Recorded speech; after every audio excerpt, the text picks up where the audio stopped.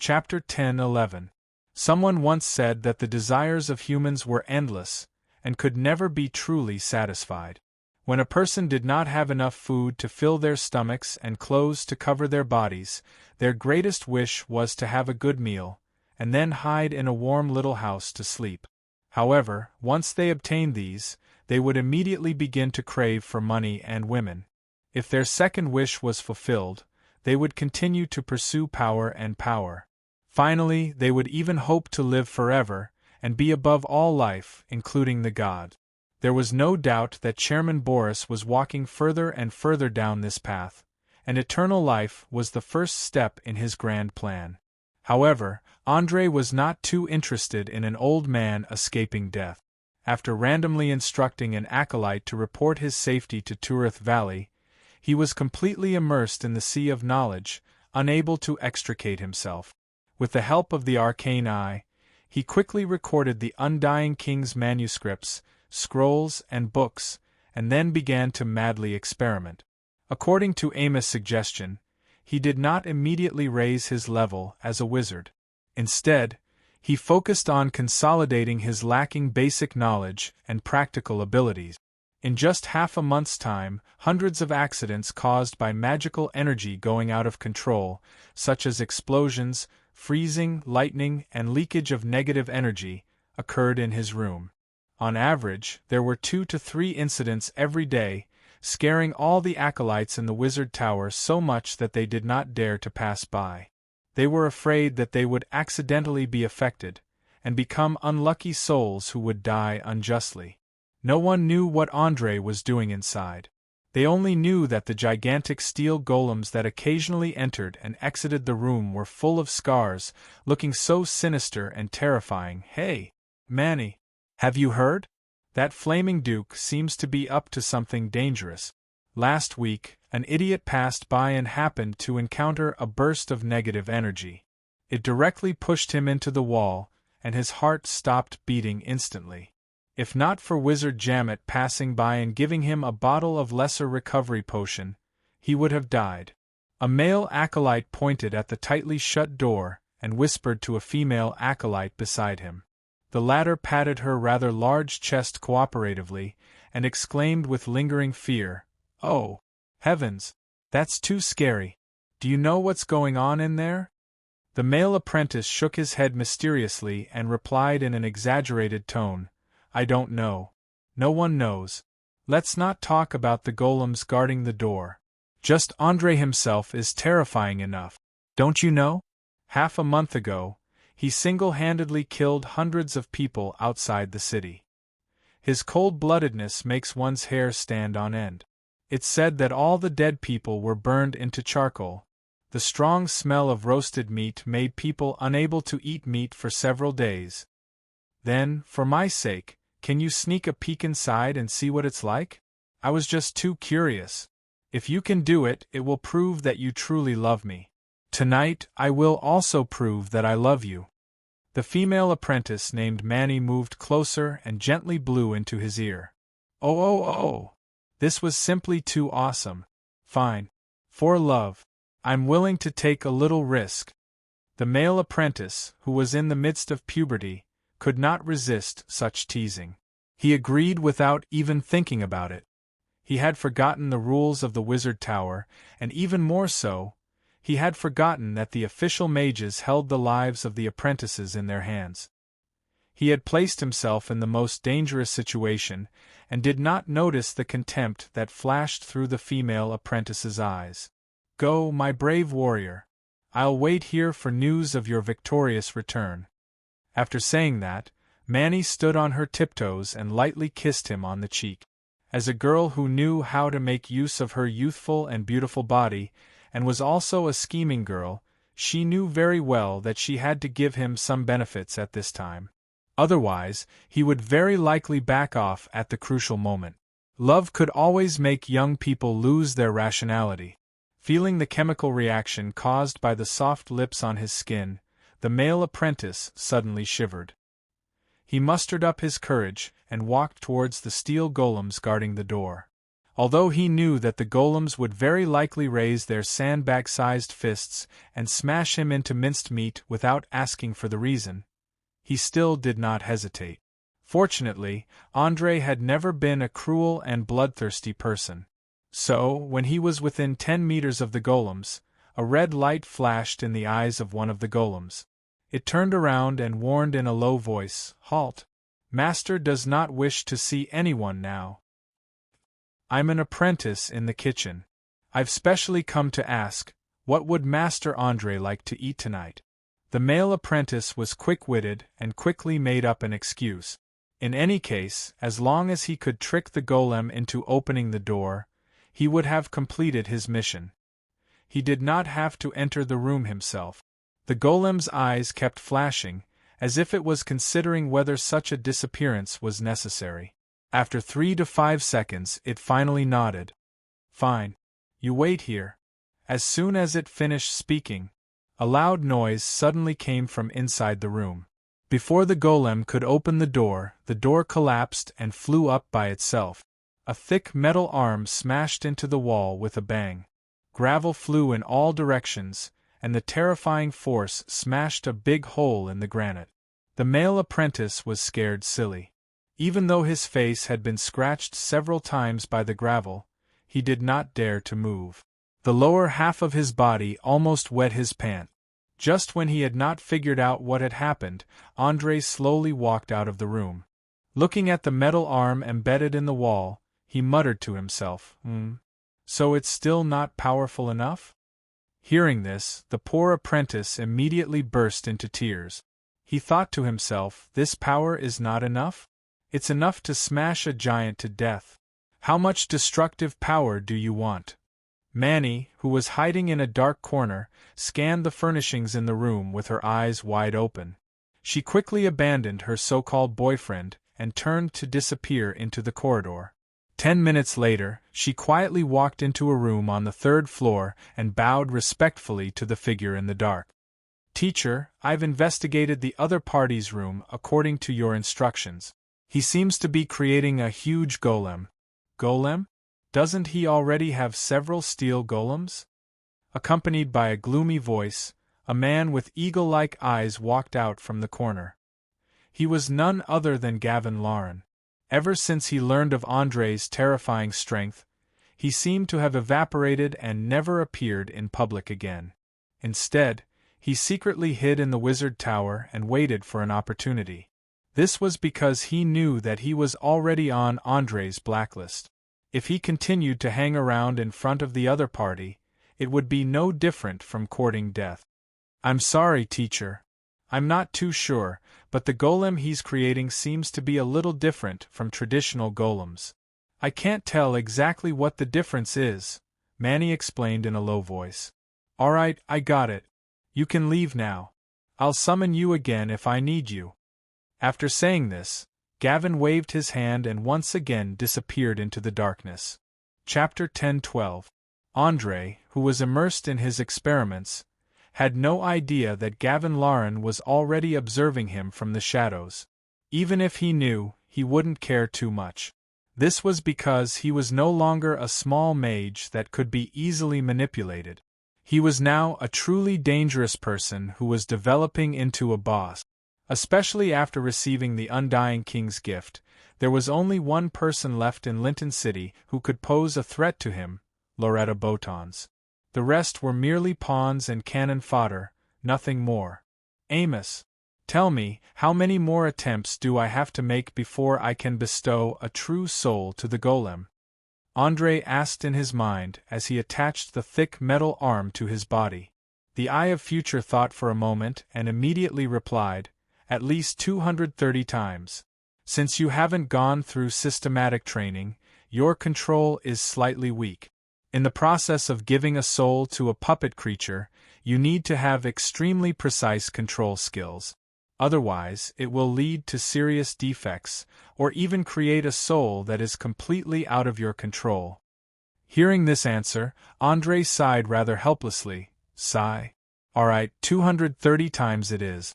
I only hope that the next time an accident happens, the arm won't fly out." Otherwise, it'll be troublesome if it crushes an apprentice passing by. Please don't worry. Reducing the energy input by 10% can basically prevent more than 90% of the attack. Also, please don't equip the golem with a weapon system too early. Some of your designs are a little too dangerous. Amos faithfully fulfilled his obligations and explained all the problems that had occurred during the experiments. It was extremely sensitive to magical energy, and all the small mistakes would be keenly noticed. It would then record them and do its best to avoid them in the next experiment. It was under such circumstances that André was able to complete one experiment after another in a short 2 weeks.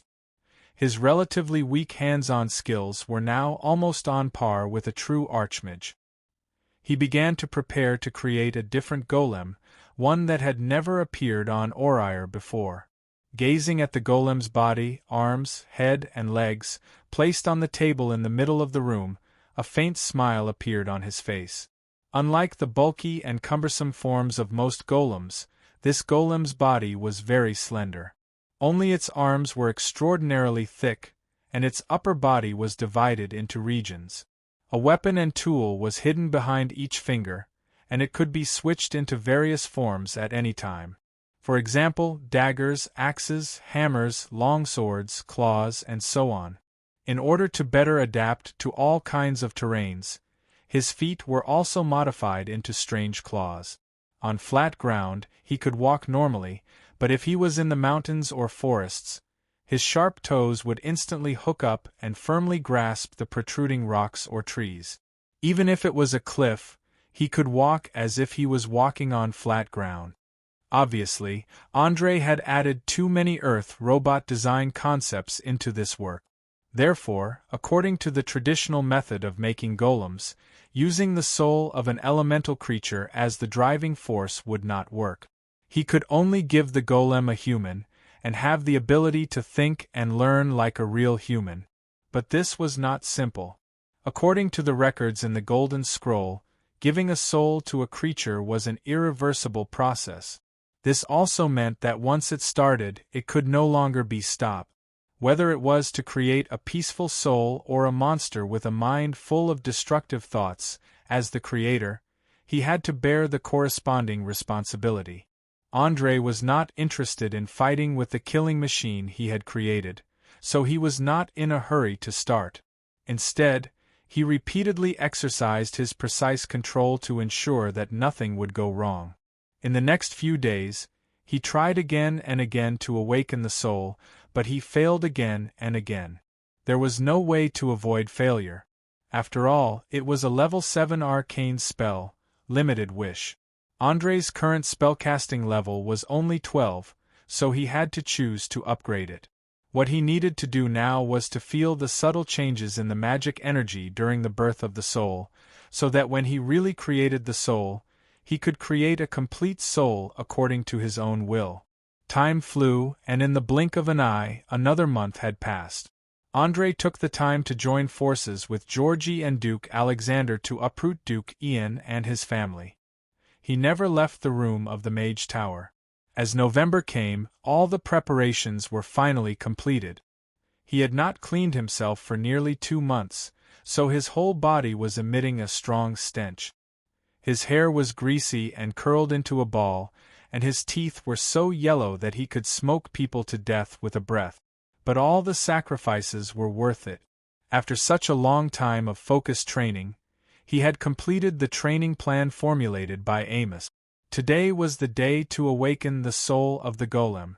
Without any hesitation, André directly chose to add a large amount of experience points to the profession of mage. His level instantly soared from 12 to 15, and he could finally learn powerful level 7 and level 8 spells. However, he was not in a hurry to open the scroll box to look for those powerful arcane spells. Instead, he selected the level 7 spell, Limited Wish, and carefully analyzed the complicated spell structure inside. As the name suggested, this was a spell with a strange effect. Not only could it simulate any arcane spells, divine spells, psionic abilities, and spell-like abilities below level 7, It could also achieve some goals that could not be achieved by ordinary means, such as giving a soul to a golem. As for the specific way to use it, it depended on the spellcaster's diction and imagination. After a short few hours, Andrei completed the copy of Limited Wish. After a little preparation, he stood in front of the assembled golem and muttered to himself, "After so long, I've finally reached this step. I hope there won't be any mistakes. According to your current control, the probability of an accident happening is less than 0.1%. It's completely negligible." Amos seemed to feel his master's uneasiness and comforted him in his mind. "Haha, then let's begin." Andrei smiled and opened his arms, loudly chanting a spell. His voice full of magic reverberated in the room, and in just a few minutes, the world changed color. Chapter 10:13. Rumble! Rumble! Along with the deafening sound of thunder, the residents of Lincoln City were shocked to find that the sky had suddenly darkened. Silver snakes of lightning were wreaking havoc above the wizard tower, and even the illusions surrounding the tower had disappeared under the influence of the terrifying force of nature, revealing the magical garden. However, this was not the most important thing. The most important thing was that the energy stored in the wizard tower was rapidly depleting. In the blink of an eye, the storage of the elemental pool had decreased by 25%. This was a precious resource that the Association of Mages had accumulated over hundreds of years. The mage in charge of monitoring was scared silly. He rushed into President Boris's room as fast as he could, shouting in panic, Sir, something bad has happened. Wizard Andrei is frantically drawing energy. The room he's in has formed a huge flow of mana. If this continues, all of us will be in danger." What? This news woke up Boris, who was immersed in immortality. He immediately stood up and asked sternly, "Tell me quickly, what's going on?" "I don't know. I really don't know anything." The young mage was about to cry, his legs trembling. Perhaps ordinary people or acolytes who did not have a deep understanding of magical energy would not understand what it meant to have such a degree of mana gathering together. However, as an official mage, he knew that once the mana in the room was out of control, the elemental pool in the wizard tower would resonate, and the wizard tower would become a super dangerous unstable explosive. As long as it was overloaded for more than 10 minutes, it would directly trigger an explosion that was comparable to the power of legendary-level spells. Everything within a radius of dozens of kilometers would be turned into ashes under the devastation of the terrifying energy. Be it humans, livestock, or buildings, everything would cease to exist. No one would be spared.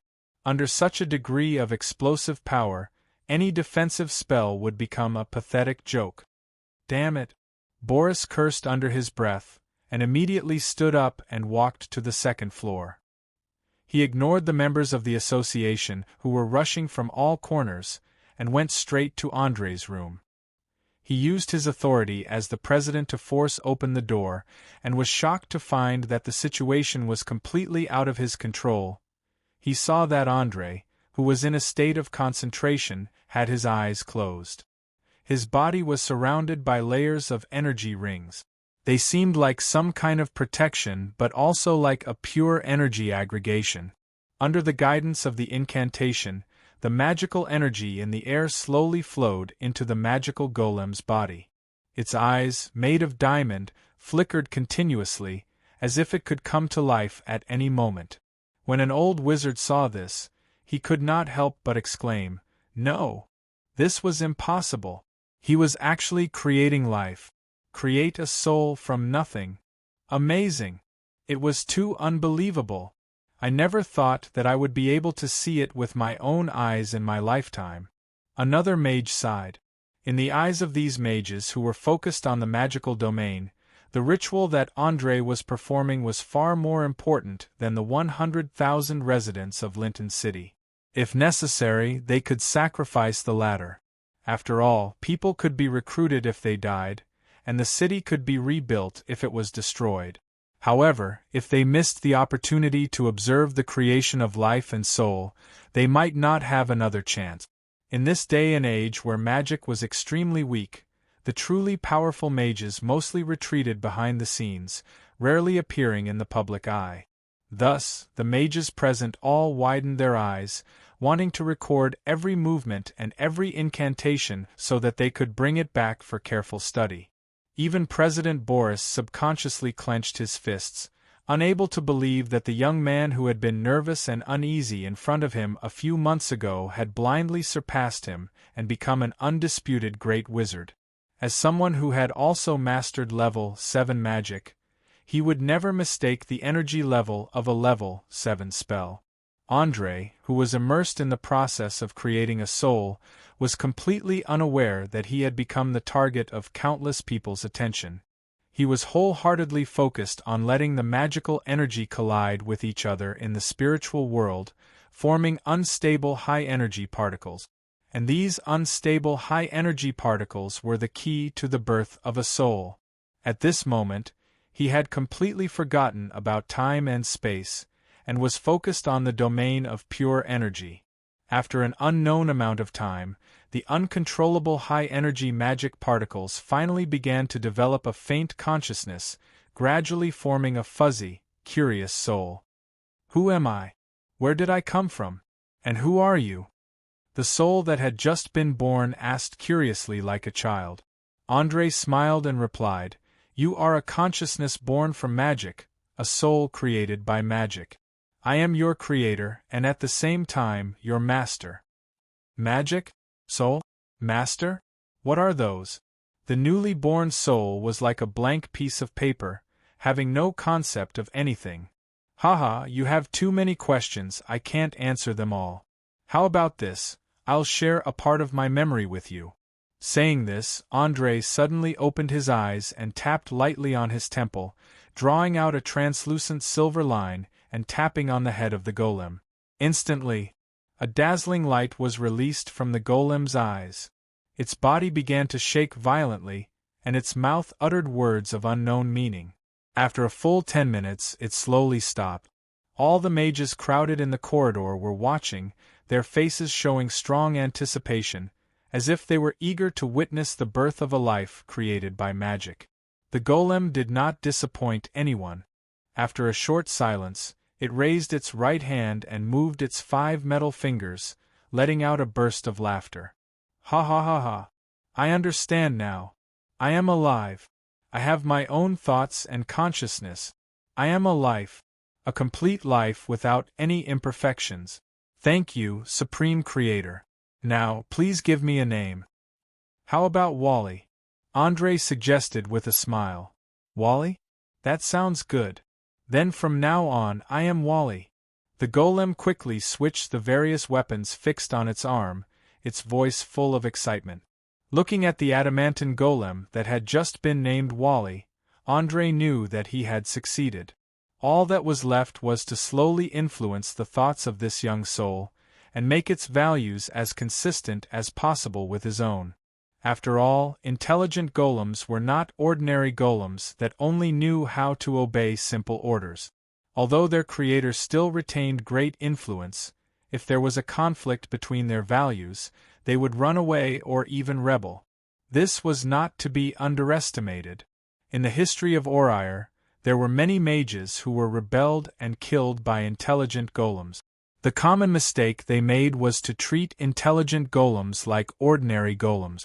As a smart person, Andrei would not make such a common mistake. He planned to train and raise Wally like a newborn baby. Chapter 10:14. Seeing that a disaster had completely disappeared, President Boris took the lead in applauding. Clap, clap, clap, clap, clap.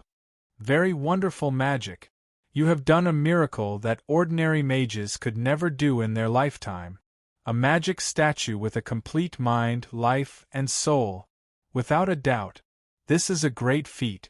I propose, from now on, Great Mage Andrei is the one and only successor of the president.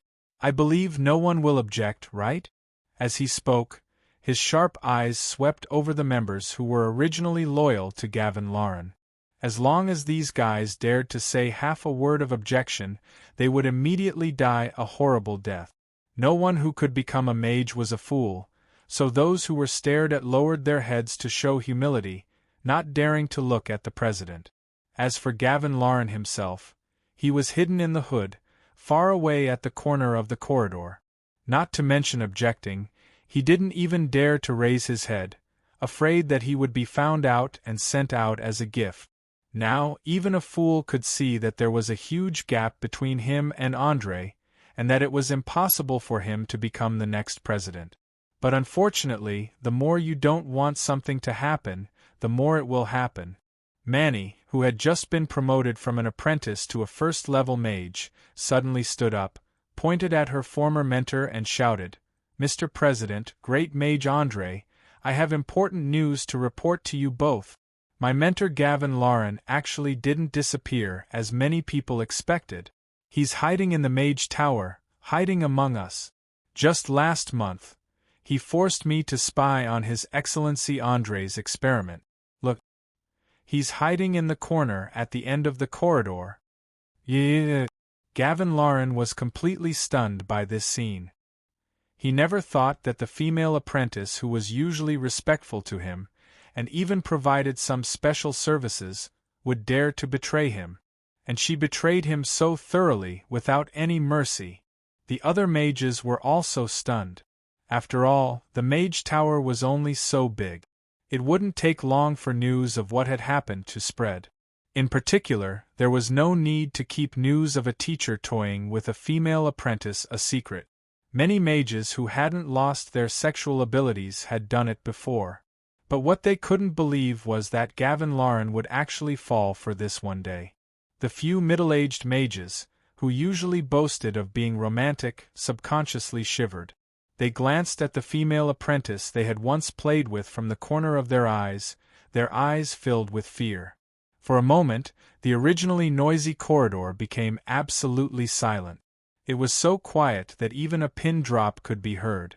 After more than 10 seconds, Andre laughed and said to President Boris, "Ha ha ha ha. Looks like today is my lucky day. Master, if you don't mind, I'd like to settle some personal grudges." "Of course, please feel free to do as you wish. In principle, the association will not interfere with the grudges between members." With that, the old mage made an inviting gesture. It was obvious that he finally saw Andre as a great mage who could sit on the same level as himself. The change in his attitude was extremely obvious. Orire was a world where power reigned supreme. Even if one was a noble or a king, one had to maintain respect and politeness towards professionals above level 10. This was especially true for spellcasters such as priests, druids, mages, and warlocks. If they were to unscrupulously retaliate, the consequences would definitely not be something they could bear. Similarly, the relationship between professionals also depended on their levels. You couldn't expect a level 1 warrior to sit on the same level as a level 10 warrior. Only when both parties' levels and strength were about the same would they treat each other as equals. Without a doubt, Andre now had such qualifications. He glanced meaningfully at the scantily clad female apprentice, then smiled and teased, "My dear Gavin Lauren, don't you plan to come out yourself? I remember you warned me a few months ago that in the association, everyone needs allies. When choosing one, one must be careful. But you don't seem to understand this very well, do you? Damn it. You little bitch. Bitch. How dare you betray me?" Gavin, who was burning with anger, ignored Andre's provocation and rushed straight towards Manny. Looking at his posture, it seemed that he wanted to strangle her to death to relieve the hatred in his heart. Of course, it wasn't that he didn't think of escaping, but anyone with a little bit of common sense would know that the Mage Tower was not a public toilet where one could come and go as they pleased. Especially when the actual controller of the Mage Tower, President Boris, was right in front of him. He could close all the exits at any time.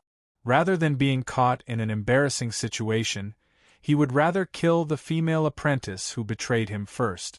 As everyone knew, most of the mages were a group of selfish bastards. Therefore, their vengeful mentality was particularly strong. Even before death, they would think of ways to make their enemies suffer. As a newbie who had just been promoted, Manny naturally couldn't be Gavin's opponent. She was so scared that she almost peed her pants. She grabbed Andre's hand tightly and begged with a pitiful look, "Sir, please save me. Everything I did before was because I had no other choice. And I'm willing to pay any price for it. Just don't let me fall into the hands of that devil." Feeling the other party's breasts being squeezed and deformed on his arm, a hint of playfulness appeared on Andre's face. He said with a faint smile, "Beautiful lady, please tell me, why would you take such a huge risk to identify your former mentor? Don't you know that he's an out-and-out battle mage and he loves the thrill of killing?" "Of course it's because of you. It's because of your handsome appearance and unparalleled talent. I feel that a kind-hearted great mage like you should never let a treacherous villain like him find an opportunity to take advantage of." Manny's words were righteous, and her eyes revealed undisguised love. She was like a young girl in love, and didn't feel the slightest bit of nausea. But unfortunately, she had undoubtedly underestimated the young man's attainments in scheming. Not only did Andre not make any moves to protect her, he even took 2 steps back and pushed the intelligent golem in front of him. "Miss, since you have such a strong sense of justice, please prove it to me. Don't worry, I won't let you die in vain. From now until the end of the battle, Wally will assist you in defeating the evil." The confused Wally first looked at its creator, and then at Manny, completely unable to understand what was going on. Even though it had intelligence that wasn't inferior to any humans, it hadn't been 10 minutes since it came to this world. It couldn't understand the mutual deception between humans. Chapter 10:15. Me? You mean you want me to duel with Gavin? Manny had a look of disbelief on her face. As a girl who was good at using her beauty and schemes to achieve her goals, this was the first time she had seen someone ignore her charm. She was completely flustered. "That's right. Beauty and the Beast, this is my favorite combination. I've never been stingy with giving opportunities to those who are righteous. Go, don't let Gavin wait for too long. I promise, if you accidentally die, I'll make him accompany you in death." Following Andre's angelic tone and devilish words, everyone present instantly realized that under his hypocritical appearance, there was a coldness hidden. Only the senior members revealed satisfied smiles, secretly lamenting that President Boris had found a perfect successor. It was important to know that managing the Mage Association required more than just talent and powerful spellcasting abilities. A brain that could handle all kinds of sudden situations and a cold-blooded heart was also required. It was obvious that Andre's performance was absolutely qualified. Whether it was forcing a woman with ulterior motives into a corner or getting rid of Gavin with a borrowed knife, it fully demonstrated his talent in this area. Just as Manny was immersed in fear, Gavin walked through the corridor and approached her. He sneered and mocked, "Big-chested, brainless idiot! You think that if you spread your legs, all the men in the world will flock to you? No. You're wrong. In the eyes of a real mage, only arcane magic is their life's pursuit. A slut like you is just a tool to vent his lust. Once he's done playing with you, he'll naturally abandon you. Not to mention, you're a filthy second-hand good." It had to be said that his words were quite vicious and directly broke through the other party's psychological defenses. "Ah! Shut up. I'm going to kill you. Kill you." Manny's beautiful face was filled with a twisted expression as she screamed hysterically. "Ha ha ha ha. Kill me? Sorry, can't you tell? Dear Flaming Duke, His Excellency Flaming Duke thinks you're a bit of an eyesore, so he wants to take my hand and get rid of you. So, to be exact, it should be me who kills you, and then he'll kill me, do you understand?" Gavin opened his arms and let out a crazy laugh. At this point, he already understood that it was impossible for him to leave the tower alive, so he simply let go and planned to torture this bitch who betrayed him before he died. However, Gavin had apparently forgotten that Andre was never a person who liked to play by the rules. He gestured to Wally to attack, and Wally immediately understood. With a loud bang, it leaped into the air and smashed towards its target. With Wally's weight, if it was hit, it would basically become a meat patty. Gavin did not expect that the magical golems, which had always been known for their clumsiness and slowness, could be so fast and nimble. He hurriedly cast the level 2 spell, Dimensional Leap, and teleported a dozen meters back. Just as he jumped out of the spatial crevice, he immediately heard a loud noise behind him. Boom! A small crater was formed on the ground that was completely made of granite, and gravel flew in all directions. Some of the apprentices who did not dodge in time had different degrees of scratches on their faces, arms, and thighs. Fortunately, they did not bleed much, so it was not a big deal. Looking at Gavin's battered and exhausted appearance, Andre smiled and spread out his hands, explaining, "Sorry, I don't like to watch one-sided slaughter. After all, a duel is more interesting when both parties are evenly matched. So, from now on, Wally will be responsible for protecting this lady, and will attack her every minute. This way, both of you will be on the same level. What do you think?" "Do you think my objection will be of any use?" Gavin sneered and retorted. "Maybe it will work, maybe it won't, who knows. Since none of you have any objections, then I announce the start of the duel." From the very beginning, Andre did not intend to give anyone the chance to choose. Thus, before Manny could open her mouth to make a request, he had completely dispelled her last bit of delusion. Taking advantage of the fact that his opponent had yet to recover, the experienced Gavin began to loudly chant an incantation. From the surging magical energy in the air, it was definitely the most destructive and wide-ranged spell among the rank 3 spells, the Fireball spell. He intended to use the explosion and the raging flames to break through the magic statue's defenses and burn the person who had betrayed him alive. "Kill him! Hurry and kill him for me!" Seeing the fire elements rapidly gather, Manny crazily roared at the magic statue in front of her. She did not think that with her pitiful spellcasting ability, she could withstand a powerful rank 3 arcane spell.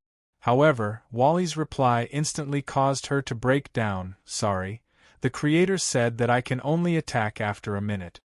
Just as the two of them were speaking, Gavin completed his spell at an extremely fast speed.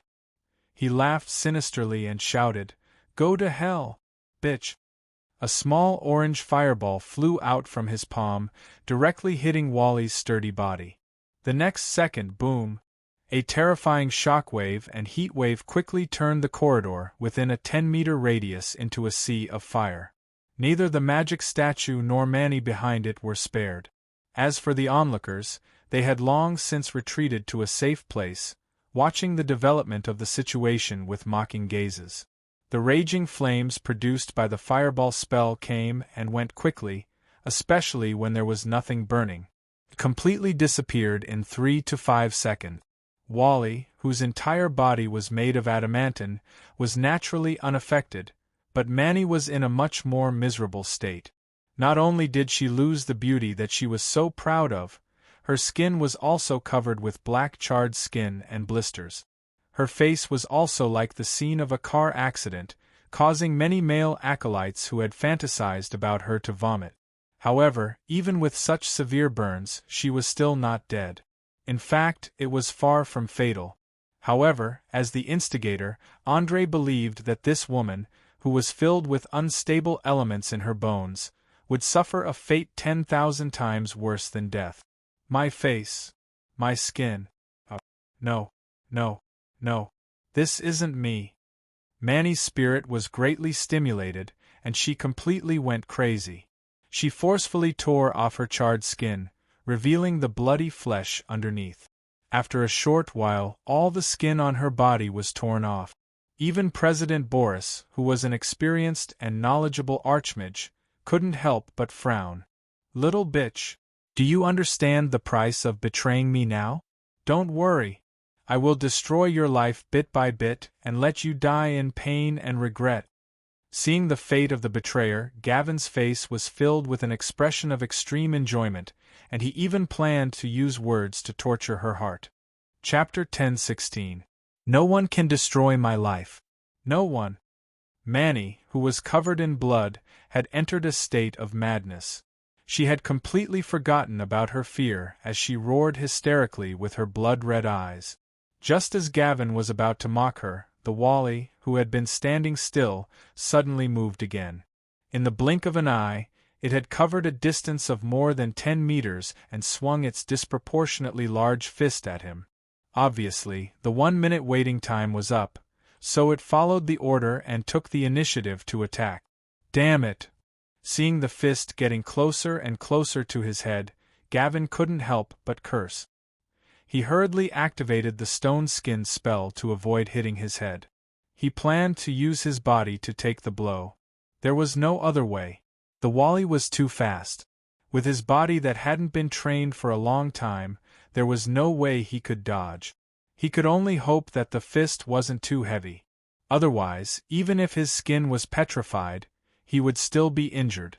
After all, the stone skin spell was mainly used to defend against piercing and slashing weapons, such as swords, machetes, daggers, spears, arrows, and so on.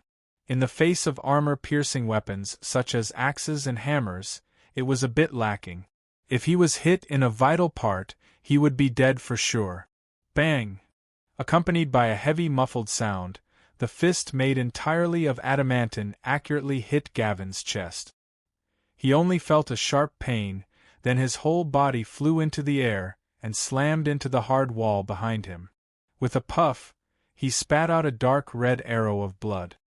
His face instantly turned waxy yellow, and his expression was twisted like a demon's.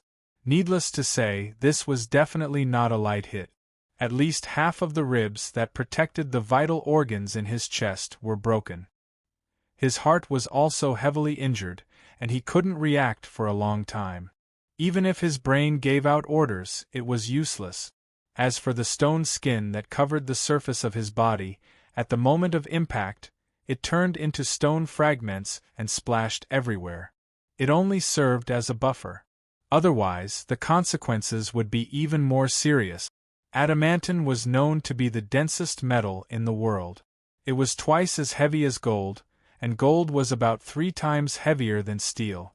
In other words, the punch just now, including the weight of the fist itself, the acceleration, and the inertia caused by the charge, was almost equivalent to being hit by a speeding heavy truck. It was lucky that he didn't die on the spot. However, after that attack, Wally stopped moving and silently waited for the next minute. Just like the intelligent robots that had just been created in many sci-fi movies, they were still a blank piece of paper in terms of personality. For the time being, they had yet to learn the emotions of rebellion and obediently followed the rules set by their creators. Cough, cough, cough, cough. Gavin, who was barely alive, kept coughing up blood. He looked like he was on the verge of death. He couldn't even speak a complete sentence, let alone chant an incantation. Ha ha ha ha. My dear mentor, even you have such a day? Don't worry, I'll end your filthy and sinful life right away. But before that, I'll peel off your skin bit by bit. Manny laughed maniacally as she pounced forward.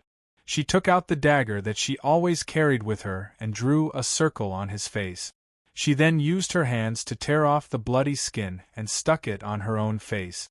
Such a shocking scene, not to mention the acolytes who had never seen the world. Even some of the official mages couldn't help but turn around and run to the corner to vomit. Only those who had a strong will, or those whose minds were completely twisted, were still enjoying the show that was destined to end in tragedy. In just a few minutes, Gavin's skin was mostly torn off, and dark red blood flowed everywhere. It wasn't clear whether it was because he didn't have the strength to shout, or because his willpower was too strong, but he didn't let out a single scream during the entire process. Skin. This skin is all mine. Ha ha ha ha. As long as I touch it, I'll be able to regain my beauty and youth. Manny, who had gone completely crazy, continuously stuck the bloody skin on her body. She looked like a monster that had walked out of a horror movie. Chairman Boris seemed to be unable to watch any longer. He frowned and asked softly, "When do you plan on ending this farce?" Don't be anxious, Master. This show is about to reach its climax. Did you notice? My dear Gavin is preparing a spell, an extremely powerful evocation spell. I want to see if he can give me a small surprise before he dies. After saying this, Andre's lips curled up slightly, revealing a mocking smile. As the Flaming Duke, any flowing fire elemental essence in the air would not be able to escape his senses. This was especially so for such an intense concentration of fire elemental essence. If he still couldn't see it, he would be blind. Damn it. He's definitely preparing the mage's final attack. Stop him. Boris's expression changed greatly, and he raised his arm to cast an arcane counterspell. But unfortunately, his actions were one step too far.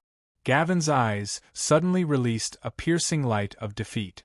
He used all the strength in his body to jump up and hug Manny, crazily shouting, "Bitch! Even if I die, I'll drag you down with me. Prepare to welcome the flames of vengeance from hell. Activate Mage's final attack." Boom! Accompanied by a deafening loud sound, his body released terrifying light and heat. In the blink of an eye, everything within a range of several tens of meters was engulfed. Even the granite turned into magma under the terrifyingly high temperature. Moreover, the magma showed signs of spreading to the surroundings. When the spectating mages and acolytes realized this, those who had memorized the arcana spell to protect against fire all began to chant it. Those who hadn't could only turn around and run in a panic. No one would care about their manners when their lives were in danger. Saving their own lives was the most important thing. Staring at the flames rushing towards him, Andre calmly smiled and shook his head, muttering to himself, "So this is the mage's final attack? Using one's own magic as a trigger to create an uncontrollable explosion. What a genius idea. It's a pity he wasn't born on Earth. Otherwise, he would definitely be the perfect terrorist." After saying this, he raised his hand and snapped his fingers. The flames that were originally raging like a flood immediately became like a tamed kitten. They stopped destroying the corridor on the second floor and quickly gathered in his palm, finally disappearing without a trace. For Andre, as the Flaming Duke, all the flames in the material world couldn't escape his control, and couldn't harm him in the slightest. This was because he was the Prince of Fire Elemental, the chosen of Isoldezer, and was protected by the entire fire elemental world. Chapter 10:17. After the flames subsided, there was only a lump of black scorched matter left at the center of the explosion. Just like their intertwined fates when they were alive, it was impossible to tell which was Manny and which was Gavin. Not far away, the intelligent golem Wally exuded a scalding temperature.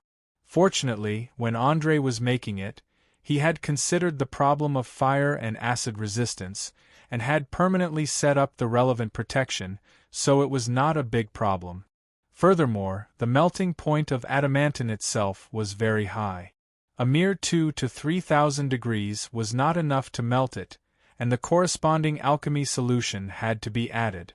President Boris cast 3 ice storms at the place where the magma was flowing, forcing it to quickly solidify. He then lowered his voice and said to Andre, "Come with me, I have something to say to you, as you wish." Andre placed one hand on his chest and bowed slightly. Taking advantage of the time when all the mages were immersed in shock, the two of them quickly disappeared at the end of the corridor, one in front and one behind. Not long after, Boris opened the secret room at the lowest level of the mage tower, and went straight to a room full of ancient stone statues. He did not waste any time and asked directly, "Is it convenient to tell me your current spellcasting level?" Andre smiled and nodded, "Of course. Just half an hour ago, I became a level 15 mage." Level 15? Although Boris had long been mentally prepared, he still could not help but exclaim when he heard it with his own ears. It was important to know that the path of magic became narrower the further one walked. He had used more than 100 years to barely cross the threshold of level 14 and become a great mage who mastered level 7 magic. From this, one could see how difficult it was. But now there was suddenly a junior who had surpassed him in his teens.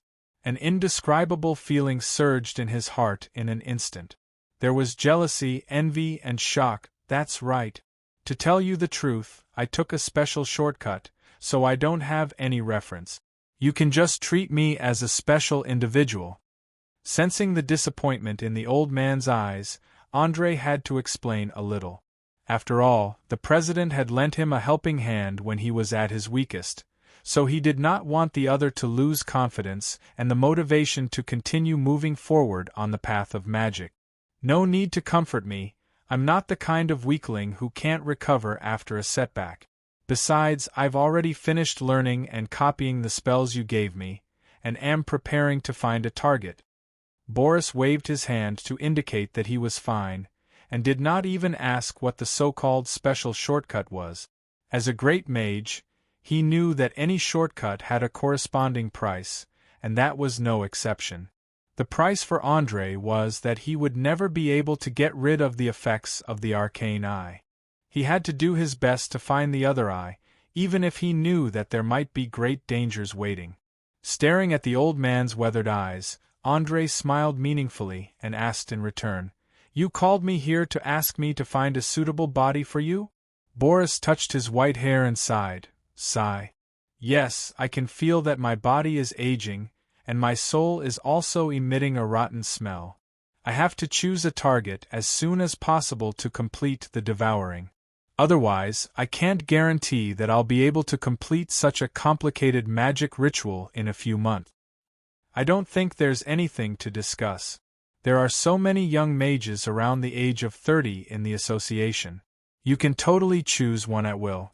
Anyway, as long as you hide it well, I believe that not many people will notice anything unusual. Saying that, André picked up a stone sculpture the size of a fist and began to look around this mysterious room. He could sense that these stone sculptures seemed to have some mysterious power that could shield them from the outside world, but he was not sure whether this power was magic or divine spells. No, you don't understand. I don't want to casually find a young body and change to another one after a few decades. In the end, I'll be addicted to the pleasure of occupying another's body and devouring their soul. I'm a mage, not a devil or a demon. I have my own bottom line and persistence, so I hope that this body can last me for at least 100 years. Boris used an incomparably serious tone to explain his philosophy on the path of magic. Although he had made many cruel decisions, he had never joined the evil faction, and did not plan to become one in the future. André raised his eyebrows in surprise. After a full minute, he nodded thoughtfully. All right, since you've said so, I'll give you a little suggestion. First, you need to find a proper mage, not an apprentice who doesn't even have the ability to cast a spell at level 1. As far as I know, after the soul occupies a new body, there will be a long period of adaptation. The specific situation varies from person to person. The shortest is 1 or 2 years, and the longest is 10 years. During this period, you won't be able to use your full strength, so the spellcasting level of the body itself is very important. Secondly, when choosing a target, it's best not to choose someone who has a strong sense of resistance. Please believe me, you don't want to fight a protracted battle with another consciousness in the soul space. Lastly, and most importantly, the age of the new body should not be more than 30 years old. Otherwise, it will be very troublesome if you discover some strange illness in the body after occupying it. Boris closed his eyes and digested these points. He quickly raised his head and asked, "Then who do you think is the most suitable?" In my opinion, Gavin Lauren's former apprentice, the current head of the Brest family, Zebulon, is the perfect target. Not only does he have a decent level and talent as a mage, but he also has an obvious weakness. I believe that as long as you promise to take good care of his only sister, he won't refuse you. Also, the Brest family has declined to the extreme. No matter what kind of personality change happens, it won't arouse anyone's suspicion. At most, people will think that Zebulon has been seriously traumatized. That's all. André smiled and threw away the useless chess piece in his hand. With Gavin's death, Zebulon had lost his value. It was better to give him to the chairman as a favor. It had to be said that in the process of rapidly increasing his power, side effects were unavoidable. Even he could clearly feel that he was becoming more and more cold-blooded and cruel. Zebulon, is it? That's a good target. I'll try to contact him as soon as possible. Hopefully, there won't be any accident. Boris was undoubtedly moved. He narrowed his eyes and began to think about how to make someone willingly give up their body and soul. Chapter 10:18. As President Boris devoted most of his energy to the transformation of his new body, André began to slowly take over the various tasks of the association. In just a month, he had almost taken control of everything in the tower, including the armed forces hidden beneath the tower. As for Boris and Zebulon, they mysteriously disappeared 2 weeks later. No one knew where they went, and no one knew when they would return. Only André knew that Zebulon had completely disappeared from this world, and that Archmage Boris, who had taken over his body, was hiding in a corner, secretly adapting to his new body and recovering his strength. Before he could protect himself, he would not appear in front of André. It couldn't be helped. The mages in this world were just that cautious. Even if you didn't show any malice from the beginning to the end, they would still use the most vicious mentality to judge your next move. A great mage with great potential who was temporarily unable to protect himself would definitely be a very good target. As long as they could force him to sign a magical agreement, the result would naturally be self-evident. It was obvious that Boris had chosen to completely abandon his control over the Sorcerers' Association and find a secluded place to hide in order to prevent any accidents from happening. However, André didn't completely trust his promises, so he did a little trick in the association. He dispersed the authority that originally belonged to the president and formed a small council.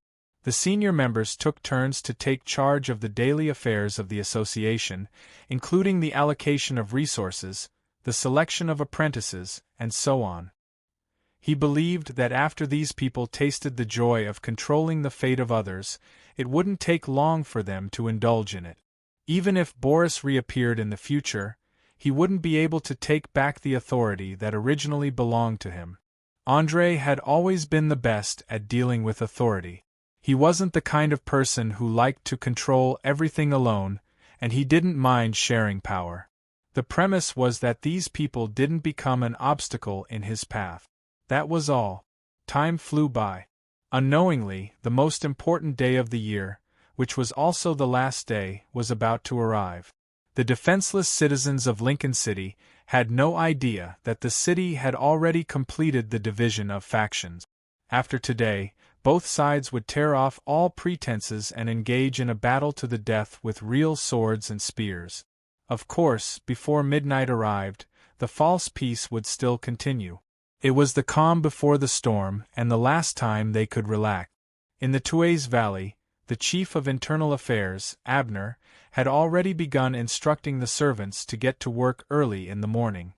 Some were in charge of cleaning the rooms and decorating the place, while others were in charge of slaughtering livestock in the kitchen and preparing a sumptuous feast.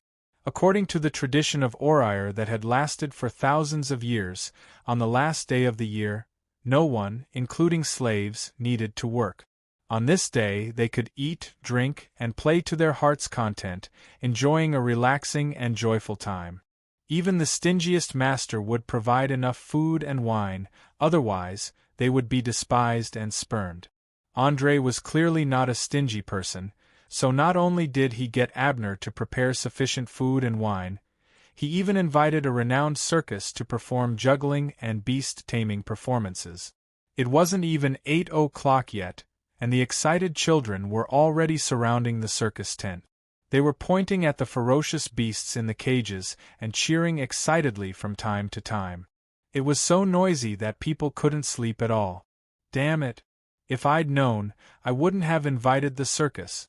Andrei, who had been forcefully awakened from his beautiful dream, slowly opened his eyes and cursed helplessly.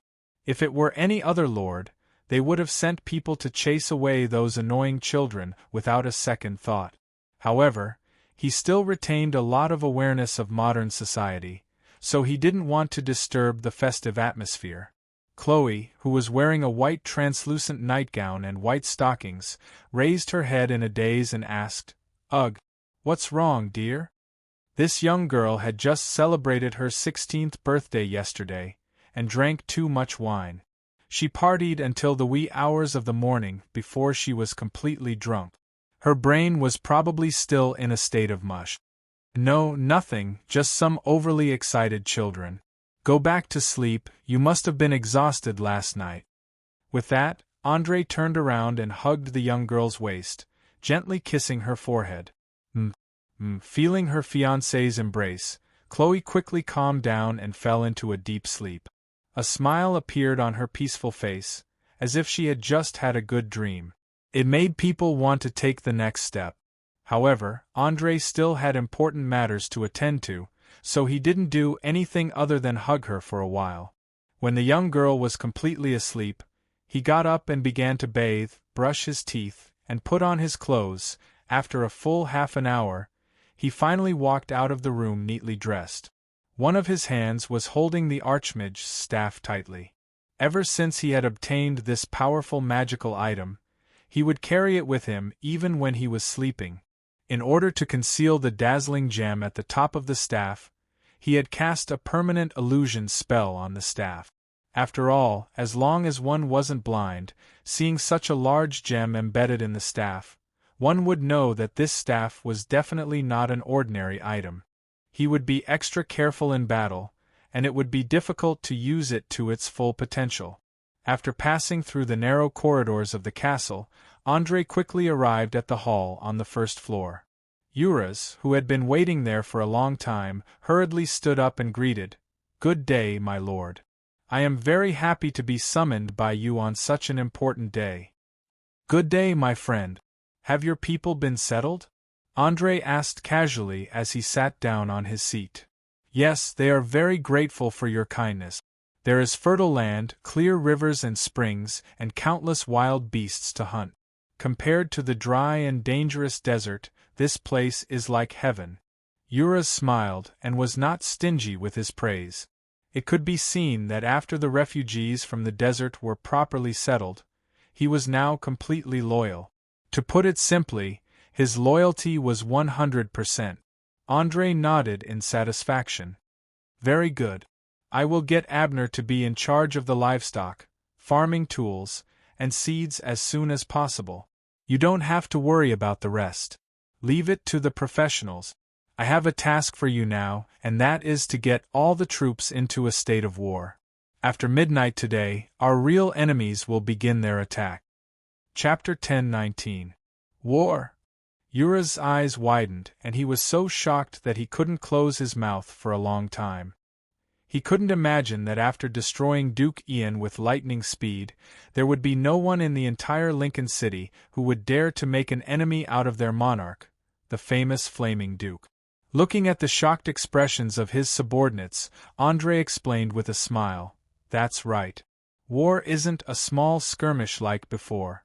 It's a bloody battle where both sides are evenly matched. In this city, I've always had an opponent. He's none other than Loretta Botons, the Duke who hides himself the deepest. He hides an army of orcs, goblins, kobolds, and ogres in the border forest. There are more than 80,000 of them. With your intelligence, you should know what this means. In addition, Loretta himself is an archmage on par with me. He's especially good at mind control magic, so I can't judge how many nobles are under his control. According to the verbal agreement between us, after midnight today, we'll officially enter a state of war. Although I don't think he'll be so ungentlemanly as to launch a surprise attack on the most important festival of the year, there's no harm in being careful. There were only a dozen hours left until the agreement between the two would be lifted, so Andrei didn't have much to worry about. He wanted to let his subordinates know the strength of the enemy. Otherwise, he wouldn't be able to defeat Loretta quickly and win this game by himself. Duke, Loretta is your enemy? Oruzzi was stunned when he heard the news. He couldn't come back to his senses for a long time. Why, you find it hard to believe? Andrei picked up a piece of bread and asked as he ate. Uras hurriedly nodded with a wry smile. Yes. You should know that you attended a banquet held in his house a few days ago, and he even prepared a living mermaid for you as the main dish. This matter has spread widely in the circle of nobles, and I once thought that your relationship with him was very good. Even if you were not friends, you would not be enemies. Ha ha ha ha.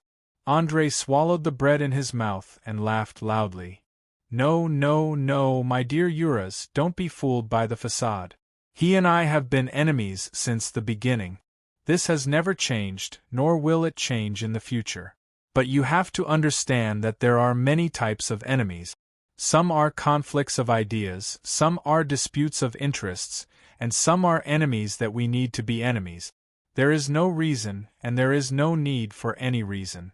Loretta and I belong to the third category. In essence, we don't have any conflict of interest or hatred. We're more like opponents who sit in front of a chessboard and have a battle of wits and courage. We satisfy our own desires by defeating powerful enemies. I'm sorry, but I'm afraid I can't understand the complicated relationship between you and Loretta. In my hometown, an enemy is an enemy. You can deal with them by any means, such as seizing the oasis that the enemy tribe relies on for survival, killing all the men, raping the women, forcing them to become pregnant, giving birth to your own offspring, and then erasing the traces of the entire tribe's existence from the root. Oruzzi explained the way the desert did things. Now, he needed to figure out where the bottom line of this war was. Was it like the inland nobles, where there were a series of unspoken rules? It's okay, you don't have to understand the relationship between us.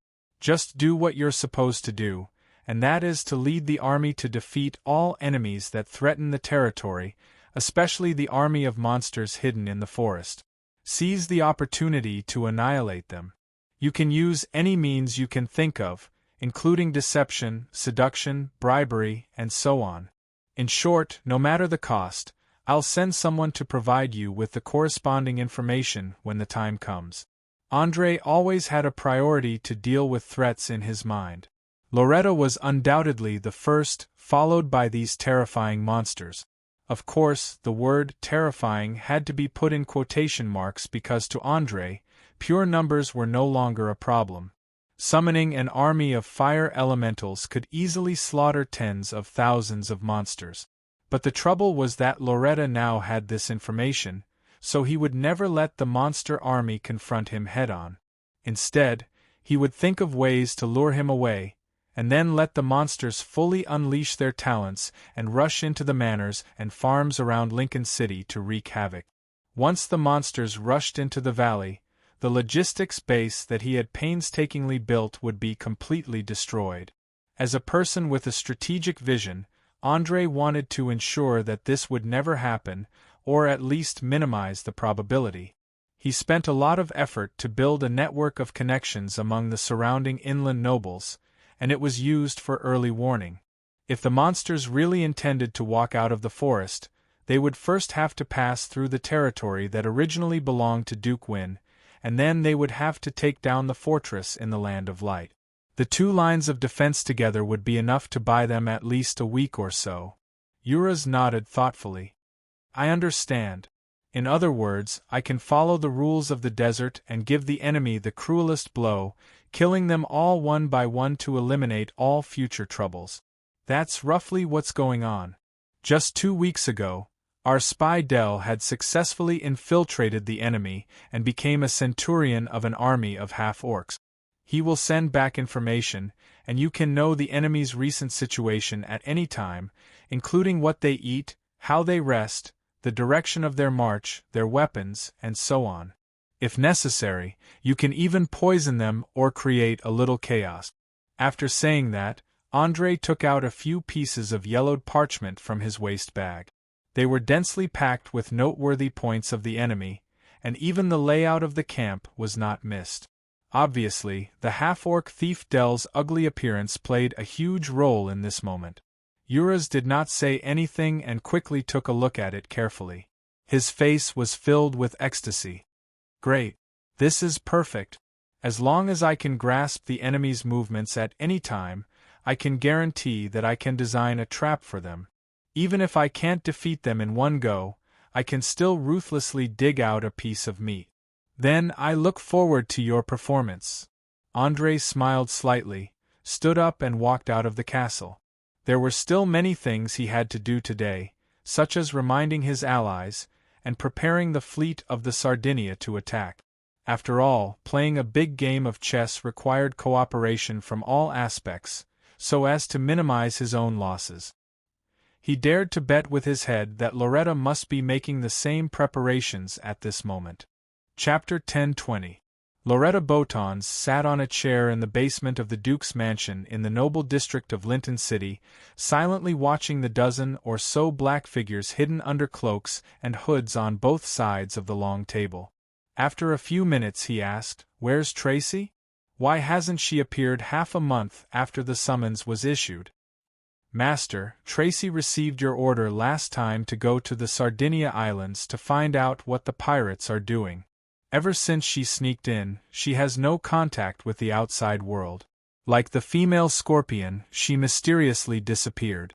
A man stood up and answered carefully. "Disappeared?" Loretta frowned subconsciously, a strange light flashing in his eyes. The man nodded lightly. "Yes, disappeared, as if she had never existed. I think something must have gone wrong over there. Perhaps the pirate King Francis betrayed you and sought refuge with a new master. In short, their recent actions have been very strange, and it's a little hard to figure them out." "No. Impossible. Even though Francis is a little ambitious, he doesn't have enough courage. Betrayal isn't his forte." The orc Cass shook his head and retorted. Even though thinking about complicated problems wasn't his appearance, he had always believed in his intuition. As long as he had decided on something, he would definitely not change it easily. Blockhead. Then please explain to me, why did Tracy and the female scorpion disappear in the Sardinia Islands?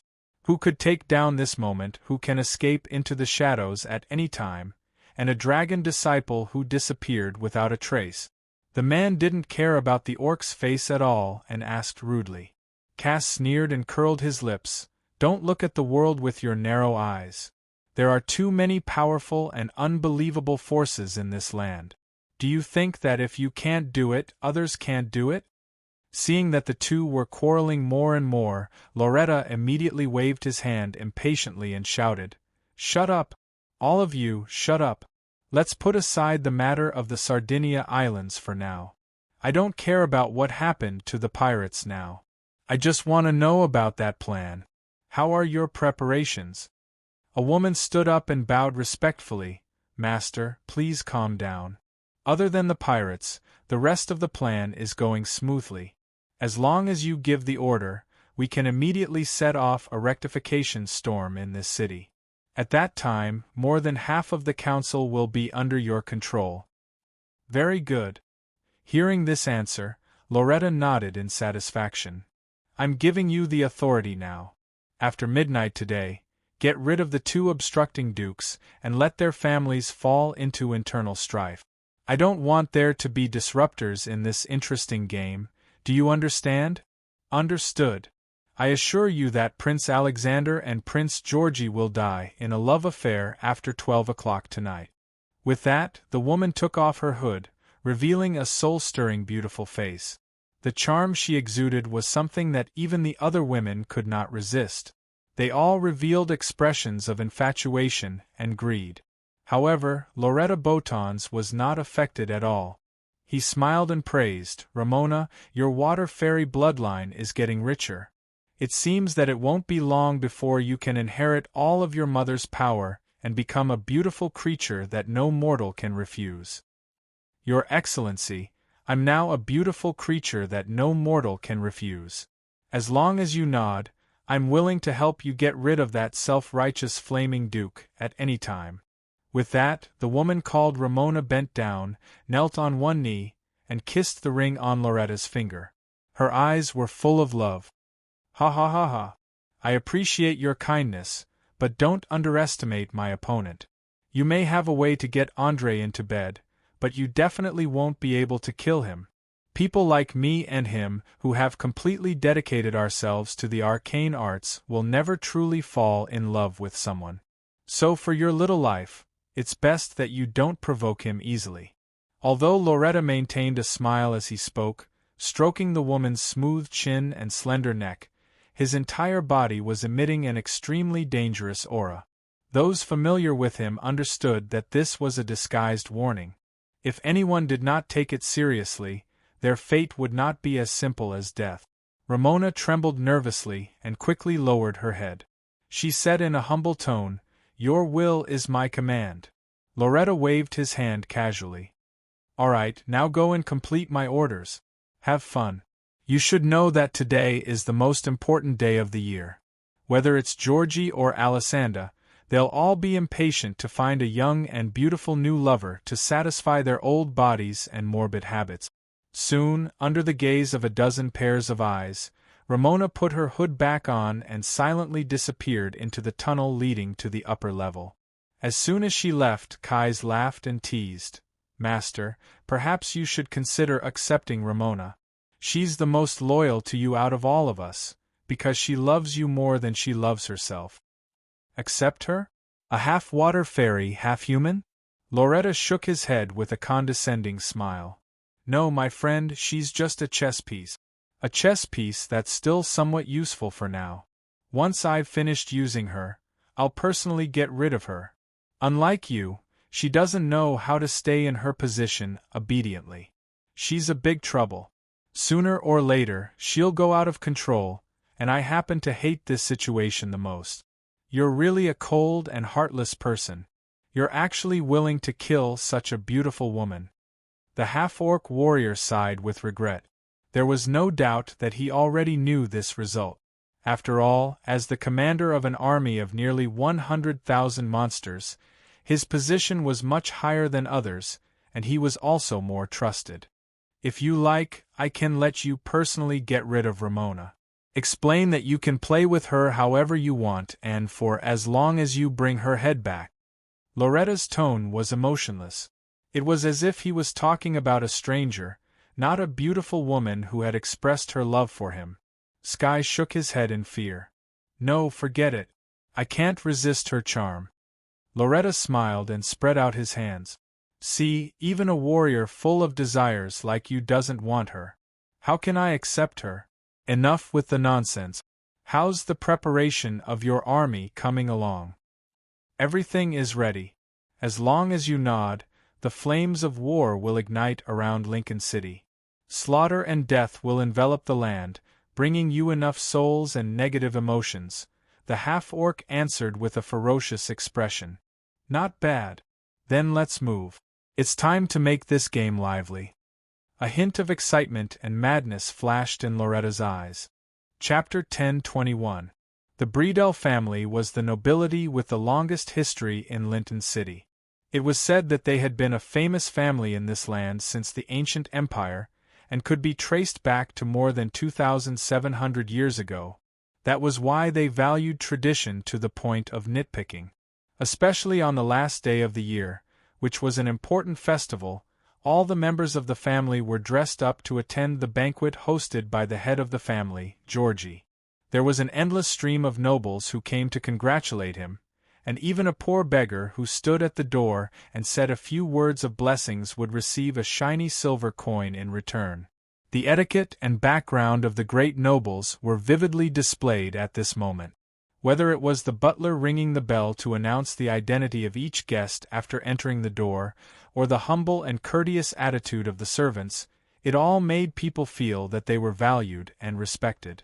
Just as Duke Georgi was enjoying the festive atmosphere, he suddenly heard an argument at the door. He turned around and saw an elegant and charming woman in a long silver dress arguing with his butler. Without any hesitation, he quickly stepped forward and bowed to the other party. "I'm very sorry. Good evening, madam. May I ask why you are arguing with my butler?"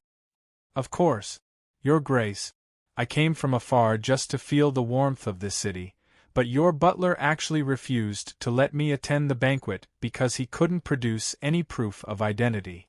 This is simply too rude.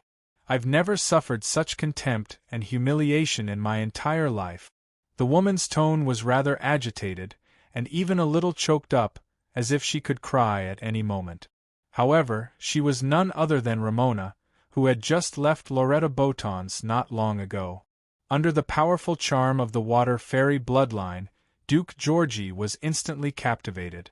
He turned around and reprimanded his butler. "You idiot! Open your eyes wide and take a good look. How can such a beautiful and charming lady not be a noble? Do you want to check the genealogy of every guest before you are satisfied?" "My lord, it's all my fault." The butler had wanted to defend himself, but after noticing the cold glint in his master's eyes, he immediately changed his words and admitted his mistake. As a smart man who had served this family for more than 20 years, he knew too well how twisted and sick Duke Georgi's soul was under the friendly surface. Seeing that the butler had given in, Georgi quickly showed a satisfied expression. "Very good. Now, get your ass to the kitchen and let someone else take your place." "Yes." The butler bowed respectfully, turned around, and disappeared into the entrance of the kitchen.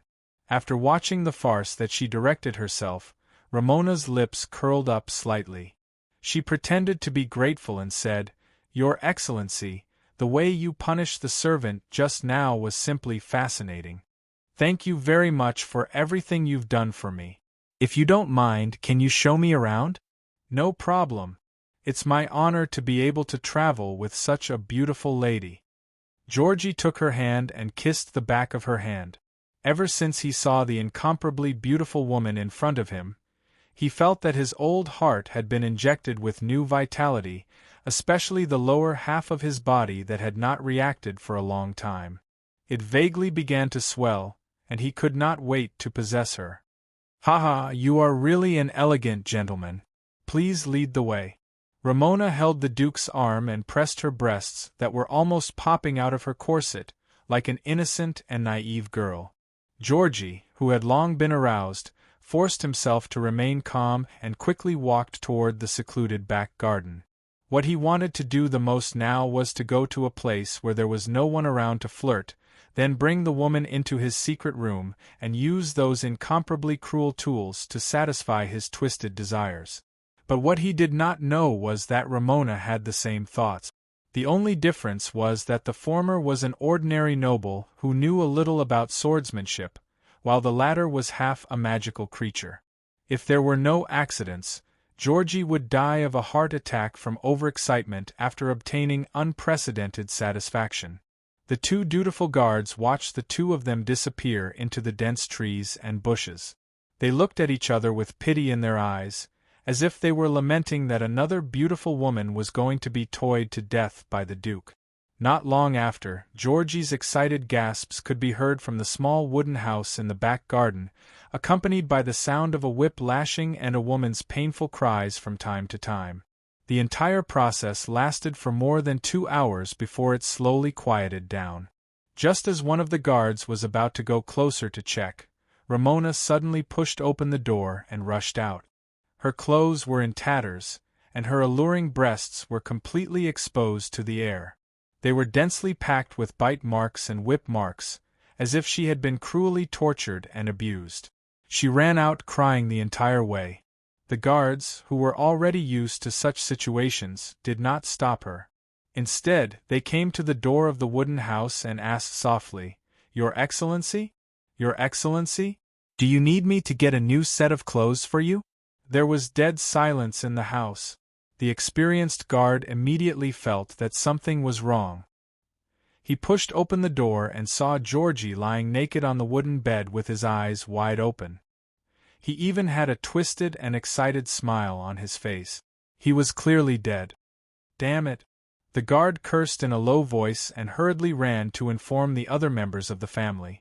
In just over 10 minutes, the banquet that was originally filled with a festive atmosphere instantly turned into a funeral.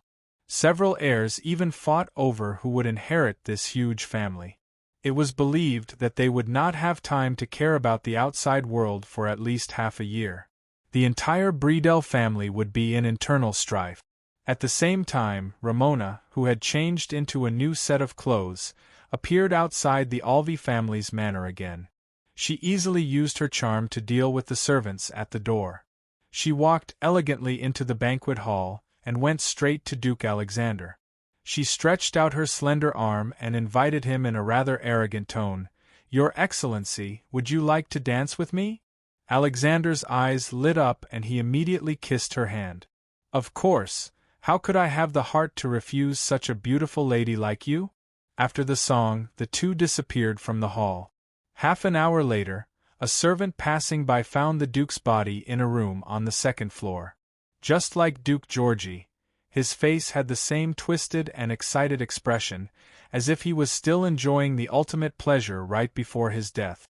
Chapter 10:22. Bad news. Duke Georgie is dead. Duke Alexander is dead too. At the first glimmer of dawn, Bonnie, who was in charge of gathering information, passed through the crack between the material plane and the shadow plane, and appeared in a room on the second floor of the castle. Ever since she'd transplanted the special organs of the female scorpion, she'd gradually fallen in love with this ability to appear and disappear unpredictably. Coupled with her outstanding talent as a thief, she'd become proficient in using it in just over a month. If she hadn't been repeatedly warned not to steal, she probably would have visited more than half of the nobles and wealthy merchants' mansions in Linton City. André, who was analyzing a magic scroll, didn't appear too surprised. He only frowned and asked, "Dead? How did they die?" Bonnie sat on a chair, crossing her slender thighs that were wrapped in tight leather pants. She said in a gloating tone, "You probably wouldn't have guessed it, but 2 famous dukes of Linton City actually died on top of a woman at the New Year's banquet at the same time. This matter has already spread throughout the city. It's said that they had expressions of excitement and enjoyment on their faces before they died. It looks like they've met a stunning beauty." Wait, if my ears aren't playing tricks on me, did you just say that the 2 dukes died at the same time? André's sense of smell had always been very sharp, and he instantly realized that this could very well be a perfect assassination. After all, it hadn't even been 7 hours since midnight. 2 important figures who maintained the stability of Linton City on the surface had died just like that. Anyone with half a brain wouldn't believe that there wasn't a conspiracy behind this. Furthermore, whether it was Duke Georgie or Duke Alexander, neither of them were idiots who'd throw their lives away for playing with women. They were high and mighty nobles, mature politicians who knew how to restrain the desires in their hearts. That's right. The 2 of them died one after the other, and the interval between their deaths wasn't more than 2 hours. According to my subordinate's investigation, the cause of their deaths seems to be related to an extremely beautiful human woman. But the strange thing is that no one who's seen her can accurately describe her appearance. Some say she has long silver hair that cascades down like a waterfall, and has a graceful figure.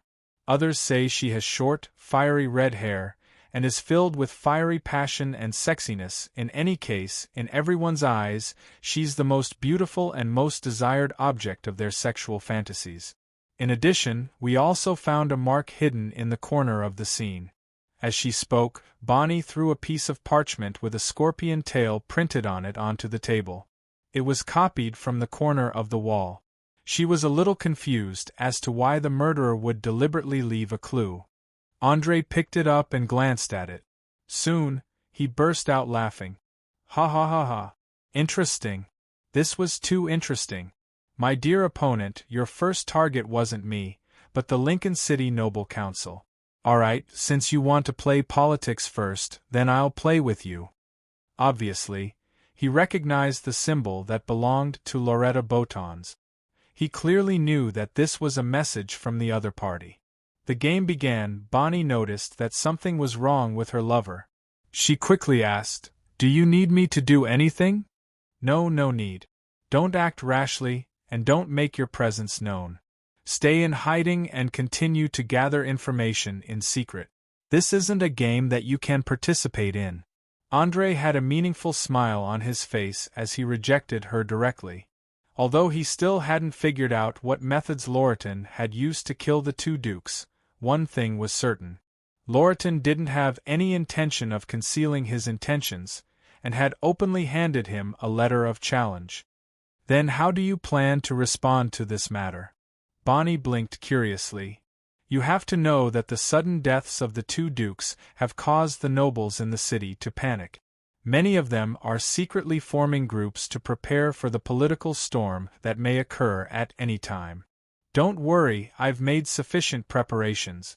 Lady Anastasia and Count George will take care of the nobles. I'll take care of the rest myself." Looking at the time, my dear opponent should have sent the invitation over. With that, Andre turned to open the window. He saw a gray owl descend from the sky and throw a letter into the house before disappearing into the forest outside the castle. He casually opened the letter to take a look. There was only one sentence written on the parchment. "Since all conspiracies start from the struggle for power, then let us begin from the struggle for control of Linton City. I'll be waiting for your arrival in the city. Your good opponent, Loretta Botons." Obviously, up until now, this outstanding disciple of the undying king no longer concealed his identity. He yearned to build a dazzling stage, yearned to defeat an evenly matched opponent, yearned to release the suppressed passion in his heart. His entire person was like a volcano that was about to erupt, filled with danger. "If this is what you want, then I'll gladly accompany you to the end," Andre muttered softly to himself. He casually ignited the parchment and threw it out of the window. Under the slightly damp and cold breeze of the morning, the letter was like a small boat swaying in the sea.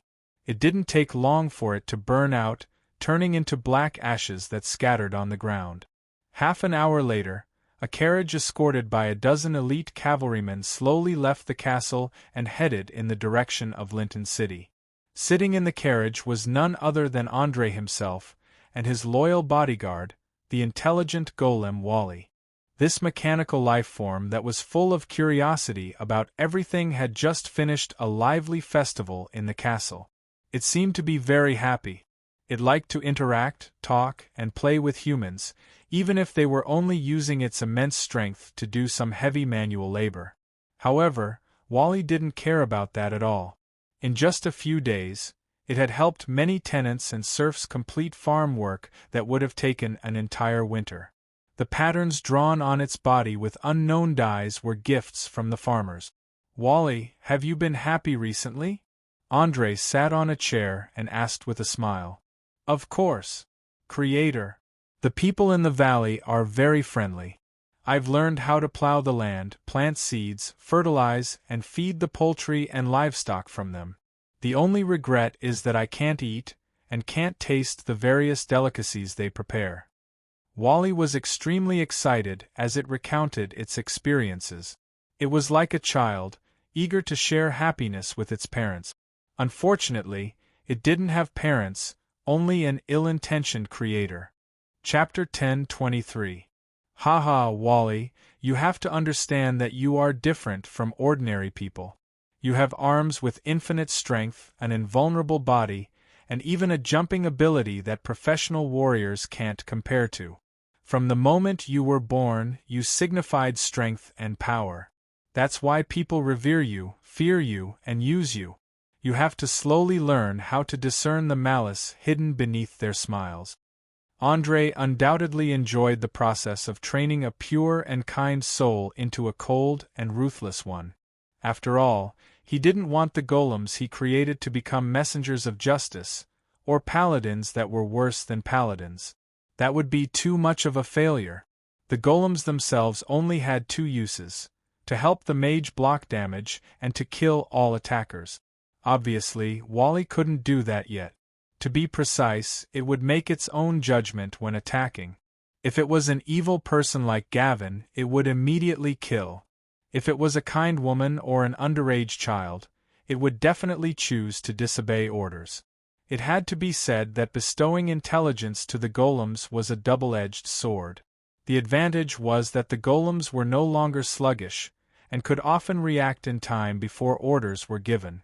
But at the same time, they would have their own outlook on life and values, and would have a strong inclination towards good and evil. Especially in the first few years of their birth, they were like teenagers who had entered a rebellious period and would easily resent orders that they didn't like. As Andre had seen too many movies and TV shows in his previous life about robots rebelling against humans and destroying them, he didn't try to solve conflicts with simple and crude methods like most mages in this world. Instead, he used the special identity of the creator to slowly guide them. He believed that as long as he revealed some cruel truths at the right moment, it would definitely destroy the fragile worldview of the intelligent golems. Thus, while telling Wally a fable full of dark style while thinking about how to win more support from the nobles, Andre's carriage passed through the gates and entered the city of Lincoln. Although the deaths of the two dukes caused a great commotion among the upper class, it didn't affect the civilians in the slightest. The shops, inns, and taverns on both sides of the road were still open as usual. Many civilians whose lives had been improved walked towards the temple, begging the gods for good weather in the new year, and that there would be no more pirate invasions. As for whether the gods they believed in had such abilities and priesthoods, it was not within the scope of ordinary people's consideration. Andre couldn't help but sigh as he looked at the people outside the window. Sometimes ignorance was really a blessing. Without knowing the danger that was about to happen, one wouldn't feel panic and fear, and wouldn't have to worry about all kinds of accidents all day long. He believed that if the residents of Lincoln City knew that Loretta Botons planned to summon a powerful abyssal demon, they would definitely react differently. After passing through the main road that ran through the north and south of the city, the carriage soon arrived at a house in the noble district. This house originally belonged to the Blood Marquis Kyrgyz, but it had become Andre's residence in the city after the family's complete decline.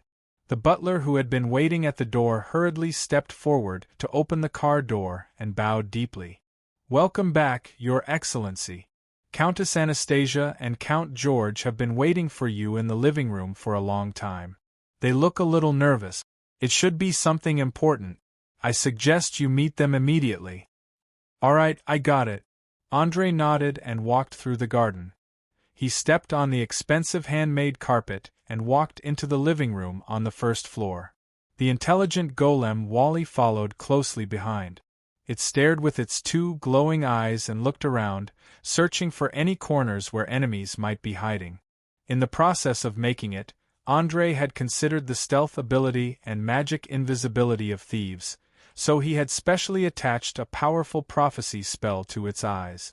As long as an enemy dared to appear in its sight, it would be able to find them immediately, no matter how good their hiding skills were.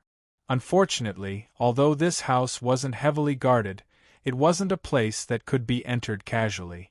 The most suspicious target that Wally could find was the cat sleeping on a tree branch. After confirming that there was no danger in the surroundings, it gave up on the idea of entering the house and silently waited at the door for orders. This was because the pitiful wooden floor in the house couldn't bear the terrifying weight of the golem at all. It would shatter in an instant if it stepped on it. "My friend, you're finally here." As soon as Andre entered the living room, he saw old George stand up and open his arms to give him a warm hug. Anastasia also hugged him and greeted him with a smile. "Happy New Year. I heard that you and Chloe are very close. It seems that in a few months we can consider holding a wedding."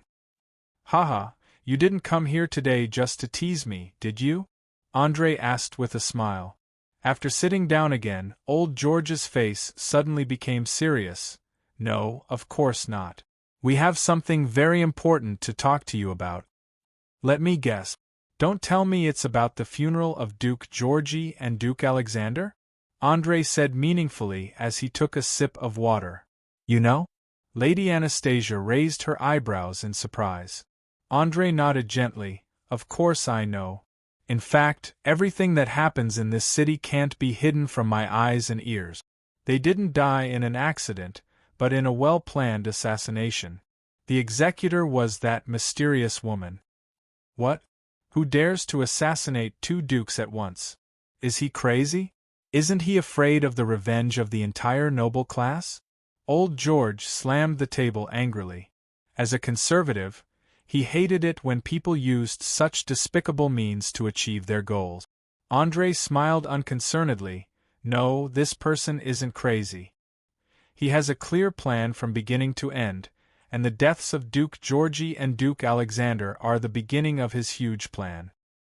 Who is he? Lady Anastasia went straight to the point. He is Loretta Botons, the only surviving Duke of Lincoln City, and also the one who hides the deepest. Please be prepared, the real challenge is coming soon. With that, Andrei stood up and looked out the window at the messenger speeding by. A few minutes later, the butler ran in, panting, and shouted, "Your Excellency! The council just sent a messenger saying that Duke Loretta Botons wants to hold an emergency meeting to discuss the recent accident and the future of Lincoln City." Hearing this news, Andrei laughed and clapped his hands. Good! Very good. See, the opponent has already made his move. We have to start moving now. I hope we can get enough supporters before dawn tomorrow. Chapter 10:24. Following the sudden deaths of the two dukes, Georgi and Alexander, as well as Loretta Botons' blatant attempt to seize power, the entire Lincoln City quickly fell into a whirlpool of power struggles. In order to ensure that their own interests were not infringed upon, or to seize the opportunity to take a step forward, every noble was scrambling. Carriages with noble emblems could be seen everywhere on the streets of the city. From morning to afternoon, and then to night, there was not a single moment of rest. Even some of the mages who were more closely related to the nobles followed suit, attempting to use the power of the Association of Mages to protect themselves and their allies. From morning to night, Andrei met with more than 20 people in a row. Among them were those who came to test his attitude, and those who wanted to join the conservative interest group. As a politician who was half used to deception, Andrei did not refuse nor did he give any promises. He only said a few indifferent words, and then left the rest of the negotiation work to old George and Countess Anasta of West Sia. With the help of these two sly old hands, in just a day and a night, there were dozens of voting members of the council who clearly expressed their willingness to support all of his decisions in the upcoming emergency meeting. The so-called struggle for power and politics, to put it bluntly, was to see who could win more allies. Whether it was democracy or dictatorship, there was no difference.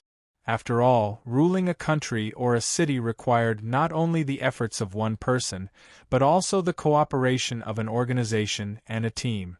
It involved the interests of all parties, including the nobles, merchants, craftsmen, soldiers, ordinary citizens, farmers, and so on. What Andrei needed to do now was to win the support of the nobles and merchants as much as possible, and then use money to bribe the officers in the army. As for the rest of the civilians, farmers, and craftsmen, there was no need to care too much. They were destined to be sacrificed and abandoned from the beginning, whether it was on the highly developed Earth or in the relatively backward Orier. How is it? Have you calculated how many people will support us in the council tomorrow? Andrei sat on the sofa, holding his chin with his right hand, and asked calmly. Old George flipped through the parchment in his hand and quickly replied with a smile, "At least 40% of the council members are on our side, and there are some who are watching from the sidelines. In any case, I have to congratulate you in advance. After tomorrow's meeting, you will become one of the rulers behind the scenes of this city." Andrei shook his head with a smile. "No, I think we should congratulate Lady Anastasia, because she is about to become the first Duchess in the history of Linton City, and possibly the only one. Hee Duchess? I like this new title. However, it's not that easy to achieve this. We still have to win over 10% of the spectators. Otherwise, there will be trouble in the voting. Countess Anasta, who was about to reach the peak of her life, looked radiant. She looked at least 15 years younger, like a mature young woman. Her every movement was indescribably seductive. Just look at old George's eyes that were emitting green light. Conquering a woman with the title of Duchess was a huge stimulation and challenge for a man. It was no wonder that there were so many idiots in history who surrounded women in power like moths to a flame, and were willing to become their playthings and gigolos. Similarly, power was the best medicine for women to suppress aging. Women with a strong desire for power had particularly strong physiological need. Many of them still maintained their beauty in their 60s and 70s. Obviously, Countess Anastasia was such a woman. When she learned that Andrei was going to push her to the front, she was immersed in the dream of wielding power all day long. Now that this dream was finally going to come true, she was so excited that she could barely control herself. Countess, please allow me to give you this golden key that symbolizes the Conservative Alliance. It not only represents the position of the leader of the alliance, but also the mobilizing power of thousands of private armies and millions of gold coins. With that, old George took off the golden key hanging around his neck and gently hung it around the other party's neck. Then he bent down and kissed the back of her hand. Anastasia looked down at the key inlaid with emerald and solemnly responded, "Please rest assured, Count, I swear to protect the interests of every ally. May our alliance and friendship last forever." Old George smiled and nodded. "This is what I hope. Only by being united can we defeat all our opponents and become the well-deserved ruler of this city."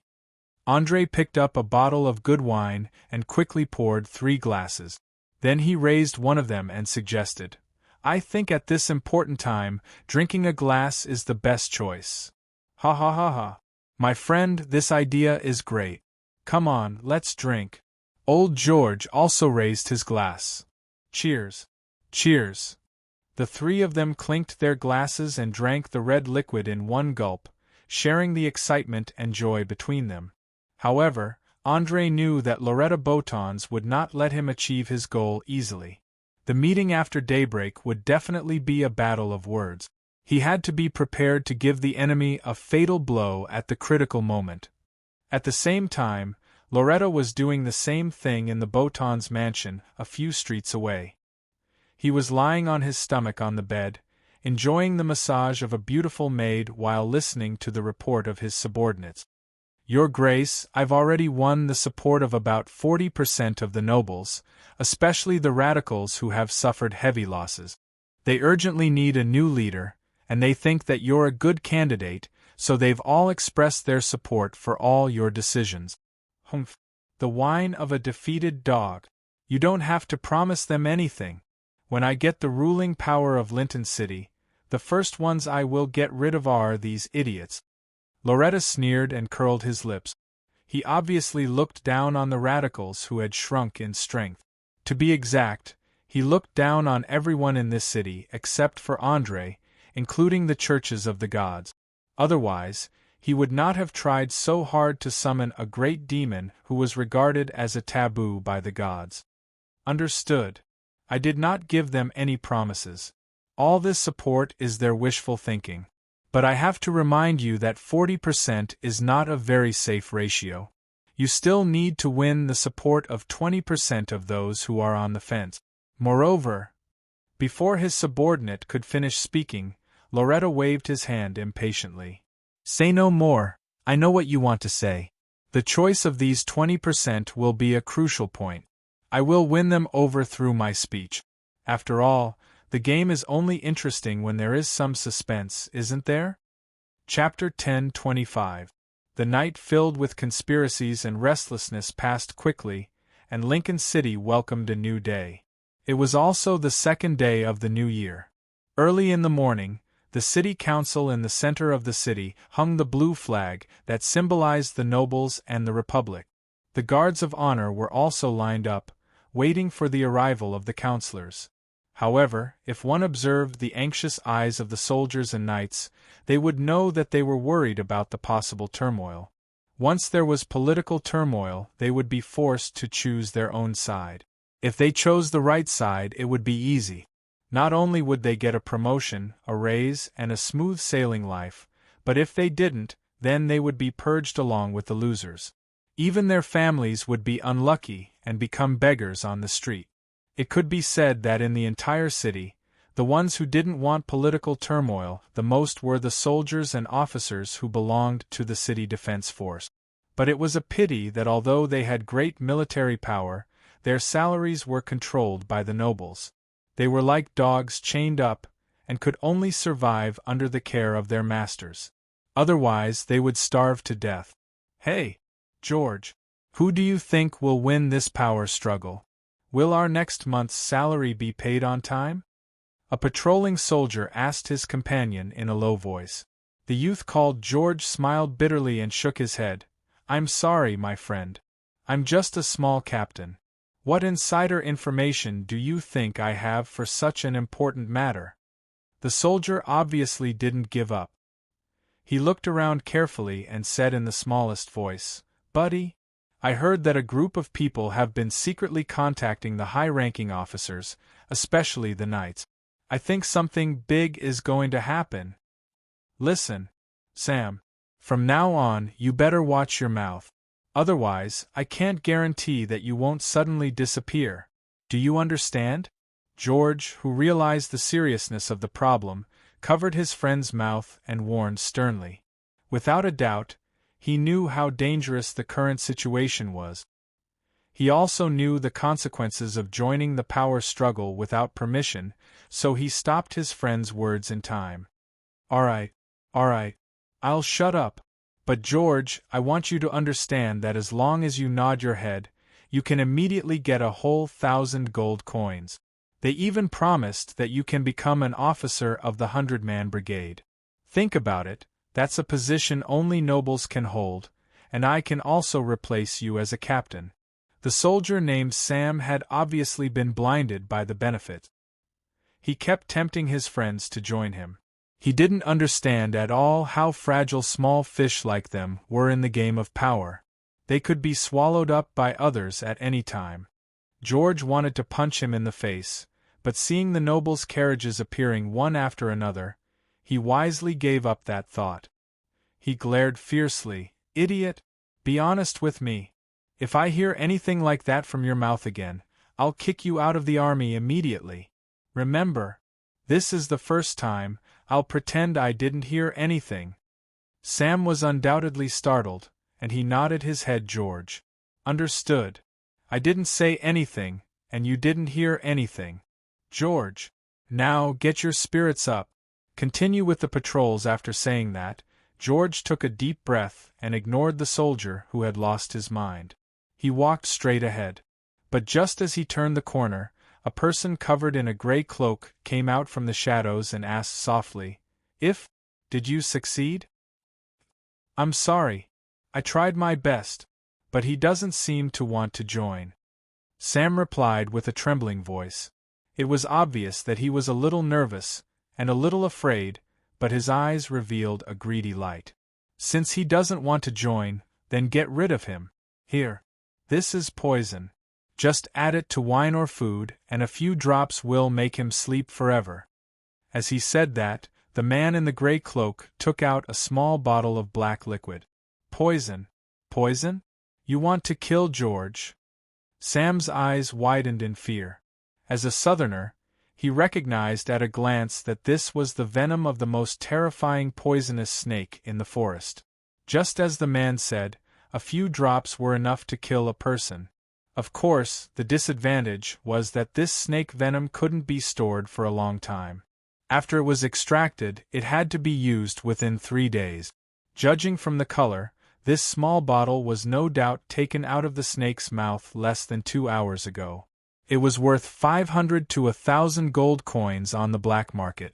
There was no doubt that if someone was willing to use such an expensive poison, they would be willing to use a higher commission to kill their target. The hooded man sneered and said sarcastically, "What? Are you scared? You must know that when you took our money, you swore that you would be able to complete any mission. If you want to go back on your words now, then think about your beautiful wife and 2 cute children." After saying this, he quickly entered the shadows and disappeared without a trace. Sam, who was left on the spot, couldn't stop trembling. After a few minutes, he barely managed to calm down. He took a deep breath and hid the poison in his pocket. There was no need to ask to know that he had already made the decision to kill his once best friend. Many times there was only a fine line between hell and heaven, but one wrong choice was enough to ruin everything. Half an hour later, the person in charge of communication and giving orders successfully returned to the secret base in the slums. He reported, "Boss, Scarface, that idiot Sam has already fallen into our trap. Other than poisoning George, he has no other choice." "Well done.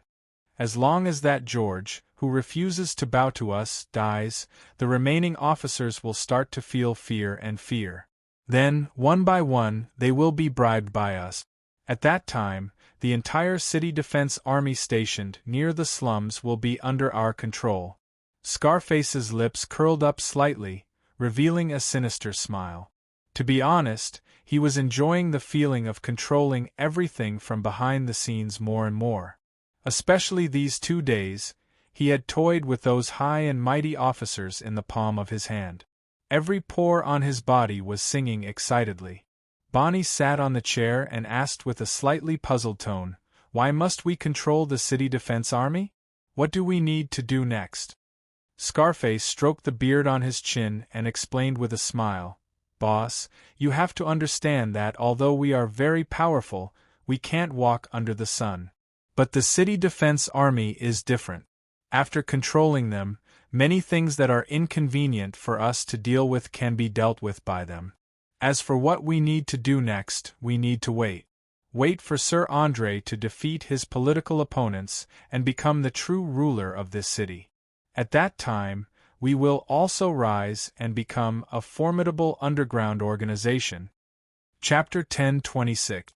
Everyone, I believe all of you have heard of the terrifying incident that happened on the New Year's Eve. 2 respected dukes were assassinated in their own mansions, and the other party used despicable and shameless methods. That's right. Extremely despicable and shameless. They actually used women. Some of you might think that it was an accident. But let me tell you, no. This was a premeditated assassination. Every single one of us is in danger.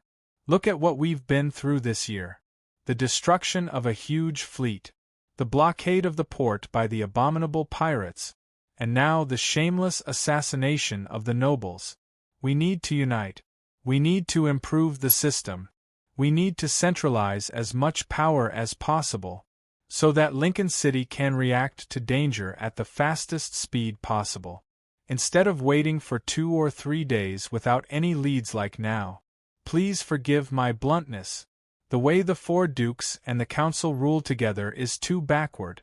The reason why I called for this emergency meeting today is to remind every council member that if you still hold on to the pitiful power in your hands, then it's the same as allowing the enemy to do whatever they want in our territory.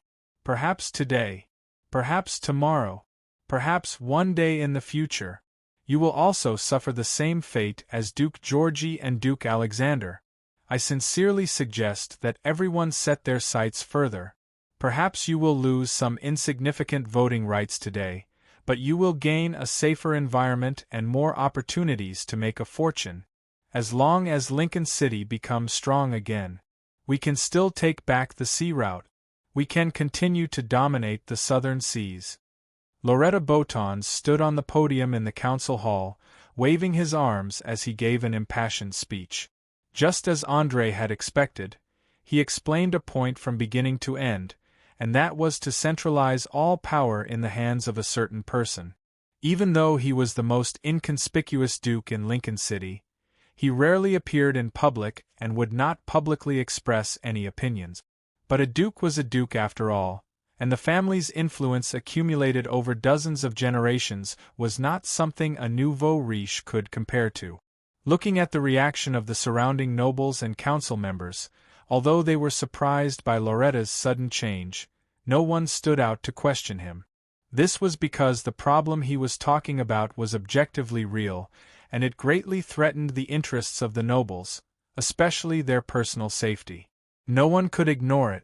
Of course, what the nobles did not know was that all of this was a scheme planned by Loretta. To be able to play to such an extent, he could be considered to be at the peak of perfection. André noticed the changes in the expressions of the people around him. He knew that if he did not make a move, the neutral party would be convinced, so he stood up decisively and interrupted his opponent's incessant speech. "My apologies, Duke Loretta, I have some questions about your point of view. Would you be able to explain it?" Loretta's words, Loretta, Loretta, Loretta, with a hand of course I'm's, Loretta, Loretta, of course, Loretta, Loretta's, s. However, these disguises might be able to fool the nobles, but they could not fool André. He noticed the excitement and anticipation in his opponent's eyes, as if he was eager to fight with him, even if it was only in terms of words. First, the first point. You mentioned that we need to centralize power so that our city can have the ability to respond to emergencies. I agree with that completely. But the problem is, how can we guarantee that once power is in the hands of a single person, they won't do anything worse than pirates and assassins? It's easy to centralize power, but it's extremely difficult to decentralize it. When Linton City was first built, we made an agreement with the residents that there would never be a so-called city lord or king. Any unfettered power is dangerous. Just like our association. Although we have always held great power, we are also restricted by the council. Can you imagine the terrible consequences if the association goes out of control? I can tell you clearly that it can destroy all resistance in Linton City in just a few days. Those so-called city guards and knights will all be crushed by unbreakable steel and incomparably powerful arcane spells. In order to make the nobles realize the terror of centralization, André purposely revealed the trump card hidden in the tower. At the same time, he also exaggerated the power of the association. As the saying goes, if you want to refute a person's argument, you don't need to refute it one by one like peeling an onion. You only need to find the loopholes in the argument and launch a concentrated attack to make others doubt and fear. In this way, his argument will give others the illusion that it is a joke from beginning to end. What was the most terrifying thing for the nobles? The answer was obvious: losing their power, their safety, and their wealth. André made perfect use of this to incite fear and uneasiness among the nobles. These people might not care about the temporary centralization of power, but they definitely wouldn't sit idly by and watch someone walk all over the nobles. It was like some powerful feudal kings who casually took away the territories of their subordinate. Loretta narrowed his eyes and looked at André with a dangerous gaze. After a full minute, he laughed and clapped. "Ha ha ha ha! Wonderful! You're absolutely right. Since you think centralization of power is a dangerous thing, what do you have to say about the recent crisis? How can we prevent similar situations from happening again?" Seeing that the other party had kicked the ball back to him, André replied unhurriedly, "What I mean is that any power without restrictions is dangerous. However, I didn't say that we can't centralize power. We can establish a perfect supervision organization, or a dualistic administration. The power of the entire city will be divided into two parts, the internal affairs and the military. The council will vote for them and then hand them over to two people. This way, the one in charge of the military will focus on dealing with external enemies, and the other person will control the army's finances and logistics. Similarly, the one in charge of the internal affairs will control the finances, but he won't be allowed to reach into the military. If he dares to break the rules, the other person can arrest him and bring him to justice. As the guardian of Linton City, I represent the association to supervise the operation of the organization. Anyone who breaks the rules will become an enemy of the association. Chapter 10:27. Without a doubt, this seemingly fair separation of the three powers was actually an out-and-out trap. More than a third of the nobles were André's supporters, and the Association of Mages was his backyard. If this proposal was approved, then the power of Linton City would be firmly in his hands. No matter whether Loretta chose internal affairs or military affairs, he would be met with all sorts of difficulties in the next few months. It was like a rope around his neck, tightening bit by bit until he was strangled to death. To give a simple example, if Loretta chose military affairs, then André, who had control over internal affairs, could use all sorts of excuses to reduce the military budget. He would let the officers of the city guard learn how to skimp on their pay and become more and more corrupt until they completely lost their ability to fight. When the time came, he would use this as an excuse to kick his opponent out of politics. Of course, Loretta could also use his own money to support the army, but the problem was that doing so would also give André an excuse to make things difficult for him. No matter what he did, he would always be in the wrong. As for internal affairs, that was even simpler. He didn't have an army, which meant that he had no power to resist. André could use the excuse of arresting enemies to enforce martial law and search the city. In less than 2 to 3 months, the city's economic situation would plummet. At that time, he could also use this as an excuse to kick André out of office. Political battles had always been ugly and unscrupulous, so André didn't have any burdens in his heart. When he stood out to oppose Loretta, he had to play the role of a good politician. Otherwise, he would be irresponsible to himself and his allies. As a smart person, he knew very well that many people would die in this political storm, and even more people would fall into the abyss and become worthless. However, compared to the tens of thousands of civilians in Linton City, the death of a few nobles was much better than the destruction of the entire city. Loretta wasn't an idiot. On the contrary, he was very smart, so he immediately saw through this elaborate trap.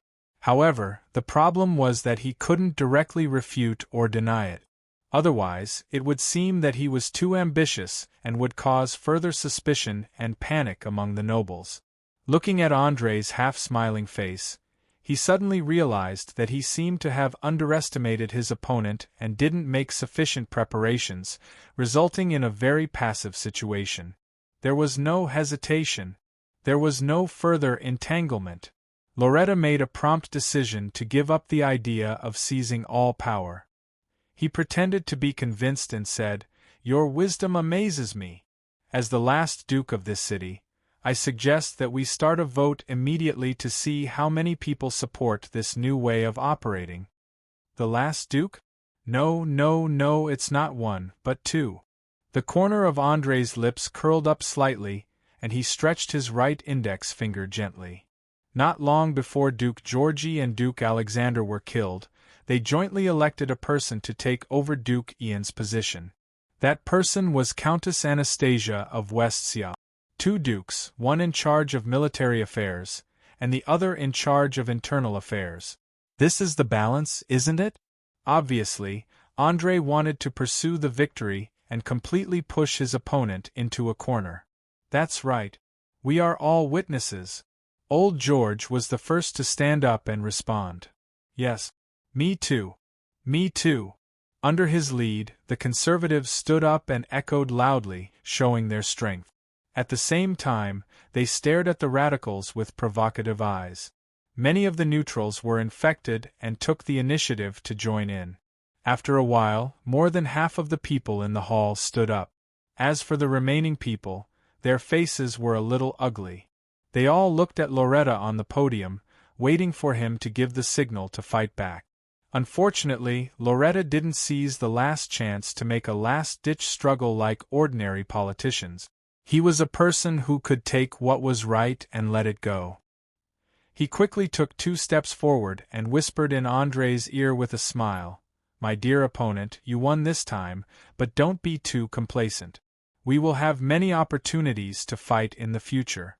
Next time, I won't be so careless. Besides, since you want to be the guardian of this city, I might as well give it to you first. Let's see if you can defend it." "Haha, I hope you can find such a good excuse to absolve yourself next time." Andre didn't back down and retorted. He could feel that Loretta was gradually losing control of his emotions. He hoped that Loretta would immediately attack so that he could use the simplest and most direct method to solve everything. "Excuse? No, I don't need to excuse myself. A failure is a failure. I just want to tell you that this is just the beginning. Next, you will slowly see all the power I have." After that, Loretta's eyes flashed with a strange color. In front of everyone, he turned around and left the hall. He didn't even bother to explain to the nobles who supported him, nor did he intend to defend part of his rights. Instead, he simply gave up all of them. If there was a word to describe it, it would be a godly trap. About 40% of the nobles were completely trapped and became the victims of the political struggle. What awaited them was a merciless purge. With 2 cold eyes, Andre looked at everyone present, and then said with a slightly proud voice, "Everyone, just now, the respected Duke Loretta has agreed that I will temporarily take over his position and preside over this emergency meeting. Since more than half of the members present agree with my proposal, let's start the voting now." Shock. Silence. The nobles who were abandoned quickly showed a look of despair because they knew that as soon as the voting passed, they would completely lose their right. The best outcome was to keep their property and a noble title. Maybe they would be suppressed and forced to leave the city. On the contrary, the conservatives, especially Old George, had begun to shake hands and hug their allies to celebrate the upcoming victory in advance. Anasta, Countess of Westsya, quickly tidied up her clothes and hair to make herself look more noble and elegant. With a reserved smile on her face, she nodded gently to greet whoever she saw. As a duchess who was about to succeed, she had to maintain a relatively fair attitude from now on. At least, she had to let the failed nobles feel at ease and not make any big trouble. Once the situation was completely under her control, she would slowly deal with them one by one. Chapter 1028. Your Excellency, congratulations on obtaining another glorious victory.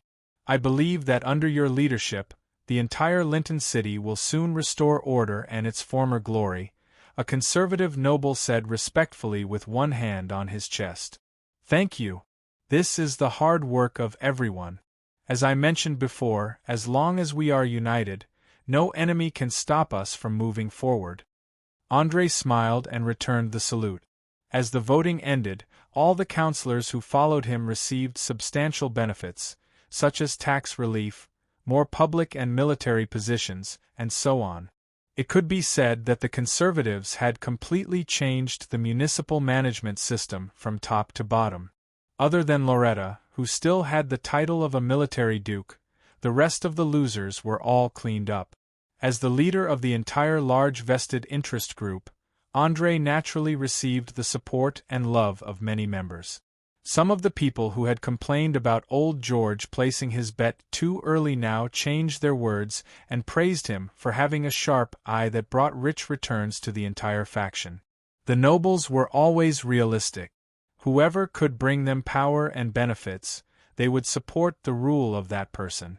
Furthermore, Andre had no intention of ruling Linton City. He only wanted to divide the rights and let the nobles and big merchants conduct self-governance. Just like the Dutch Parliament in the 17th century, he only needed to firmly grasp the sea to completely ensure that the Parliament would never be able to escape his control. Unfortunately, most of the nobles did not have such a long-term strategic vision. They only knew that this flaming duke was neither greedy for power nor did he like to monopolize business. His only hobby was to hide in the tower and study mysterious magic, so there was no reason to object at all. Looking at the men and women chatting and laughing with each other in the banquet, André shook his head with a chuckle, and sighed in a voice that only he could hear. What a bunch of people without any sense of crisis! If I told them that someone was planning to use the lives of 100,000 people in this city as a sacrifice to summon an incomparably powerful demon, the first thing they would probably do would not be to organize a resistance, but to take their property and family and escape on a ship. My friend, what are you mumbling about? Old George, whose face was flushed, came behind Linley without him noticing. He raised his wine-glass and asked with a smile. Although he had already stepped down from the position of the conservative leader, he still maintained his noble status, especially with the vigorous expansion of the table salt trade in the past few months and the escort of the Sardinia pirates. His family's wealth and strength had soared, and he already had 10 armed merchant ships equipped with cannons.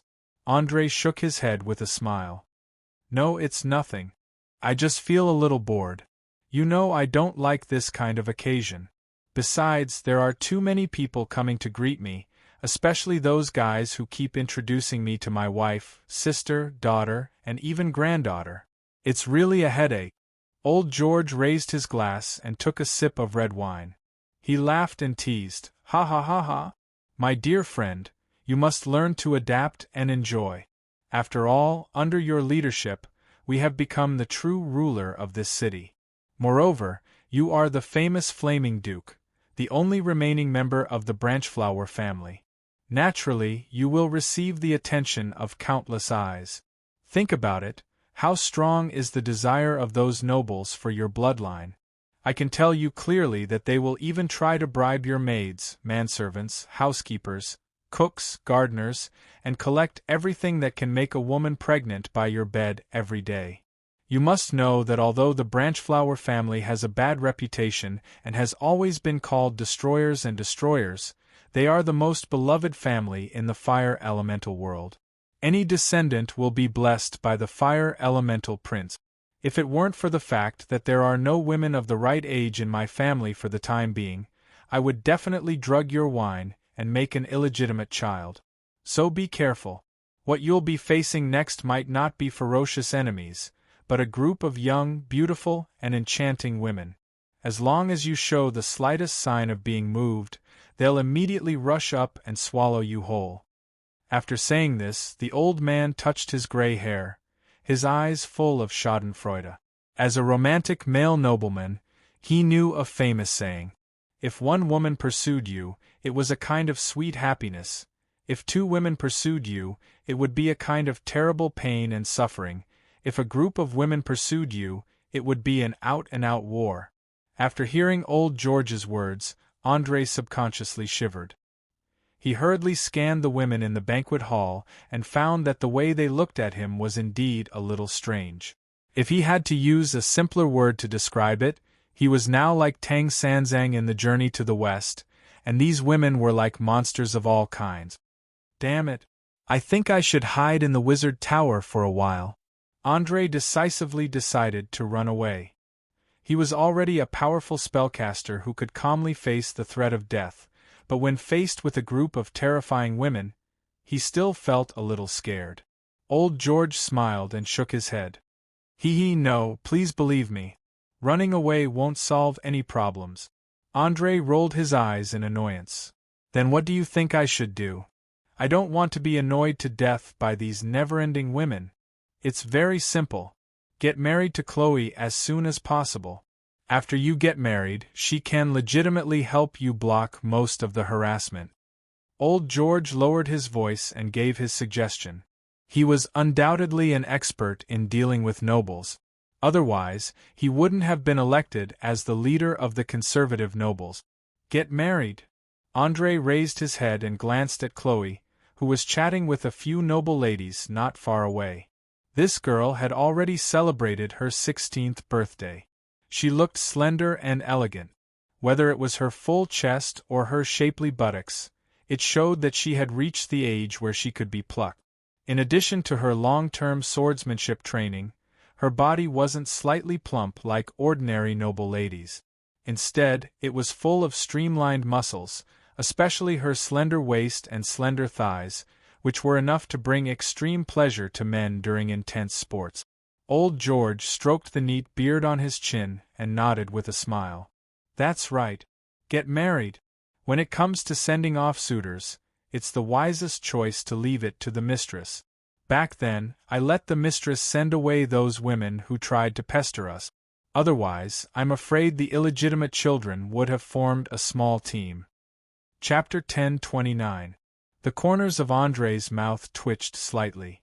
It was the first time he heard the old man mention his romantic affairs when he was young. But he also knew that in this world without much entertainment, the noble men were either keen on pursuing power, hunting, or looking for mistresses. In any case, they always had to have some hobbies to pass the time. Obviously, hunting and pursuing power came with corresponding risks, especially the former. Once they encountered monsters or large carnivorous beasts, they were likely to face the danger of death. Therefore, most of the noble men chose the latter, which was to look for mistresses everywhere. Those who had the capital could chase other people's young and beautiful chess pieces, and those who didn't could also play with ignorant girls. Just when André was secretly lamenting that there were no good people in the noble circle, Anastasia, who had just been crowned with the title of Duke, came over and asked with a smile, "What are you talking about?" "Nothing, our young Sir Archmage is worried that there are too many suitors. I gave him a small suggestion, which is to get married as soon as possible." After that, old George bent down and gently kissed the back of Anastasia's hand. "I think this is a good suggestion. Chloe is already 16 years old and can take on all the responsibilities and obligations of a mistress, and I also hope to see you give birth to a qualified heir as soon as possible. You know, our current position is not stable enough. If there is a male heir, then many people who are still hesitating will immediately turn to us." Anastasia was undoubtedly an excellent politician. At a glance, she could see the benefits of an open marriage for the current situation. After all, she was not a duke in the traditional sense, but a spokesperson who relied on the support of the forces behind her to get to the position. She urgently needed to stabilize her position through some means. There was no doubt that in the consciousness of the nobles, no alliance was stronger than marriage. Therefore, she felt that letting her niece and André hold an unprecedented wedding was the perfect opportunity to send a signal to all the nobles. "Have you asked for Chloe's opinion on this matter?" André turned around and asked with some uncertainty. Anastasia pursed her lips and asked with a playful look, "Do you think Chloe will object?" "No, I think she can't wait to become your wife, so please don't worry about that." André instantly realized that this was no longer a simple marriage, but a political show. He immediately nodded with a bitter smile. "Well, I can't find any reason to object, but please promise me. Don't make it too exaggerated. I hate being stared at like a clown by a group of people. Don't worry, I swear that I will strictly select the guest list. Those who are not qualified will not be allowed to appear at the wedding." Anastasia gave a promise without hesitation. After such a long time together, she was very clear about the preferences of this young man in front of her. Sometimes, harsh selections would arouse the subconscious competitive behavior of the nobles, which was very beneficial to her. "Then set a date as soon as possible. Just inform me 2 days in advance." After saying that, André took a deep breath, came to Chloe's side, and whispered something about the wedding in her ear. The young lady's eyes were instantly filled with ecstasy. The two quickly disappeared at the end of the stairs to the second floor, hand in hand. Seeing this scene, old George placed one hand on his chest and bowed deeply to Anastasia. "Please allow me to congratulate you in advance for successfully marrying a powerhouse with infinite potential. As long as there are no accidents in the future, Mariel will definitely become the most prominent family in Linton City, and even in the entire South."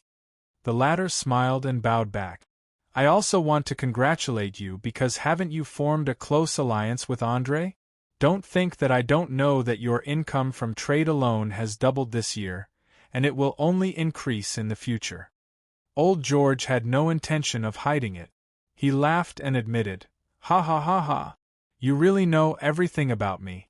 But your income this year seems to be much more than mine, right?" "My income is about 3 times that of yours, so I'm planning to recruit more qualified soldiers. I wonder if you have any suitable ones to recommend to me?" Anastasia said as she used her eyes to tease the other party.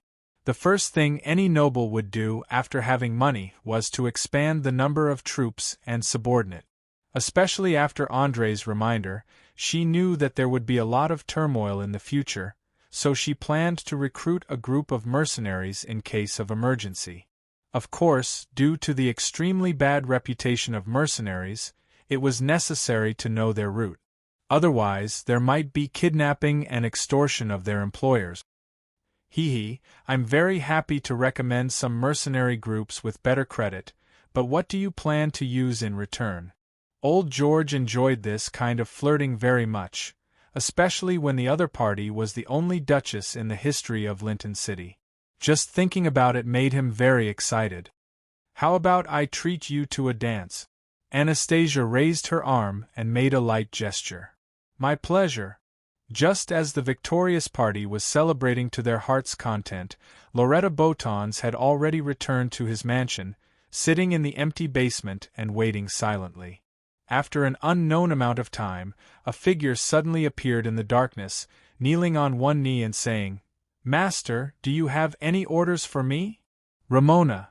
Loretta softly called out the other party's name. "I have a mission for you now, a very important one that may lead to your death. Please speak. You should know that I'm willing to do anything for you, even if it means sacrificing myself." The black figure took off her hood, revealing an extremely beautiful face, her eyes filled with fiery passion. The corner of Loretta's mouth rose slightly, and he stretched out his hand to gently stroke the woman's delicate skin, slowly saying, "You know what? I lost today, completely lost to my opponent. This is the first time I've lost since I became a mage. It's a strange feeling, a little angry, a little unwilling, and a little jealous, so I decided to teach him a little lesson." Ramona quickly took 2 steps forward and affectionately kissed the back of her master's hand. "Please rest assured. I will personally deal with that young man called Andre." "Very good. Go ahead and do it, but remember one thing. You can play with his feelings, but you can't cause any substantial harm to him because he's my prey. Do you understand?" A cold light flashed through Loreton's eyes as he asked with a smile. At this moment, his 2 hands were trembling slightly, and his whole body was emitting a terrifying aura, like a volcano about to erupt. "Understood.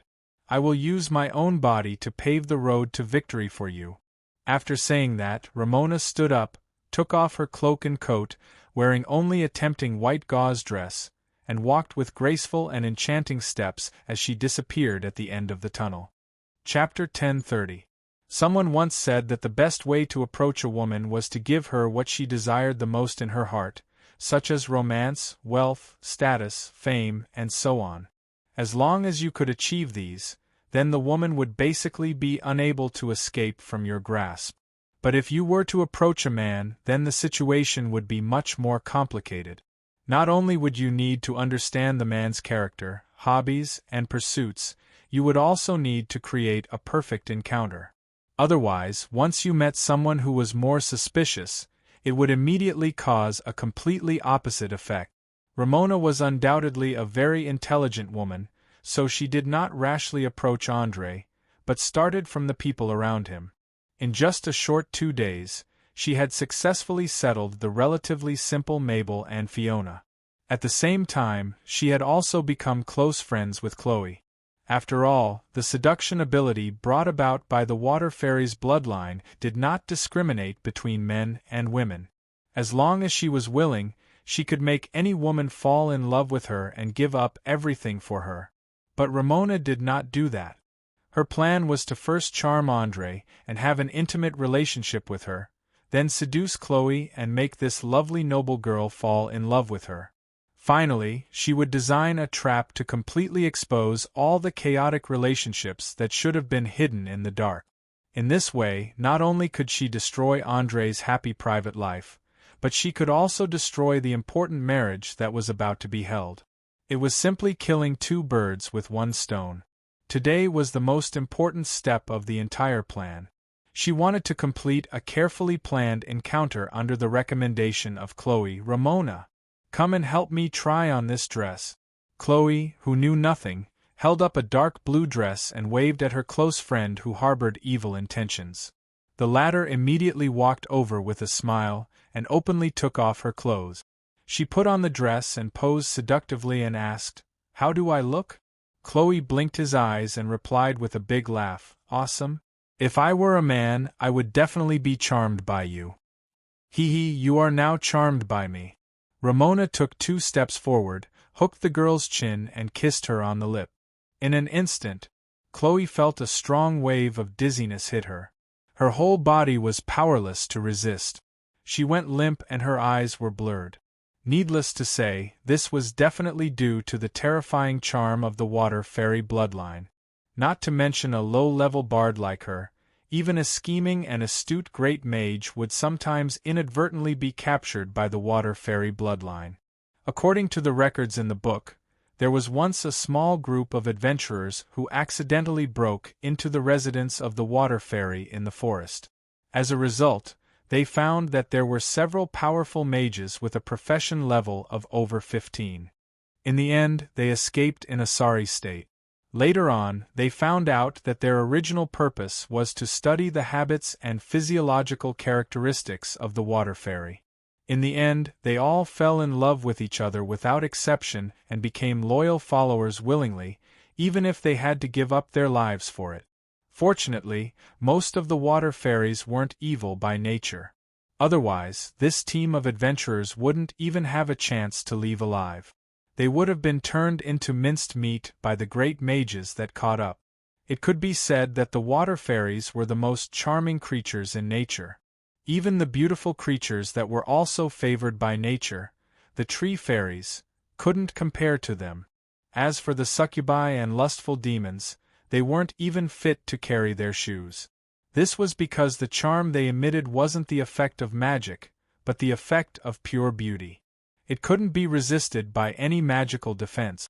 Only those with a heart of stone could refuse their invitation to stay. After settling Chloe, Ramona quickly carried her to a chair not far away and put on an appearance of taking a nap due to exhaustion. She took off half of her long dress and silently waited for the target to walk in from the door of the tailor shop. Soon, 10 minutes passed. The door that had been ajar all this time suddenly creaked, and a young man with a magic staff walked in from outside. Ramona, who was already prepared in advance, didn't say anything and directly let go of her hands, letting the long dress slide down her shoulders. Her smooth and sexy back, as well as her perky buttocks and legs, were completely exposed. She also pretended to be at a loss, holding her chest and screaming, "Ah!" When she screamed, Andre quickly turned his head vigilantly and saw the beautiful scene in front of him. He hurriedly turned around and awkwardly explained, "I'm very sorry, madam. Please believe me, this is a misunderstanding." "You? Who are you?" Ramona squatted down and picked up the long dress to cover her naked body. She asked with a slightly trembling voice. "I'm Chloe's fiancé. She seemed to have been in for a long time, so I wanted to see if something had happened." With that, Andre shrugged helplessly. He didn't know why, but the scene just now kept replaying in his mind. An indescribable desire began to grow in the bottom of his heart. Even with his incomparably strong self-control, he couldn't suppress it. "Oh, I know. You must be the person that Chloe always mentions. Don't worry, she's just a little tired," and sat on the chair to rest for a while. Ramona said as she quickly put on her clothes. She walked barefoot to the girl's side and pretended to be kind as she patted the table. "Hey, Chloe, get up. Your fiancé is here to pick you up." And Chloe groaned as she woke up from her dream in a daze. She quickly rubbed her eyes and exclaimed, "AI, how did I fall asleep?" Ramona smiled as she helped the girl up. "Hee hee, my dear, you're probably too tired. Quickly go home and take a comfortable hot bath, then sleep. Come back tomorrow and continue to choose clothes. You must know that marriage is one of the most important days in a woman's life. You can't rush it. Alright, that's all for today. I'll come back tomorrow. With that, Chloe hugged the other party and turned around to hold Andre's arm. The two of them left the tailor's shop in a short while and disappeared at the end of the street in a horse carriage. Watching the horse carriage gradually disappear into the distance, Ramona's mouth slightly raised. She muttered to herself with a voice full of confidence, "This is Master's opponent? It seems that he's not easy to deal with. He can actually resist my temptation. But it doesn't matter. He can resist for a while, but he can't resist for a lifetime. The more he suppresses the desire in his heart, the more terrifying it will be when it erupts." Chapter 1031. Compared to the hustle and bustle of the day, Linton City was so quiet at night. Apart from a few taverns, inns, underground casinos, and brothels that were open 24 hours a day, the majority of the city was in complete silence. People who had worked hard for the day were resting in their beds, while others were doing exercises that were beneficial to their physical and mental health. The backstreets, once the most dangerous area in the city, had now evolved into the most bustling money-squandering place at night. Whether it was the high and mighty nobles, or the boorish adventurers and mercenaries, they all liked to have a drink here at night, enjoy the blood-boiling performances of the beasts, gamble a few rounds, and finally find a beautiful girl to spend the night with. To a certain extent, the prosperous business model of the backstreets represented the city's decline. People were looking for a way to vent, which was why they liked this kind of drunken life. As the actual ruler of this place, Bonnie was no longer a small character who needed to hide. She was an out-and-out big boss, with at least thousands of people working for her, and more than 10 times the number living under her control. Even the high and mighty nobles had to show considerable respect to her. But perhaps no one would have imagined that this newly risen black lily was like a tamed kitten, lying limp on the bed, allowing a man to gallop on her body. She didn't know how long it had been, but she looked exhausted, and her voice had become hoarse. Obviously, this man was none other than Andre himself. Because his mind kept flashing with those seductive images, he couldn't sleep peacefully, and had to find his lover to vent. It was fine if he didn't vent, but once he did, it was like a flood that couldn't be stopped. Even Bonnie was replaced by the beautiful figure in the tailor shop from time to time.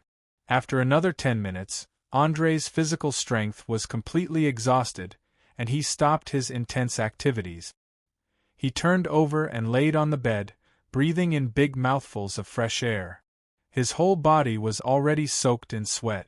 As a mage, he knew very well that this reaction was definitely abnormal, but the problem was that he couldn't find the reason. Bonnie, who was beyond excited, laid on the bed and twitched for a few minutes before struggling to sit up. She asked in disbelief, "Heavens! You're really crazy today.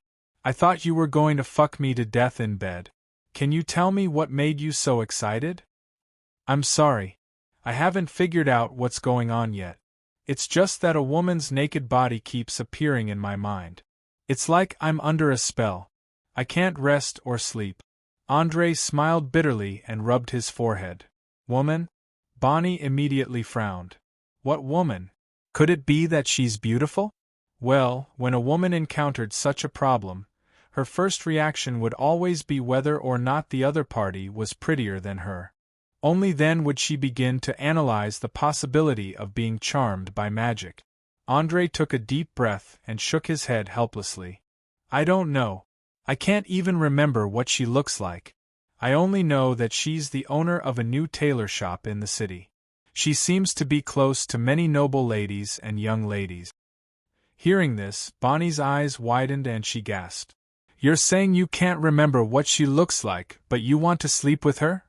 "Yes, I know it's strange, but I've checked with magic. There's no sign of being affected. Do you see that staff over there? It can block all mental, emotional, and detection spells. Even if someone tried to affect me, as long as I hold it, I'll wake up immediately. So I'm 100% sure that this isn't the effect of magic. Andre scratched his head angrily. His face was full of annoyance and uneasiness. To be honest, ever since he became a mage, this was the first time he encountered such a strange situation. He even had the thought of killing the other party to solve the problem. Bonnie also realized that her lover was indeed a little strange. She quickly suggested, "Do you want me to help you investigate this woman and see what her background is? Are you sure your men can handle this situation?" Andre asked suspiciously. "Of course. I've recruited quite a few special talents during this period of time." As he spoke, Bonnie smiled and shouted towards the door, "Ramones, come in." In just a few seconds, a man in a white shirt walked in from outside. He placed one hand on his chest and bowed deeply. "Boss, you called for me?" Bonnie nodded without hesitation. "That's right. I have a mission for you now. Go and monitor the owner of the new tailor shop in the city. Be careful, that woman seems to have a very special ability. You can rest assured. No woman can affect me at all, no matter how beautiful she is." Raymond's lips curled up slightly, a trace of contempt in his eyes. Andre noticed that the other party's appearance was a little strange. Especially on his chin, he didn't have the thick beard or stubble that most men had. The way he spoke was a little feminine. To confirm this, he suddenly probed, "Raymond's, was that part of your body castrated?" "You know about castration too?" Raymond's raised his eyebrows in surprise, but he didn't show any signs of anger. "I've heard a little about it, but I've never seen it before." Andre answered ambiguously. Obviously, he guessed right. The man in front of him who spoke and acted a little strange was actually a castrated person. Moreover, he was castrated very early on, so his male hormones had stopped secreting long ago. He didn't have any physical needs or desires at all. Raymond's laughed and pointed at himself. "Ha ha ha ha. You've seen it now. I'm a palace attendant from the Guttak kingdom in the east of the continent. I'm in charge of helping the king manage the huge harem. In order to prevent others from tainting his women, the king would buy a few younger boys every year and castrate them. They would then send them to a designated place to receive training. I'm one of them." Andre nodded thoughtfully and asked, "Then why did you appear in the south?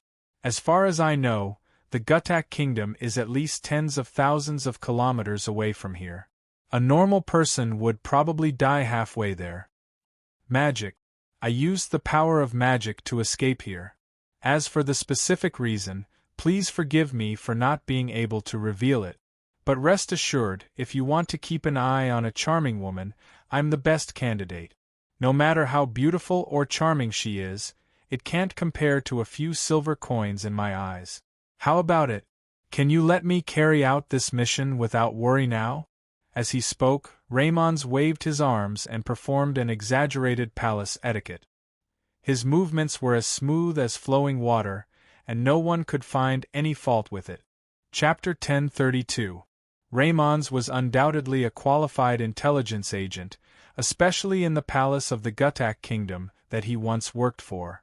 From ancient times until now, there was a bloody tradition that if the current king accidentally died in an accident, then the remaining princes would start to kill each other to determine the final winner to inherit the throne. The rest of the princes, regardless of whether they participated or not, would all be killed. The only ones who could survive were the princesses, because they were important marriage tools used to reward meritorious officials or appease the restless neighboring countries. It was precisely because of this morbid system that every prince had to work hard to survive from the moment they became sensible. They would constantly try to win over the nobles, servants, and maids around them. They would use all available resources to fight against competitors to ensure that they could stand out and become the only heir to the throne. Similarly, the servants would also join the camp of a certain prince for survival and power. They would give advice to the prince and contact the outside loyalists.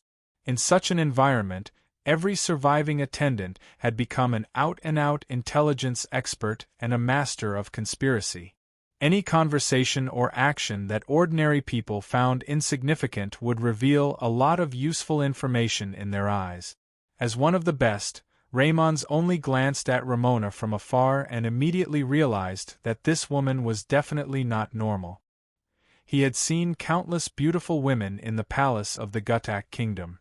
There was no lack of elves, half-elves, mixed-blood heavenly creatures, mixed-blood lower-plane creatures, and so on. However, he had never seen one like Ramona, who gave him a kind of palpitating, restless, and absent-minded strong attraction. Even he, who had no desire for men and women, couldn't help but have some kind of strange impulse. "How is it? Did you find anything?" André sat in the carriage and flipped through the magic book. He didn't raise his head and asked. After the intense venting yesterday, he was much calmer now and could control his emotions. Raymond, who was disguised as a coachman, smiled and replied in a low voice, "Of course, my lord. Although I don't know her origin, from her behavior, she has obviously received some kind of special training.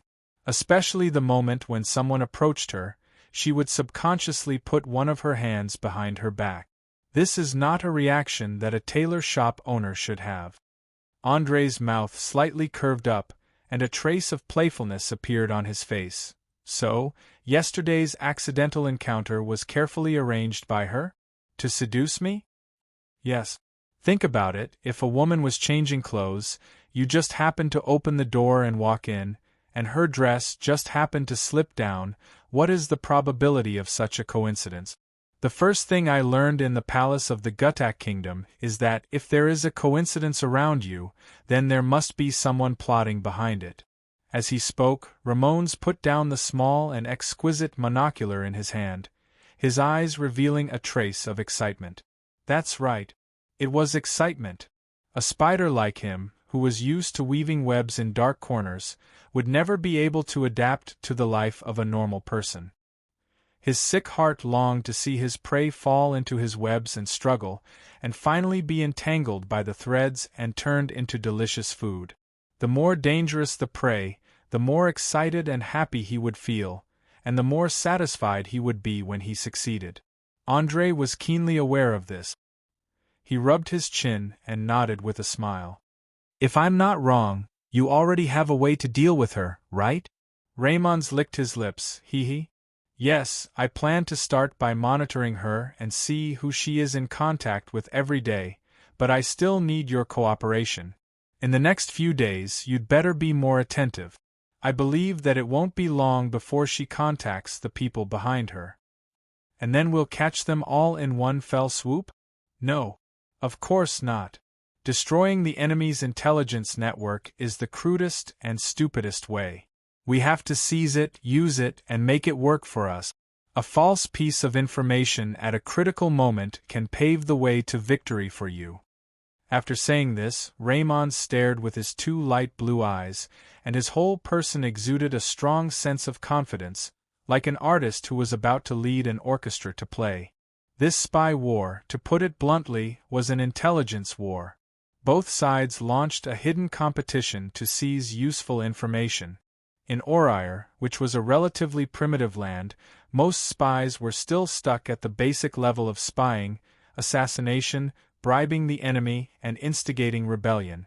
Very few people understood that in many cases, they could use the enemy's spies to spread some false information and make the enemy make the wrong prediction. However, this kind of difficult game was not something that anyone could play.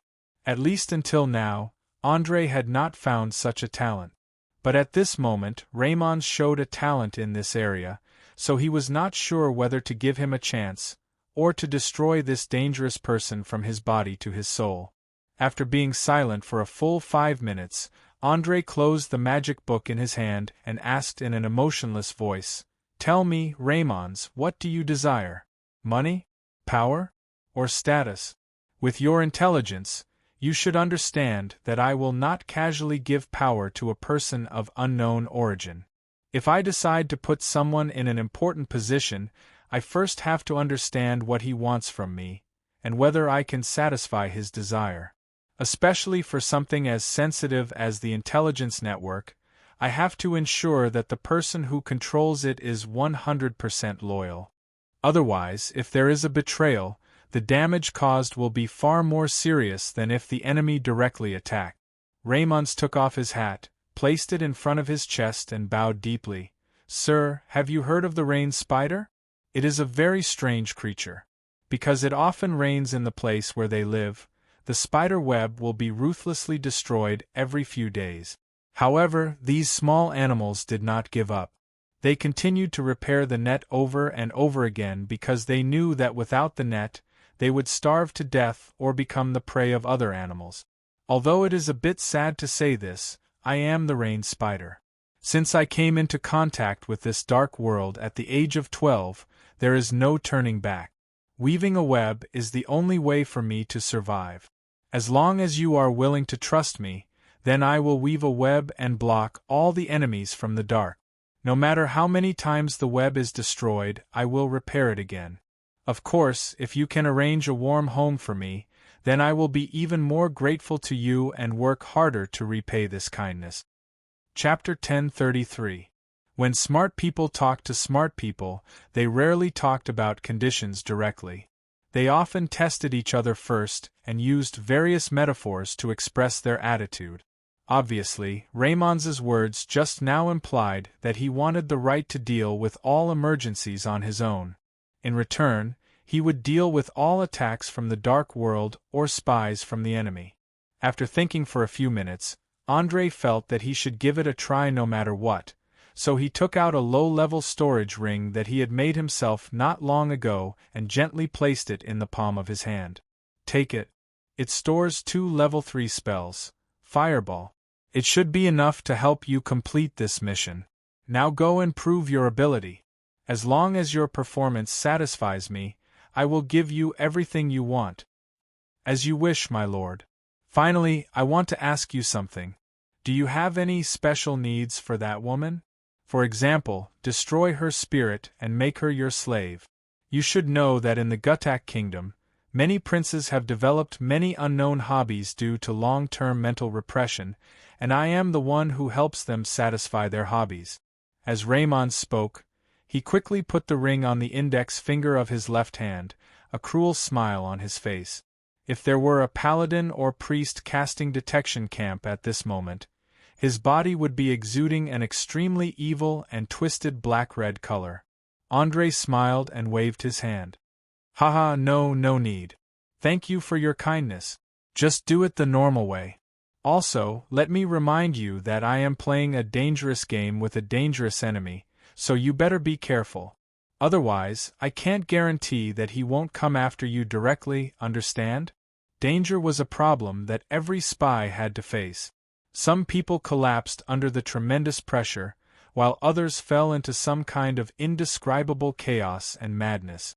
Only a few elites could withstand the pressure and methodically process the information one by one and send it to the designated person.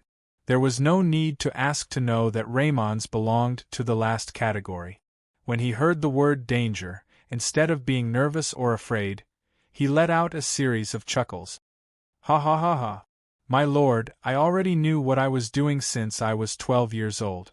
I have experienced all kinds of methods including poisoning, assassination, threats, bribery, torture, and so on. So please don't worry, I have enough experience to deal with it all. Very good. Then I'll look forward to your performance. Here are 2,000 gold coins for the event. If you don't have enough, come find me for more. Remember, I don't care what methods you use. I only want the truth and the result. If you disappoint me, then I guarantee that the consequences will be more terrifying than any punishment you know. After saying this, André raised a finger, gathered a bit of negative energy, and lightly tapped the man's arm. In an instant, Raymond felt a chill coming from the depths of his heart. He felt as though he had fallen into an ice cellar. He shivered uncontrollably and his heartbeat slowed considerably. Although he had an awe-inspiring brain and rich experience as a spy, his physical fitness was only slightly better than ordinary people. It was not enough to resist the invasion of supernatural forces. Fortunately, Andrei had no intention of killing him. After the negative energy circulated around his body, it completely disappeared without a trace. If it wasn't for the fact that his skin was a little black, Raymond's would have even mistakenly thought that everything was just an illusion. The power of magic was always worthy of respect, whether it was to the enemy or to one's own. After making sure that Raymond's remembered this threat in his heart, Andrei pushed open the car door and strode into the tailor's shop. He began to chat cheerfully with Ramona, pretending that he was enjoying himself. Of course, there was no need to pretend too much. After all, this woman exuded a shocking charm from head to toe. Any man with normal physiology would not refuse to talk to her. The only difference was that some men would think about how to get her into bed, while Andrei was thinking about how to dig out the hidden forces behind and then send Ramona to another world. As a cautious mage, he would not let a woman who could disturb or even affect the normal operation of his brain live for too long. As for the somewhat naive Chloe, she had no idea that her fiancé and her best friend were having a battle of life and death. At the same time, in the depths of the forest by the border, Loretta Boton stood on the mountainside, looking down at the endless army of monsters with a faint smile on her face. Not bad. It's much more orderly than I imagined. You can almost call it an army. Tell me, if I give the order to attack now, how long will it take for them to appear below the walls of Linton City? The orc Sky stroked his chin and pondered for a few seconds before quickly replying, "At least half a month. This is under the premise that the attack goes smoothly.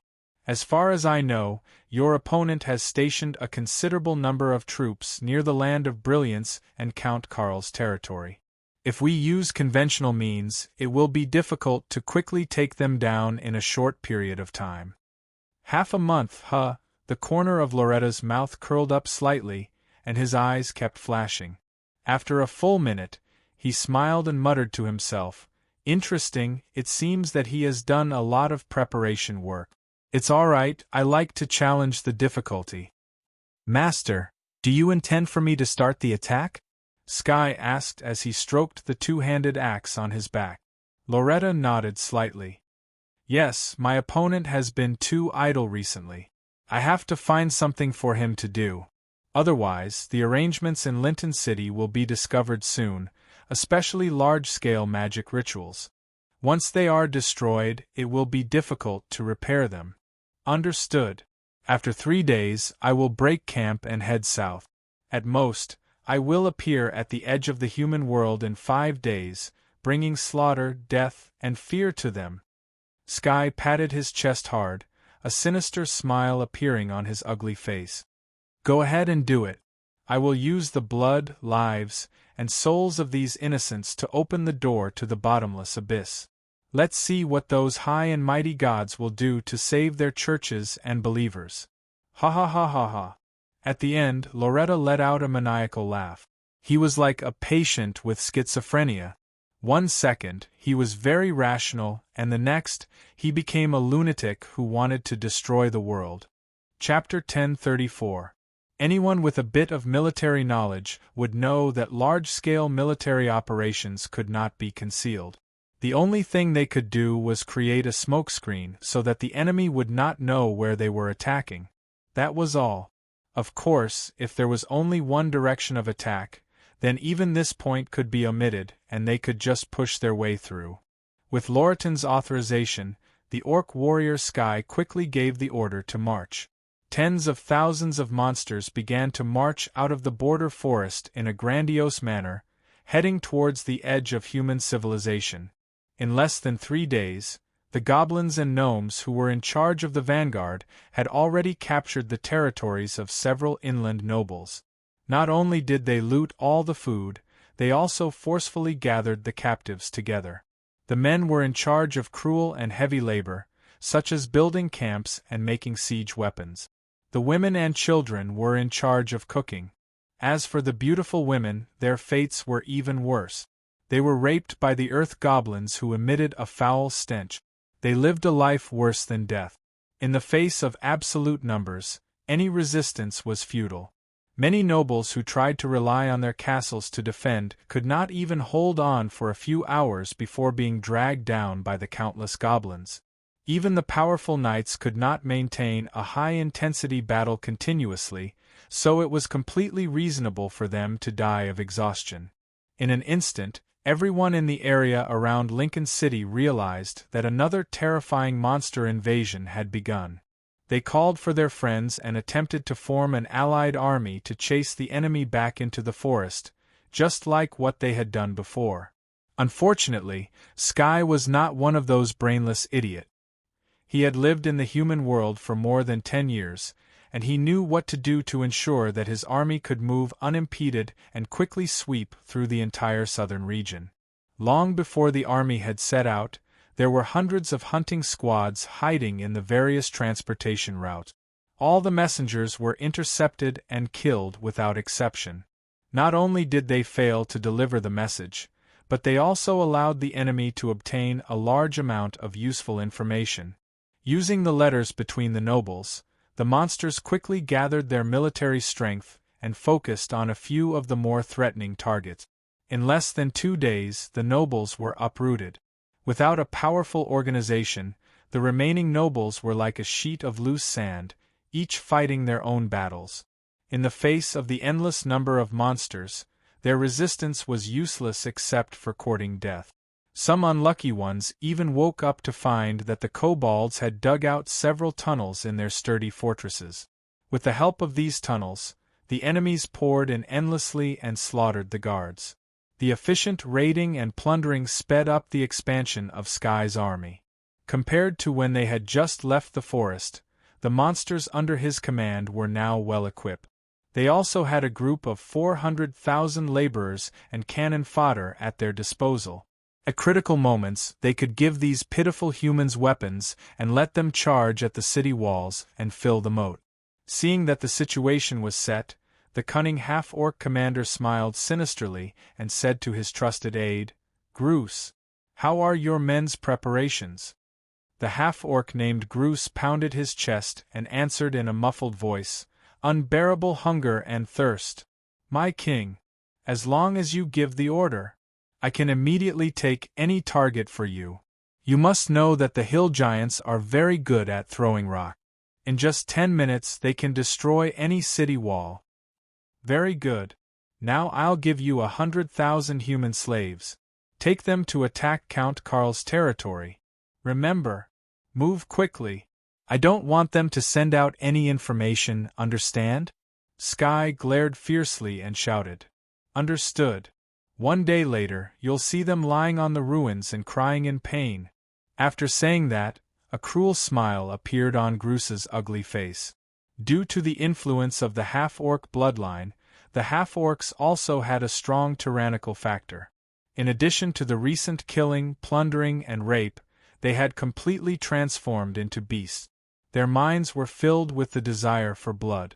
Marching, especially rapid marching, was not an easy task no matter what era or place it was. This was especially true for slaves who could only eat 1 meal of pig food a day. Their situation was even worse. In just a short 30-kilometer journey, hundreds of people had fainted on the side of the road. They were either eaten by wild beasts or eaten by hungry gnolls and ogres. Panic and despair spread among the captives. Some even began to think of suicide, hoping to end this nightmare with death. Just as the vast crowd of slaves reached their limits, the bloodthirsty and cold Groose finally gave the order to rest. At the same time, he sent his men to surround the castle not far away. Obviously, he was not in a hurry to attack. He planned to wait until nightfall and use the cover of the night to attack the castle in one go. After all, compared to humans, monsters had a natural advantage in terms of eyesight. Even the lowest level of goblins had slight night vision. They only needed a little bit of moonlight to see clearly. But what about humans? Not to mention the militia, who had a severe vitamin deficiency, even professional soldiers had night blindness. "Damn it. I think we're in big trouble." Necromancer Mant, who was standing at the top of the castle, muttered softly. Ever since he knew that he was staying behind to stop an army of monsters, he had made ample preparations. The new wooden arrow towers and boiling oil around the castle were all prepared for a frontal assault. But what he did not expect was that even the low-intelligence monsters had learned to use tactic. If the enemy chose to attack at night, the power of the arrow towers would undoubtedly be reduced. Yvette narrowed her eyes and sized up the enemies who were setting up camp. She sneered and said, "Don't worry, it doesn't matter if we attack during the day or at night.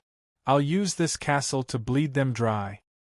Hearing these hair-raising words, Mant instantly shivered. He asked with a slightly fearful tone, "Bleed? You plan to turn this place into a meat grinder? I have to remind you that there is a limit to how much a normal person can bear. Once it exceeds a certain limit, it will instantly explode. Don't think that you can always use fear to control those pitiful soldiers." "Don't worry, I believe that compared to the monsters, those idiots are more afraid of me. They'll obediently follow orders, even if it means death." With that, Yvette no longer paid any attention to the necromancer. She turned and disappeared into the dim corridor. Chapter 1035. Andre, who was far away in Lincoln City, didn't know that the terrifying monster army was approaching.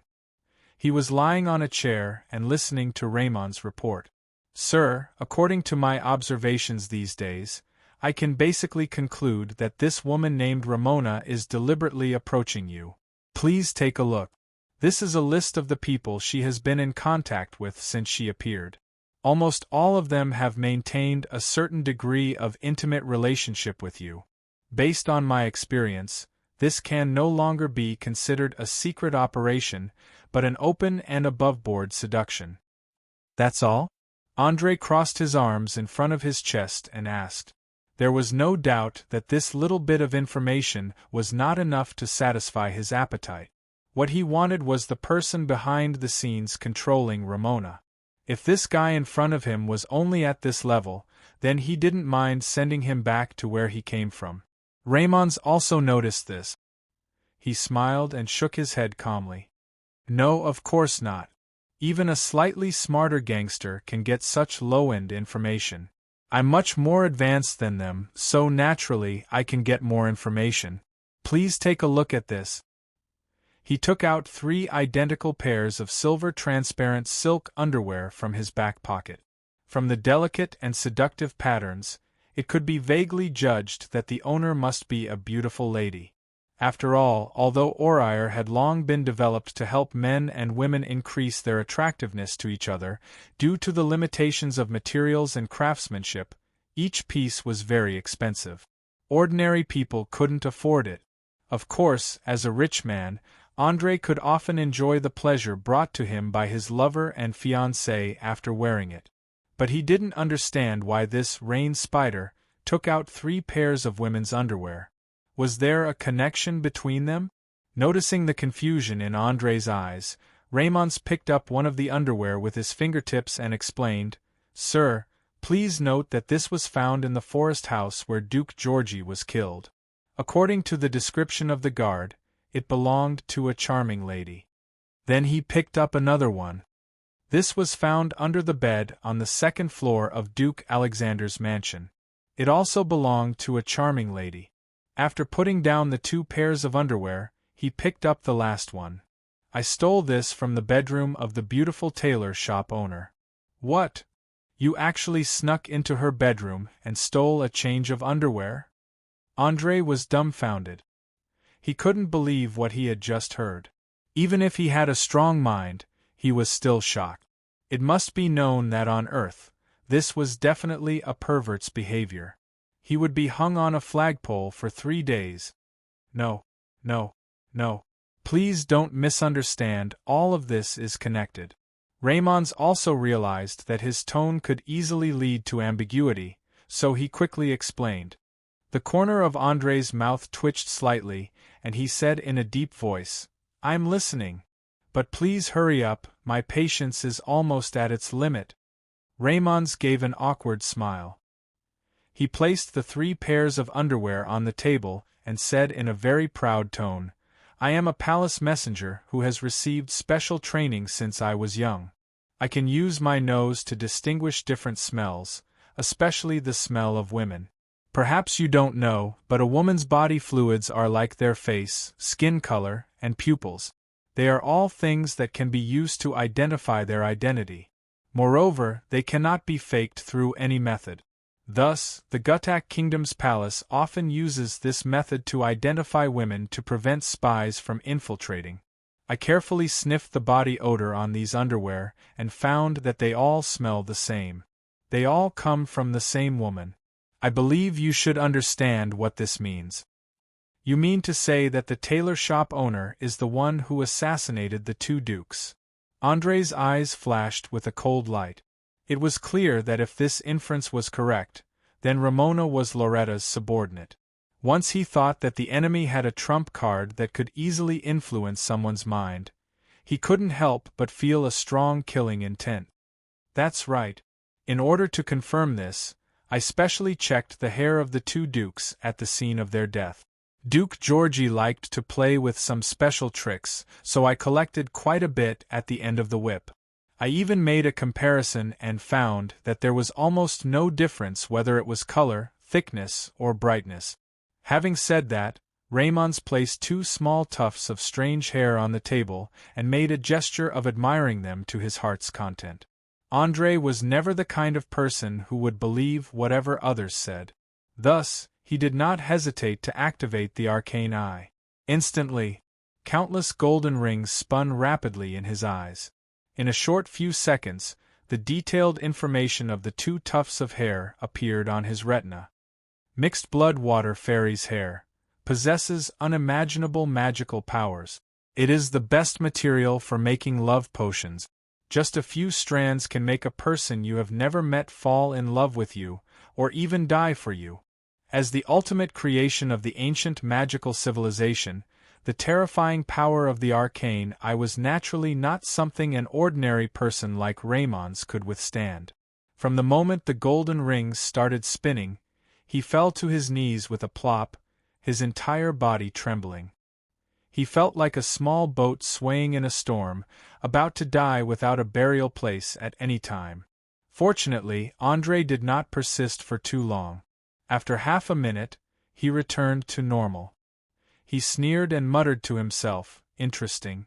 Loretta Botons, my dear opponent, I really didn't expect you to have such a trump card. A mixed blood water fairy, quite the research value.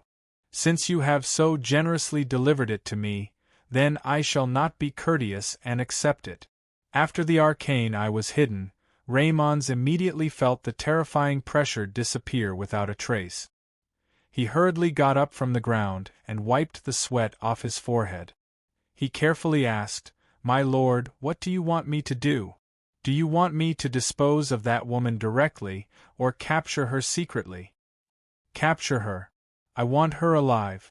The water fairy is a rather rare magical creature. Although her mixed blood is a little lacking, she can still provide a lot of useful materials, especially her skin.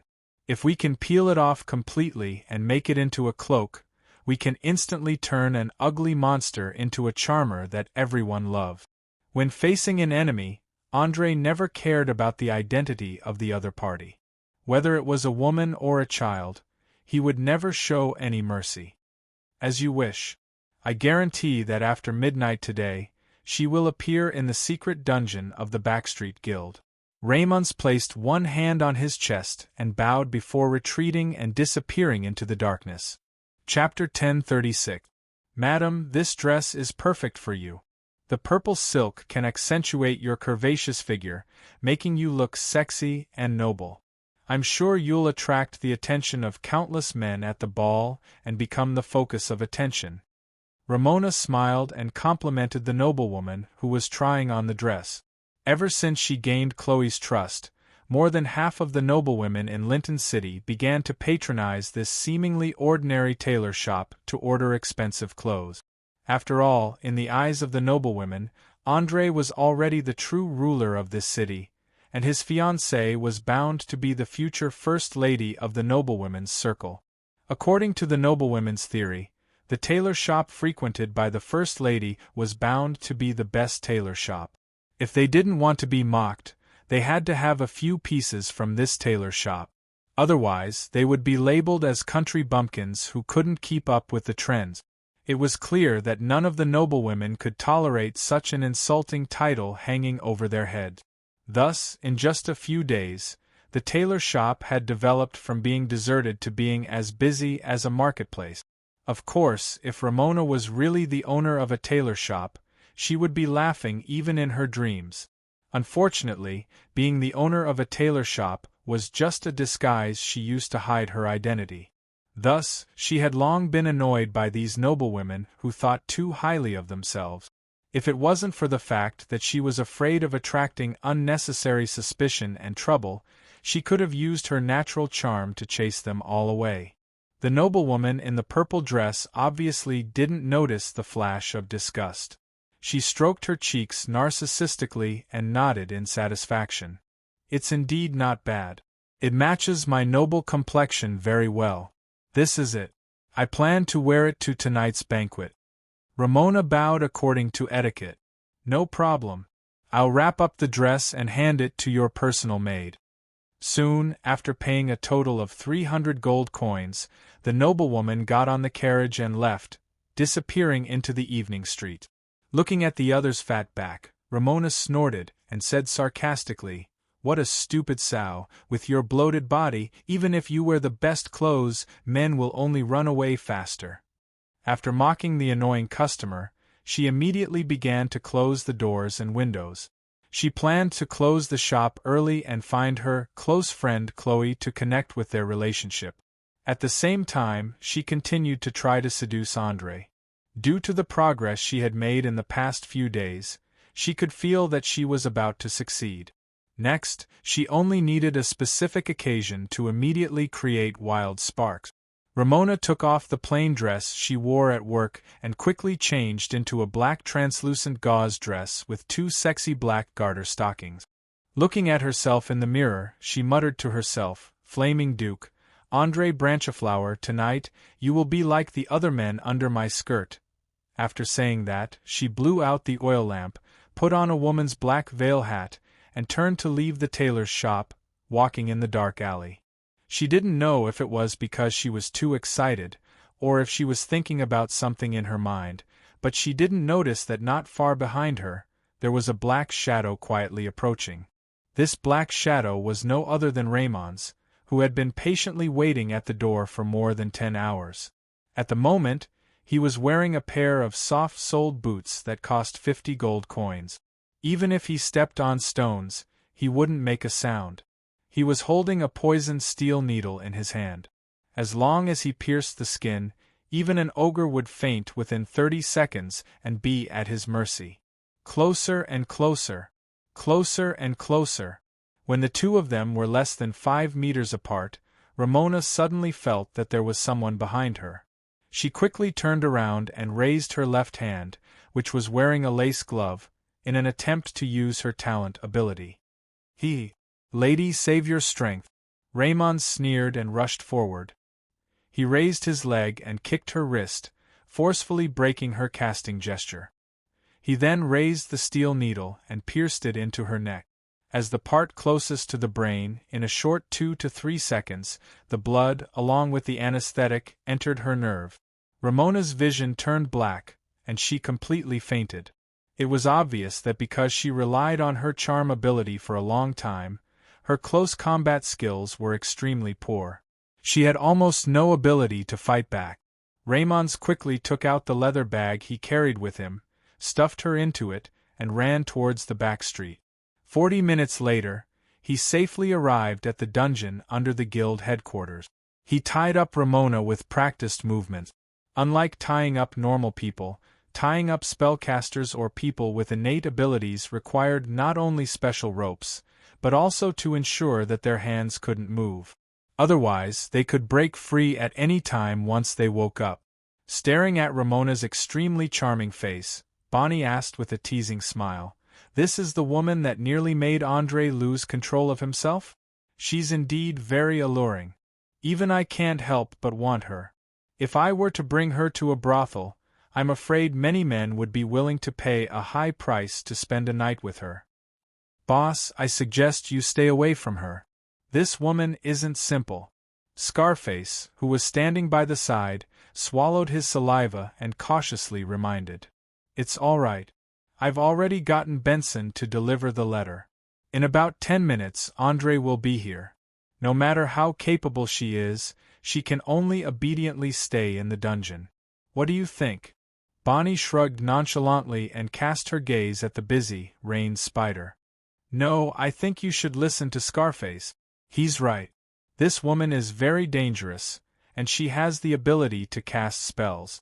Although I'm not sure what spell she was planning to cast, one thing is certain. Once the spell was cast successfully, I would be the captive. With that said, Raymond took out a piece of black cloth and covered the captive's eyes. Following that, he took out a wooden ball and stuffed it into his mouth before tying it with a belt. It was not some sex toy. Covering one's eyes was to prevent certain special charms, and stuffing the ball into his mouth was to prevent the captive from accurately chanting the incantation. As a world with countless supernatural powers, many countries on the Oleal continent had developed a set of methods to deal with spellcasters. Some of the more brutal ones would even use hammers to break the fingers of enemy mages at the first opportunity, completely destroying their 10 nimble fingers. Chapter 1037. Due to the small amount of anesthetic, Ramona began to convulse slightly after about an hour and a half. She began to sweat profusely and slowly woke up. However, when she realized that she was tied up and her eyes and mouth were sealed, she immediately struggled fiercely and made a series of whimpering sounds as if she wanted to say something. Go, remove the wooden ball from this beautiful lady's mouth. I want to hear her explanation. Andre ordered Raymond. The latter hurried over, untied his belt, and removed the wooden ball that was covered in saliva. He stood silently within a meter of her. As long as she made any abnormal movements, he would be able to instantly stab the needle with poison into her neck. Who are you? Why did you kidnap me? Ramona's first sentence was an angry question. However, it was no wonder. She was used to the benefits of her amazing charm. No matter where she went, there would be a group of suitors. Not to mention kidnapping, she had not even encountered a face-to-face confrontation for many years. Now that she was being treated so rudely, it would be strange if she was not angry. Andre smiled and made a hand gesture, indicating that he would first punish her to suppress her arrogant attitude. At least, he had to let her understand how difficult her situation was. The corners of Ramona's mouth curled up slightly, and a trace of cruelty appeared on his face. He casually picked up a steel needle from the table and directly pierced it between her nails. The intense pain instantly caused Ramona to let out a blood-curdling scream. Ah!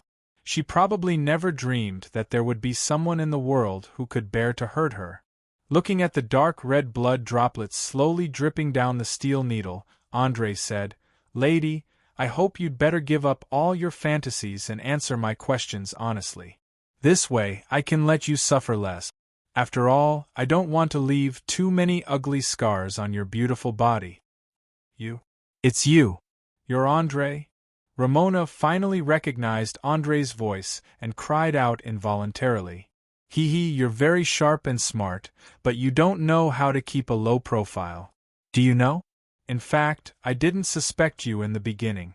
Perhaps if you had acted a little slower and didn't deliberately create some loopholes, I might have really become your captive. But unfortunately, your self-righteousness has ruined everything. Andre had never thought of hiding his identity. He openly admitted it and mercilessly pointed out the other party's mistake. There was no doubt that he enjoyed seeing his enemies panic because it brought him an indescribable sense of satisfaction. Just like the saying, fighting with others brought him endless joy. A strong competitive spirit was the driving force for a person to constantly improve. Only those who desired to surpass their opponents and themselves were qualified to stand at the top of the pyramid. Now, Andre finally understood why Loretta Botons was so eager to have an evenly matched opponent. Only in a hearty competition could a person stimulate all the potential in their body. Ramona pretended to be panicked and shouted, "You? What are you talking about? Why can't I understand? Let me go. I'm just a poor tailor. You must have caught the wrong person. Where's Chloe? I want to see her." Seeing that the other party wasn't willing to give up until she saw the coffin, Andre couldn't help but shake his head with a smile. "All right, madam, please don't pretend. Do you think I'll arrest you without any evidence? No, my dear Rain Spider has already found out that you're the murderer of Duke Georgie and Duke Alexander. Therefore, I want you to cooperate and tell me the plan regarding Loretta. This will be beneficial to both you and me. What do you think?" "Ha ha ha ha. You actually want me to betray my master? Dream on. You can try to torture me if you want." Realizing that her identity had been completely exposed, Ramona completely tore off her disguise and displayed an extremely aggressive personality. From her fanatical tone, Andre instantly realized that it would be difficult to pry open her mouth. Raymond casually took off his blindfold and sneered. He suggested in a deep voice, "My lord, since this lady is so uncooperative, I personally feel that there's no need to be polite. Do you have any ideas? Let's hear them?" Andre knew that this was a technique used to threaten prisoners, so he deliberately asked in return. "It's very simple. For a beautiful woman, there are only two things she cares about. The first is her beauty. We can choose to leave some irreparable damage on her face or body, or even permanent disability. The second is rape. The guild has the largest brothel in the entire Lincoln City. We can find her 100 of the ugliest and most disgusting guests and have a fierce hand-to-hand fight in public. Think about it, if her master saw this scene, how would he react?" Raymond spoke at a speed that was neither fast nor slow, and his words made one's hair stand on end. Just like the nickname he gave himself, he was simply an incomparably vicious spider. Just one bite was enough to kill. Even though in his previous life, Andre had heard that eunuchs were a group of psychopaths with twisted minds, but at this moment, he realized that this description was too conservative. How was this a psychopath? This was simply a lunatic. However, in order to achieve the best effect of intimidation, Andre still pretended to be excited and nodded. "Not bad, a great suggestion, especially the second one. I think I can invite her master to take a look. I believe it will be very interesting. I'll go prepare immediately. Please give me 2 to 3 hours to prepare. I promise to do this beautifully." Raymond finished speaking and bowed deeply with one hand on his chest before turning and disappearing at the end of the dungeon. Ramona bit her lower lip tightly, her arms trembling violently. Her eyes revealed anger, despair, and fear, but she still had no intention of speaking. It was obvious that the intimidation worked, but it was not enough to offset her fanatical loyalty. After realizing this, Andre frowned slightly and asked coldly, "Lady, this is your last chance. Don't you want to say something?" "Bah." Ramona's reply was only a spit. "Well, it seems that you would rather sacrifice yourself to protect Loretta. No matter, I'll fulfill your wish. If 2 or 3 more disappear, he will appreciate your sacrifice with me. I only hope that it will all be worth it." After saying this, Andre no longer paid any attention to the captives in the dungeon, and walked straight to the stairs leading to the upper floor. Chapter 1038. Are you really going to let 100 ugly men rape that woman in public? Bonnie hurriedly asked when she saw Andre coming up from the dungeon. Through the peephole hidden in the room, she saw everything that happened below. She was a little unsure whether this was a threat or a fact that was about to happen. Ramon sneered and replied, "Boss, the other party didn't give you a choice. If we don't take action, then she'll think that we're weak and easily bullied. She'll only make things worse. So, even if it's to maintain our deterrence, we have to do as we said." Andre nodded in agreement. "Yes, there is no room for hesitation at this time. Go and prepare. I will personally invite Loretta. Even if we can't get useful information, it's not bad to test his attitude and reaction. As you wish, sir. I will arrange everything in 2 hours at most. Raymond bowed with one hand on his chest and quickly left the guild headquarters. Looking at his thin back, Scarface lowered his voice and reminded, Your Excellency, are you sure this won't anger Duke Loretta? If he is really as dangerous as you described, shouldn't we be more careful? No, there is no need for that. Now I am much stronger than him in the city. If he is angered and chooses to turn against me on the spot, then I can justifiably launch a counterattack. At that time, the one who will suffer will be him, not me. Besides, if Loretta can't even endure this, he doesn't deserve to be my enemy at all. Andre was not worried about his opponent at all. He was worried about the magic circle hidden in some corners of Lincoln City. Summoning a great demon usually required a lot of preparation, including a sufficient number of sacrifices, magic that was strong enough to temporarily tear the barrier of the material world, and finally, a complicated summoning and imprisonment ritual to force the demon to obey his will. According to the records in the Book of Demons, if he summoned the lowest level of Dretch, everything would be ready in about 10 minutes. But if he wanted to summon a succubus or glabrizu, it would take at least a few hours to a day. Otherwise, if there was a mistake in a certain step, the demon that regained its freedom would immediately rush out and kill the summoner. As for summoning a lord or lesser lord that was comparable to a god, it was impossible to do so without several years of preparation.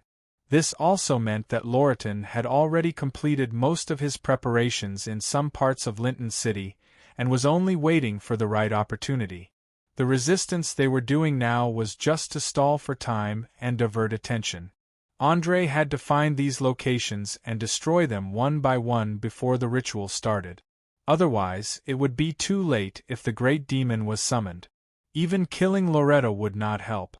The entire Lincoln City would be reduced to ashes under its crazy and tyrannical power, and perhaps more than half of the southern regions would experience an unprecedented catastrophe. From a certain point of view, the main point of the confrontation between the two was the summoning ritual. Whoever could complete their plan first would win the game. The rest of the game, whether it was deception or killing, was all just probing. Although Bonnie was a little opposed to using such an extremely despicable method, under Andre's strong insistence, she reluctantly agreed to let her subordinates cooperate. In just about 40 minutes, 100 wretched, ugly, and disabled men were forcibly gathered. After a simple grooming, they were given an almost luxurious dinner. Then, they were placed in a warehouse in the back street, waiting to be summoned. In addition, in order to better anger Loretta, Andre also asked Scarface to personally send out invitations to some of the nobles who often visited the brothel. He said that there would be a special performance soon, and it was guaranteed to be exciting. In this way, at around midnight, many carriages with the coat of arms of the nobles stopped at the door of the largest brothel, Flaming Lips. Dressed to the nines, Loretta walked down from the carriage, and narrowed his eyes to scan the surroundings. He pursed his lips and muttered to himself, "Interesting, to actually invite me to a place like this. Your Grace, please follow me." An attendant who had been waiting by the side took 2 steps forward and made a gesture of invitation. "Lead the way." Loretta had a playful smile on his face as he followed the attendant through a dimly lit corridor to a secret room on the 2nd floor. Pushing open the door, he immediately saw Andre sitting on a chair and eating fruits leisurely. He immediately greeted him. "Aha! Good evening, my friend. I thought I would never receive an invitation from you in my life. I didn't expect that just when we were having fun you would invite me." "Haha, please have a seat. I just learned that there will be a good show here tonight, so I specially invited you to watch it." Andre smiled and pointed at the chair beside him, indicating for him to sit down. "What kind of program can pique the interest of a stone-hearted person like you?" Loratan asked as he sat down and casually picked up an apple to eat. "Don't worry, I need to maintain a sense of mystery. You will be able to enjoy it soon." Saying this, Andrei clapped his hands lightly. The bustling hall suddenly quieted down. A woman in a sexy dress walked up from the backstage and gracefully bowed. "Ladies and gentlemen. Gentlemen. I am very happy to have you here at Flaming Lips. Tonight, I've specially prepared a wonderful performance for you. Let's cut to the chase. Let's welcome the beautiful female lead." Beep beep beep beep beep. Accompanied by a melodious trombone sound, Ramona, who was tied to a cross from head to toe, was pushed onto the stage. She had obviously been forced to drink a large amount of aphrodisiac. Her skin from head to toe was seductively pink. She is so beautiful. A lecher with a notorious reputation among the nobles licked his lips subconsciously, and his eyes shone with greed. Another young man of 16 or 17 years of age also swallowed his saliva and exclaimed in a low voice, "Oh my God! Where did they get such a beauty? As long as I can spend a night with her, I am willing to spend 1,000 gold coins." Just when the nobles and rich merchants began to stir, the woman in charge smiled and raised her arm to signal for everyone to be quiet. She then pointed to the back of the stage. "Next, let us welcome the male leads of tonight." In an instant, a large group of ugly, wretched, and disabled men walked onto the stage naked. Many of them were a little confused, completely unsure of what they should do. Chapter 1039. Seeing that the male and female protagonists were already in place, the host took out a piece of parchment and began to read aloud. In the distant ancient times, there was a witch who looked beautiful but had a vicious heart. She used evil magic to kill all the women in the surrounding villages and turned the men into ugly shapes. Finally, one day, the evil witches were defeated, and the men decided to take revenge in the cruelest way possible. After reading the preset plot, the host kicked the hesitant men and sternly urged, "Idiots! Go do what you have to do." The ugly men, who had always been at the bottom of society and had been bullied and humiliated for a long time, trembled in fear. They hurriedly approached Ramona carefully and touched her smooth and delicate skin with trembling hands. They couldn't believe that such a gorgeous woman would become the target of their lust today. Of course, they were not the only ones who could not believe it. Even the audience sitting in the audience could not believe their ears. For a moment, many people were dumbfounded, and some of their eyes were shining, revealing strong expectations. After all, in the eyes of some experienced men, ordinary performances could no longer satisfy their increasingly extreme desires. Only something with a strong taste could arouse their dull excitement. In fact, adhering to the philosophy of some service industries on Earth, Blazing Hot Lips had already surpassed most of the brothels in Orire. Not only did they provide all kinds of role-playing, singing and dancing services, group parties and other services, but they also often invited special bards to write scripts and perform songs and dances with plots. This not only made the guests feel fresh, but also allowed some of the talented prostitutes to gain a higher social status. This alone was enough to attract a steady stream of rich men from all corners of the South. Awesome! This is awesome! This is so exciting! The guy who designed this script is a complete genius. Yes, I feel 20 years younger in an instant. Later, I must ask 3 chicks to give it a good release. Damn it! I can't take it anymore. Waiter! Waiter! Call a woman!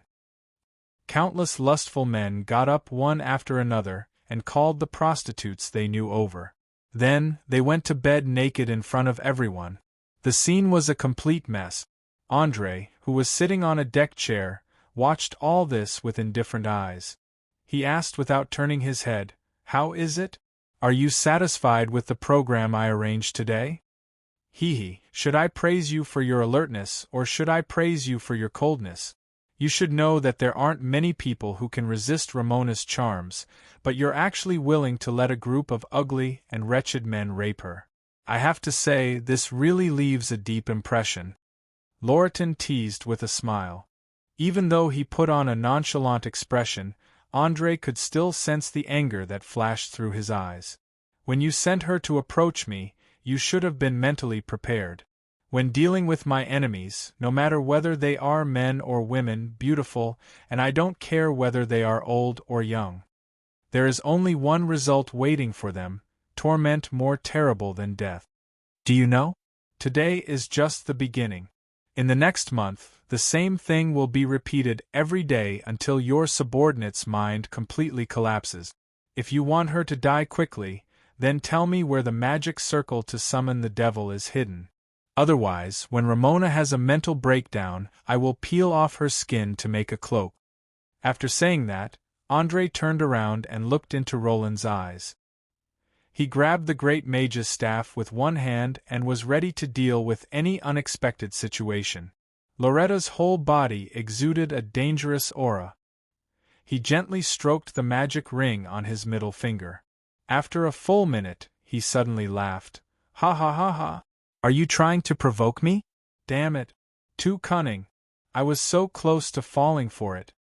Seeing that his first plan had failed, André also smiled and spread his hands. He generously admitted, "You saw through me. What a pity. I originally planned to kill you here and then slowly cut off your wings." Wow. Sinister means. This doesn't fit the role you're playing, does it? Loretta blinked and asked. I'm sorry. I recently realized that the role of a hero doesn't suit me. In this cruel world, good people usually don't live long. On the contrary, those who are evil can live longer. That's why I fell into the embrace of evil. From now on, I've decided not to play the role of a hero, but an evil and unscrupulous mage like you. André let go of the staff and did not hide the change in his alignment. A few months ago, when he used the slavery collar to control those adventurers, he had already changed from absolute neutrality to neutral evil. After all, taking the initiative to enslave others was a thoroughly evil act from any point of view, and it was extremely evil. Unless he did more good deeds in the future, he would never be able to return to the neutral side. Of course, André did not regret his choice. The only drawback was that the attitude of the people of the Church of the Good God had changed from friendly to hostile. Even the Church of the Goddess of Dawn, which had cooperated with him, had taken the initiative to cut off contact. Loretta smiled and nodded. That's right. I knew that a mage like you who pursues the supreme truth would sooner or later become a member of the evil camp. The reason is simple. Only evil can make us unscrupulous, and only evil can break the bottom line of ethics and morality. Congratulations, my friend, you have embarked on the path of a true mage. Thank you. Although it was not my intention to fall into evil, this small price is nothing compared to letting go of the shackles. Alright, enough of the nonsense. Now let's talk about the problem of Ramona. You reveal a little of your next plan, and I'll end this farce. What do you think? Knowing that Loretta would never reveal the location of the magic formation, André threw away the endless probing and straightforwardly stated his conditions. Chapter 1040. Haha. Do you think I will reveal my carefully prepared plan for a stupid woman? No, my friend, she's not worth it, so give up on your senseless probing. If you're willing, I can accompany you to watch the performances here every day for the next month until you're tired of it. After figuring out the opponent's strategy, Loretta completely threw away the anger in his heart and put on a look of indifference. Perhaps in his eyes, Ramona was just a chess piece that he would throw away after using. Now that this chess piece had fallen into the hands of the enemy, he might as well just give it up and save himself the trouble of doing it himself. André was a little unsure whether this was a bluff or not. He turned his head and glanced at the woman on the stage, who had completely lost consciousness and was like a walking corpse. After a full minute, he sneered and spread out his hands. Well, it seems that my request is a little high. Lower it a little. Tell me what you have been up to recently. You should know that staying quietly in the city like this is not your style. Loretta's mouth curved up slightly. He stroked his neatly groomed beard and asked with a playful look, Oh? Please tell me what you have found out? There is no need for information at all. According to my understanding of you, Once you start to be silent, it indicates that there will be a big move soon. I don't want to be kept in the dark, and I don't like to be attacked suddenly. Therefore, I will reveal some information so that we can quickly end the boring probing and directly enter the final confrontation. Isn't that good? After saying that, Andrei picked up the bottle and took a sip of the slightly sour red wine, silently waiting for a reply. He understood that this kind of negotiation was the most patient. The more unfavorable the situation was, the more calm he had to be. Otherwise, even the last bargaining chip would be lost completely. Loretta looked at the scene where Ramona was being raped by countless wretched and ugly men. He seemed to be thinking about something, and soon smiled and nodded. Well, on the premise that you made me very happy last time, I agree to reveal a little to you, but the premise is that I have to see that woman's head being chopped off with my own eyes. Of course. No problem. I can even get someone to wrap her head up and deliver it to your door personally. Andrei agreed without even thinking about it. For him, Ramona, who couldn't open her mouth, didn't have any value at all. Using her head in exchange for useful information was simply a profitable trade. There's no need for that. Let's settle it on stage. Do you remember I told you before that I love opera, and I'm very keen on collecting scripts that end in tragedy? Now, I think it's perfect to end her life with an artistic death. As he spoke, Loretta opened his arms like a sentimental poet, Andrei sneered. He raised his hand and gestured to Raymond's, who was hiding in the corner of the backstage. Raymond's immediately understood. He carried a sharp axe and blended into the crowd. While everyone in the hall was immersed in the pleasure brought by carnal desires, he raised his axe and chopped off Ramona's head in an instant. Pfft! Due to the rapid blood flow in her body, the blood spurting out of her neck was much higher than usual. In just 1 or 2 seconds it formed a blood mist in the air. Ah! Oh my God! Murder! They actually killed someone! Bastard! How can such a beautiful woman be killed just like that? What a waste! I wanted to book her for a few days and play with her for a few days. Accompanied by screams and curses, several men who were crazily moving their hips suddenly shuddered. As for whether it would leave any psychological trauma in the future, it was hard to say. Not only them, but the male protagonists on the stage were also frightened. They did not expect it to end in this way. However, there were still a few who did not stop. Instead, they became more excited.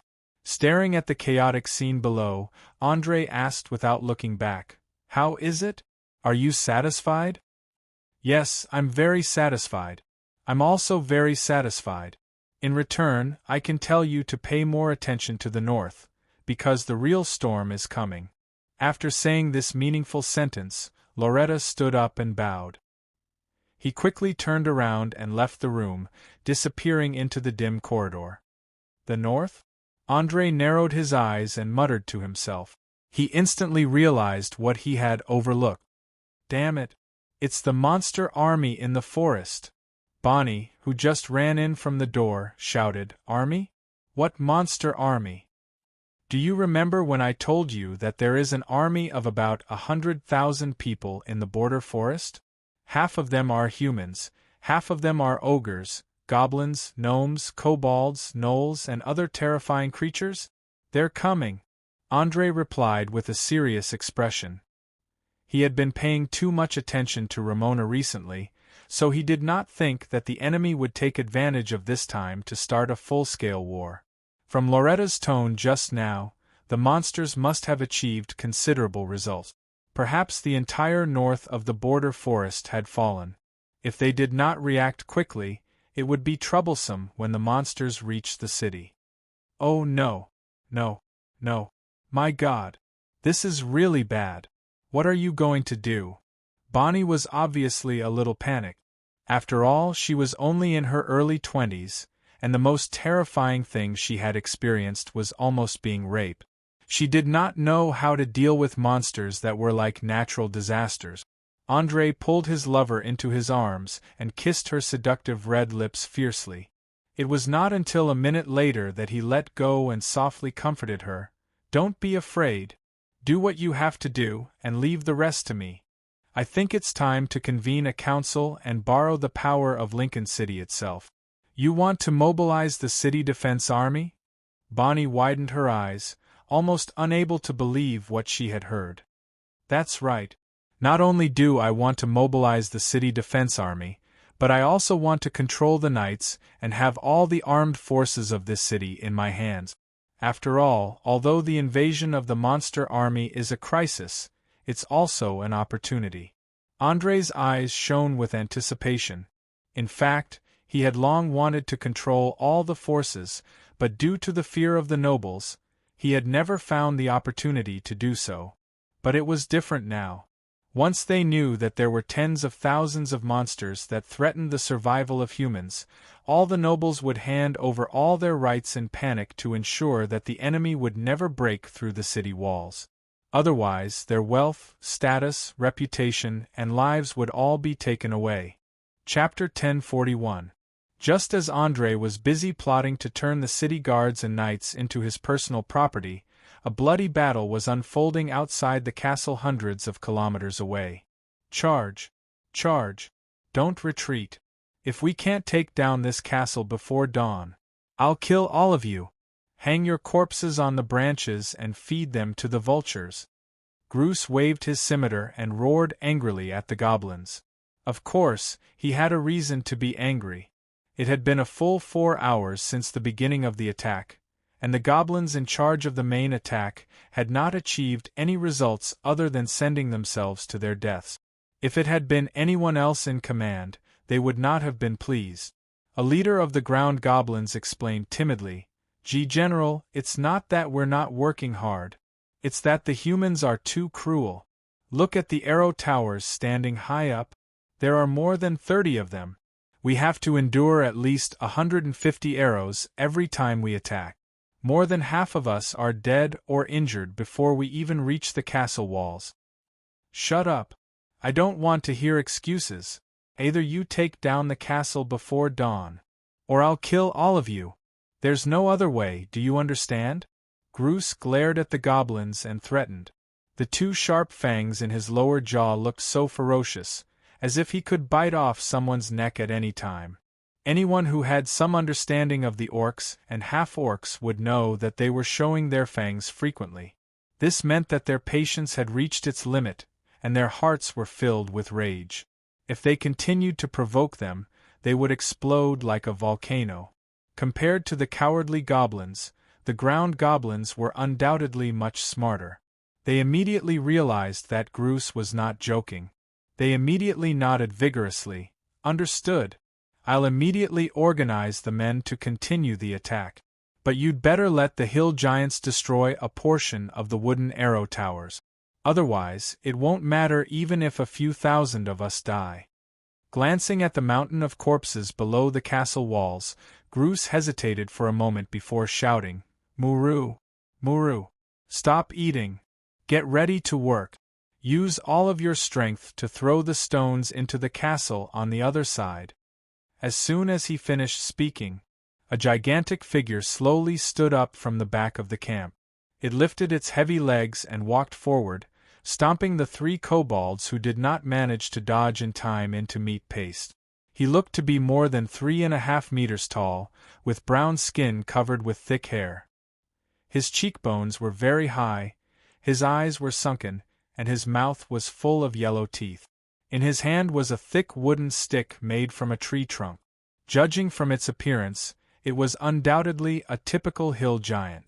It was greedy, stupid, and lacked sufficient rationality. Once it was completely enraged, it could cause extremely terrifying destruction. More importantly, they were very good at throwing huge rocks. Many human castles and city walls had been destroyed by them. "Muru is here. Muru wants 2 more roasted lambs every day." The hill giant tried to bargain in the common language that he was not very familiar with. "Damn it! You and your family are eating more than 450 kilograms of food every day. That's a whole squadron's worth." Groose gritted his teeth and cursed. 450 kilograms of food was not a small number, especially for the monsters who lacked proper logistics and supplies. Ever since they left the border forest, they had been relying on robbing to survive. They often did not have enough food to eat. If it were not for the ogres and gnolls eating human corpses, they would have lost their ability to fight due to hunger. However, the hill giant did not care about this. He raised 3 fingers and repeated, 2 lambs. Muru wants 2 lambs. Groos's ugly face twitched. He took a deep breath and forced himself to calm down. After all, he did not want to fight a powerful giant head-on. That was not bravery, but stupidity. All right, 2 lambs. I'll have someone roast them and send them to you later. Now hurry up and use the stones to destroy those damn arrow towers. If one of them can continue shooting arrows later, not only will I not give you 2 lambs, I'll also reduce your daily rations to half. Do you understand? Don't worry, Muru will take care of everything. Having received a satisfactory answer, the hill giant bent down and picked up a 200-kilogram boulder beside him. He then ran toward the castle. When he was about 50 meters away from the castle walls, he threw the boulder into the air. It flew in a beautiful parabola and crashed into a wooden arrow tower. The 5 archers on the tower were all dead. They did not even have time to scream. Silence. The boiling battlefield quieted down in an instant. Regardless of whether it was the attacking goblins or the defending humans, they were all stunned by the scene that had just happened. Giant. Giant. It's a giant. God. There are giants among the monsters. No one knew who suddenly shouted, but the entire defensive line immediately shook. Many soldiers saw the terrifying figure of the giant and were so scared that they completely lost their will to fight. They turned around and wanted to escape. In the eyes of most ordinary people, giants were a combination of strength, power, terror, tyranny, and invincibility. They were one of the most important supporting characters in adventure stories. Due to their large bodies, their vitality was extremely strong. It was very difficult to kill them with standard weapons, and even the powerful ballistae would take several hits to heavily injure them. However, before that happened, the giants could discover the location of the ballistae and destroy them with stones or wooden sticks. Watching the soldiers retreating in panic, the necromancer Mant sighed helplessly and said to Yvette beside him, "See, I told you that once they reach the limit of their psychological endurance, it won't take long for them to collapse. Get ready, it's time for us to break out." Break out? Yvette pursed her lips and laughed coldly. Who told you we need to break out? I will awaken the fear buried in the depths of these trash's hearts. Having said that, she drew out her magical sword that radiated an evil and ominous aura. She leapt down from the eaves of the castle and killed the panicking soldiers with a single slash. She roared, "Stop! All of you, stop! If anyone dares to take another step back, I'll kill them all. Not only will I kill them, I will also find his family and execute them all." All the retreating soldiers immediately shivered under the powerful aura of the Dark Knight. They stopped in their tracks and braced themselves to return to the top of the castle walls to continue the slaughter. This was especially true for the unlucky ones who had experienced hellish torment. They instantly recalled everything they had gone through, as well as the devilish whispers that reverberated in their ears. One by one, they lunged towards the goblins that were surging forward. In their eyes, Yvette was far more terrifying than the giant. She chased the monsters down in just a few minutes. Chapter 1042. Seeing the goblins who were about to take over the outer wall being chased back, Groos roared furiously, "Supervisors! Kill all of these trash for me. Leave none alive." "As you wish, General." A muscular orc warrior responded loudly and raised his right hand to make a throat-slitting gesture. Over 100 well-equipped orc supervisors in breastplates quickly drew their weapons and launched a bloody massacre at the collapsed goblins. They showed no mercy and killed over 1,000 goblins in just a few minutes. Blood and gravel were scattered all over the ground. It was a brutal scene. The ruling structure of a monster army was not like that of a human army. They had to consider the feelings of their soldiers and prevent them from breaking down because they could not endure the cruel military law. The way the monsters commanded their subordinates was very simple and crude, and that was, whoever had the biggest fist had the final say. As for the cannon fodder races like the goblins and kobolds, they never had the right to resist. Even when they saw their own kind being slaughtered, they did not dare to step forward to help. Instead, they cowered and hid, afraid that they would be implicated. The massacre ended as quickly as it started. The orc warriors fully demonstrated their skill in killing. Their speed was unbelievable. Groose kicked the head of one of the unlucky fellows to the ground. Goblin commander standing not far away and threatened in a cold voice, "Remember, this is the last warning. If your minions fail to take down the wall, I guarantee that this will be the best outcome for you. Scram! Organize the attack immediately." Yes, I swear. As long as those arrow towers are destroyed, the next attack will definitely take down the outer wall. The earth goblin was completely frightened by the horrifying scene and hurriedly nodded his head. One could tell from his trembling voice that this goblin was scared out of his wits. At the same time, he knew very well that if the next attack failed, his life would come to an end. Muru, continue to throw stones. Smash all those wooden structures. Groose did not have the time to care about the earth goblin's feelings. He quickly urged the hill giant to continue throwing stones. Muru knows. Muru will destroy all those annoying wooden structures. The hill giant nodded blankly. It lifted a rock and began to run. Then, it threw it into the air. The huge rock drew a beautiful parabola and accurately hit the arrow tower more than 60 meters away. Another 5 archers died on the spot. They didn't even have time to escape. It had to be said that the feeling of waiting for death was not good.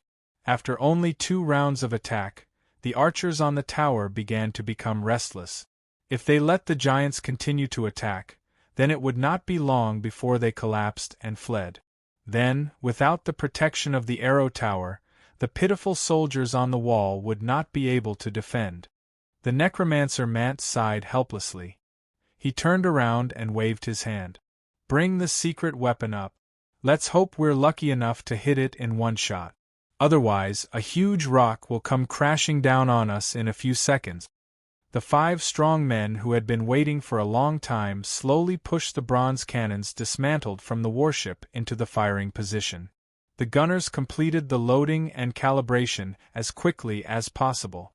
Since the giant's throwing distance was only between 50 and 70 meters, there was no need for it to be thrown.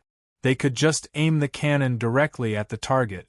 After doing all this, the men with the torches stared at the necromancer, waiting for him to give the order.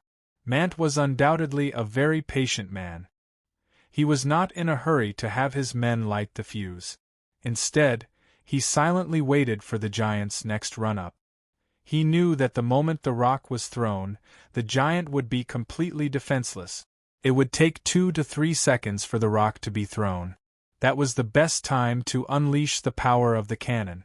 The foolish hill giant did not understand how terrifying the pitch-black metal tube on the castle was. It still diligently picked up a rock, intending to destroy the next arrow tower. In his eyes, throwing rocks like this was not dangerous at all. Arrows that would be fatal to a normal person could not penetrate the giant's tough and elastic skin. Even if a few managed to pierce through the skin, they would quickly be stuck in the firm muscles.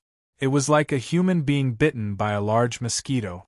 Even if they were ignored, they would heal on their own in a few days. Just as the hill giant finished its run-up and was about to throw the rock with its strong arms, Mant shouted. Without turning his head, he shouted, "Light the fuse!"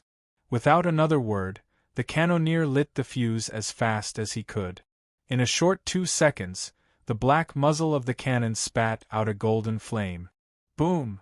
Accompanied by a deafening sound, the cannonball and the rock flew out at almost the same time. The only difference was that one fell in a parabola, while the other was propelled by gunpowder at a subsonic speed. Whether it was kinetic energy or destructive power, the two were not on the same level. After throwing the rock, Muru could almost see the metal cannonball shooting out from the top of the castle grow bigger and bigger. In the blink of an eye, it was right in front of him. Due to his body being too big, his reaction was slow. He did not have time to dodge at all. His entire body was violently thrown into the air. His feet were more than 2 meters above the ground, and he fell down with a plop. He twitched as he breathed his last. After all, even a creature as tenacious as the hill giant would not be able to continue living after its chest and heart were completely shattered. Groose, who was standing a dozen meters away, happened to witness the entire scene. His mouth was wide open from shock for a long time. He simply could not believe that a giant that could overturn hundreds of ordinary soldiers on the battlefield had died just like that, killed in a single blow by the enemy. Wow. Awesome. Guys, looks like we're in luck. Let's move quickly. I don't want the enemy to know where the secret weapon is hidden. Saying this, Mant gave a thumbs up to the cannoneers. As a rational mage, he was very clear that as long as the archer tower was still there, this tug-of-war would continue. In the end, it would become a nightmarish grindstone of flesh and blood. The enemy would slack off, become dispirited, and feel a strong sense of defeat after not being able to take down the enemy for a long time. What they had to do next was to see who could last the longest, and then find an opportunity to counterattack. The death of the hill giant didn't just mean that the enemy had lost a powerful means to attack the castle. It was also a blow to their morale. At the same time, it also meant that the morale of their own side had recovered. Many soldiers who had already given up all hope couldn't help but raise their weapons and cheer. In their eyes, if even a giant could be killed, a mere goblin was nothing. Chapter 1043. Glancing at the morale of the human soldiers on the city walls, and then looking down at Muru, who had died with his eyes wide open, Groose was so angry that his entire body trembled. His eyes quickly became bloodshot, like a gambler who had just lost half of his fortune in a gamble and was about to make a comeback. Even though he still had a female giant and 2 young giants at his disposal, the problem was that he didn't dare take the risk before he understood the situation. The hill giants weren't cannon fodder like the goblins, who could have as many of them as he wanted. Their greatest use was to deal with the tall walls of Lincoln City, and not to be used up in such a small, remote castle. Just as Groose was about to lose his mind, the goblin commander who lacked foresight suddenly approached him and asked carefully, "General, are we still going to attack?" Groose didn't even reply. He swung the curved sword in his hand and chopped off the goblin's head. Perhaps the slaughter and blood had slightly alleviated the anger in his heart. He took a deep breath and said to an orc warrior behind him, "Spike, you're in charge of sending the goblins to their death. I'll go check on the kobolds digging. Remember, no matter what, don't let the humans hear the sounds of digging, understood?" "Understood. I will organize the goblins and slaves to keep attracting attention until the tunnel is complete." The orc known as Spike nodded firmly. "Very good. Do this well with all your heart. The era of humans has passed, and the era of the orcs is upon us. No one can stop us from establishing our own country and civilization. Nothing can't be sacrificed for this lofty ideal. Once the tunnel is complete, I will personally lead the elites to launch a surprise attack. Your mission is to find the right opportunity and completely destroy this castle." Saying thus, Groose patted the other's shoulder and turned to disappear into the back of the camp. A scholar had once said that ideals were a miraculous thing. They could make the most despicable person noble, and the most stingy generous. Even a race like the orcs that only knew how to burn, kill, and plunder would become fanatical in a short period of time once they were brainwashed by their ideals. Obviously, this monster attack was different from the previous ones. They didn't want to steal a ticket and leave. Instead, they wanted to completely occupy the area and establish an effective ruling system. While the castle was drenched in blood, far away in Linden City, André was receiving guests in his guest room. He needed the support of at least half of the council. This was especially true for the chief knight Ansenaire. There were also a few head commanders who had a deep influence on the army. If they didn't agree, then the final result would be a lose-lose situation. Everyone, you are all the defenders of this city. You should understand the severity of the situation. Tens of thousands of monsters are rampaging in the north. I need your support to drive them all back, André said straightforwardly. He knew very well that even though knights could be considered as members of the noble class, they were more inclined towards warriors in nature. They liked to be simple and straightforward, and hated conspiracies and tricks. The chief knight, Ansenaire, wasn't the kind of idiot who would give up his authority after being tricked by a few words. He first exchanged a look with his colleagues, then immediately smiled and shook his head. I'm sorry, Your Excellency. You said that there are tens of thousands of monsters in the north. But why haven't we received any distress letters from the inland nobles? You should know that even though we don't like each other, when faced with such a disaster, they would always send out messengers as soon as possible. They would also transfer their assets to ensure that even if their territory was invaded, they wouldn't go bankrupt.